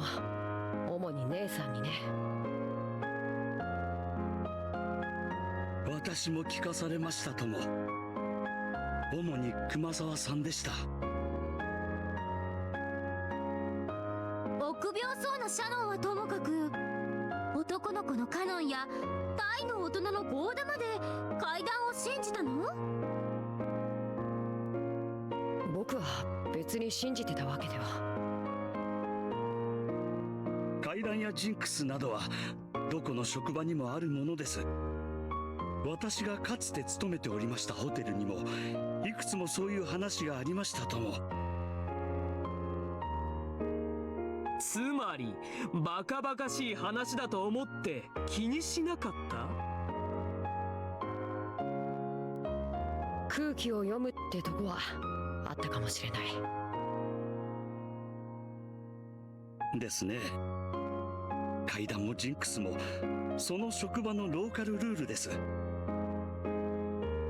それに新参者が背けば打ち解けることはできませんからね。そういうこと。魔女なんているものか、バカバカしいなんて言うと姉さんと喧嘩になるからね。上辺だけでも合わせた方が楽だったし。もうそんな気持ちじゃ罰が当たるよ。大怪我をした人もいたらしいんだから。そんな感じでどこの職場でもそういう話はあるものです。職場の階段と会社創業者のとんでも武勇伝はどんなに突拍子がなくても受け入れて信じる。それが新しい職場に溶け込むということですとも。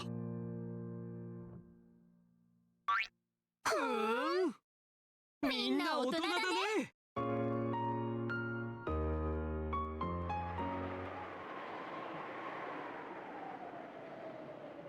I went to each window around the chapel in the order I'd cleaned them, searching carefully in all the places I might have left it. I had been cleaning the windows with it, so it had probably been set down near one of those. When did I leave it behind, I wonder? Now that I think about it, I don't think I had it anymore when I reached the last window, so I must have completely forgotten to clean that window frame. Ah. Through the window, I could see the others leaving one after another. Shannon turned around and glanced up, looking worried. I don't want to be responsible for making everyone wait, but I'm actually glad they're leaving without me. If I said I wanted them to wait for me, I'd be relying on them too much.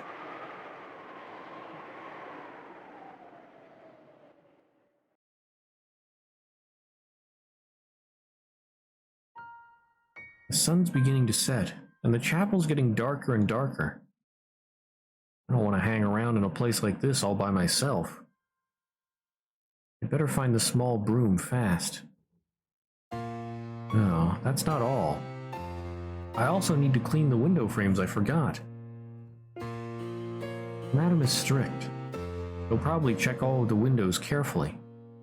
If she does, I'll be the one who gets in trouble tomorrow. But really, where did I lose it?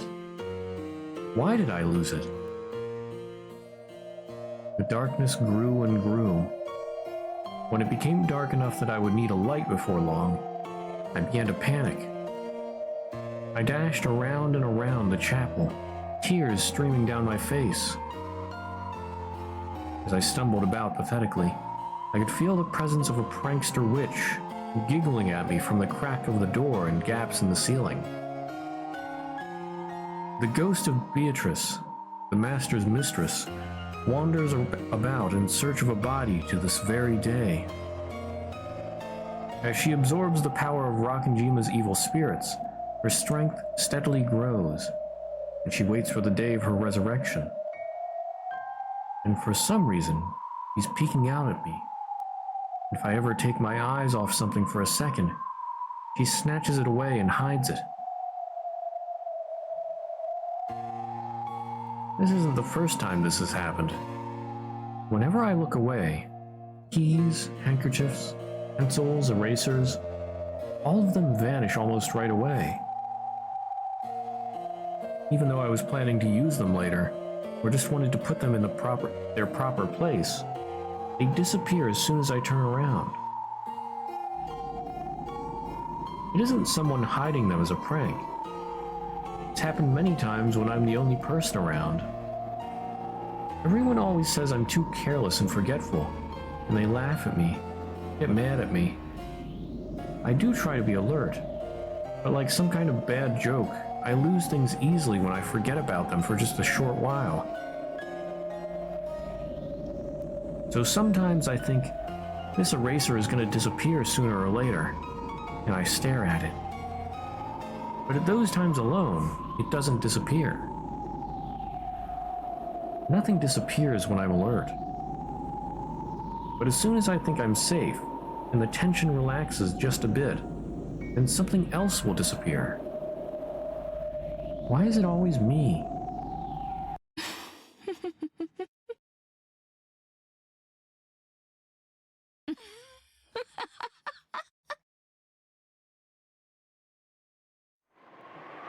Yeah, I hear you. I can tell that the witch is laughing at me as I lamely run around in circles.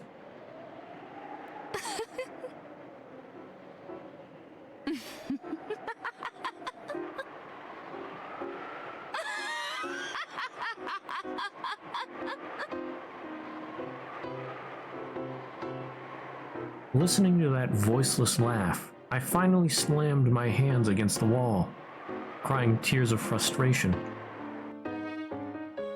Please, just stop it. Why do you always hide my things and get me in trouble? And the witch answered. 愚かな。決まっておろうが。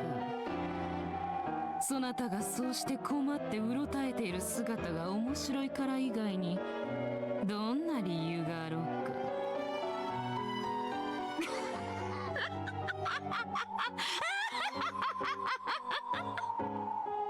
Darn it, Gop. I couldn't bear it. Even though I knew what she said was true, hearing it said directly was incredibly annoying. I understand. That small broom is probably somewhere in this chapel. No, that's not quite it. I'm sure that the moment before I reached this window, it was right there on the windowsill. That's right. I'm sure I put it by this window. But the prankster witch Beatrice used her magic, and just before I reached this spot, she instantly teleported the small broom to the next window over.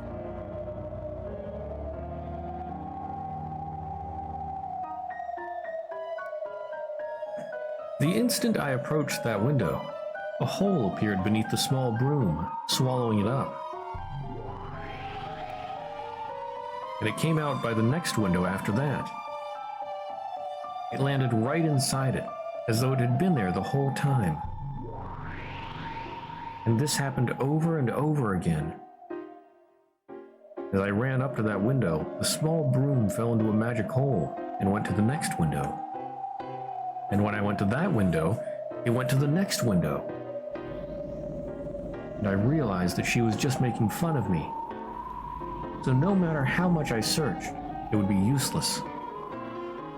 But if I stop searching, I'll just be sitting there by one window or another. So this isn't a search, it's a test of endurance. I kept chasing after the small broom, and Beatrice kept making it escape to the next window over, trying to make me give up. This is an eternal chase that'll only end when one of us gives up. So I kept going around and around, even to windows that I knew I'd already searched. If not by this one, then try the next one, and the next one. And the witch kept moving the small broom to the next window, and the next.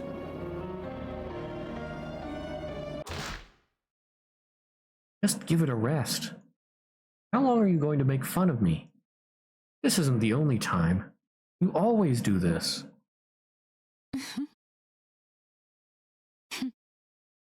Oh, stream it. No!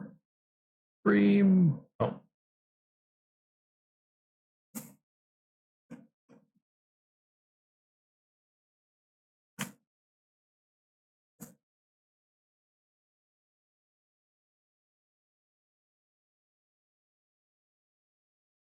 Well, stuck on reconnecting.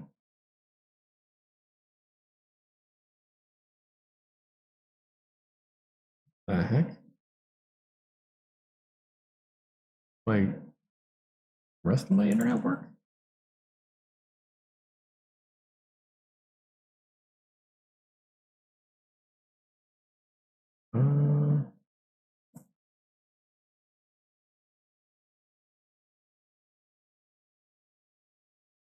No.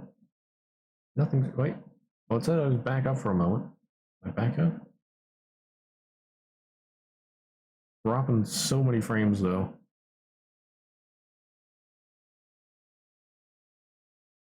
Nope, now I'm reconnecting again.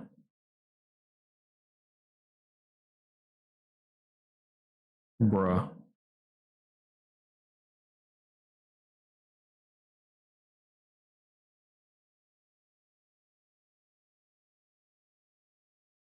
Giggle. Um.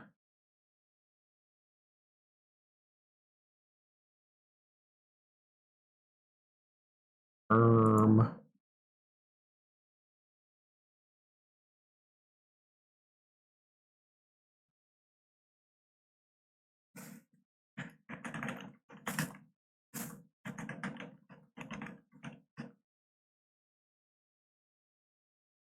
Let's see.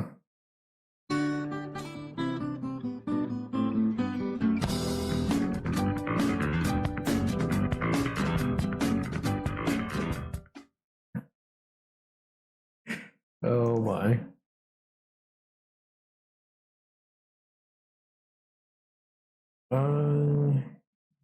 Okay, well, no. Okay, my live. No, it keeps dropping. Is the rest of my internet funky?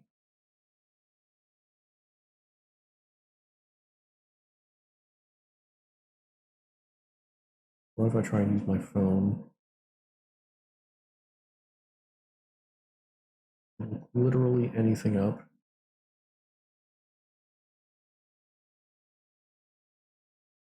Or maybe try YouTube videos. Seems like my computer, at least, is having trouble doing anything on the internet. Oh, now that loaded.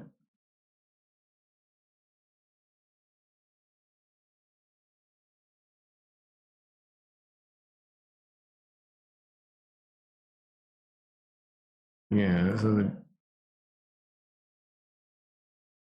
Hmm.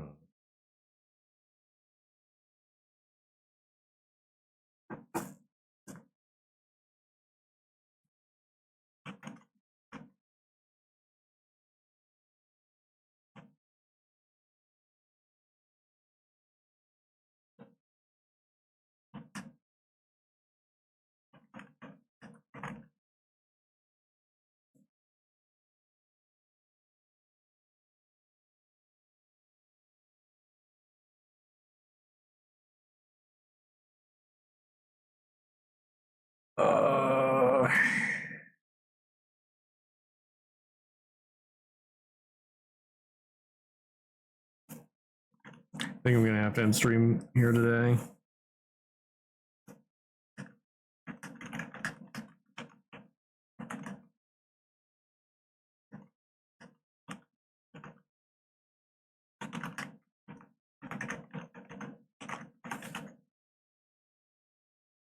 Maybe it's telling me that I should have stopped my stream before at that chapter break.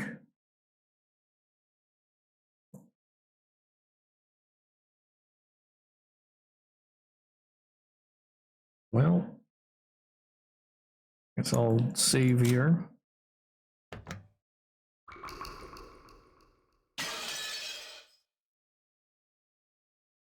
Ugh. Well, okay.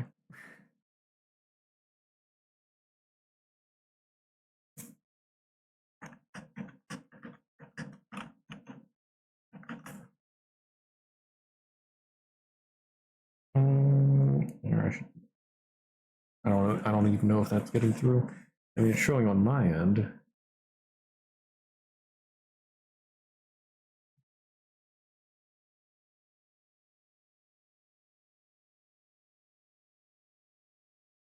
Yeah. Okay. So it's coming up there. Good.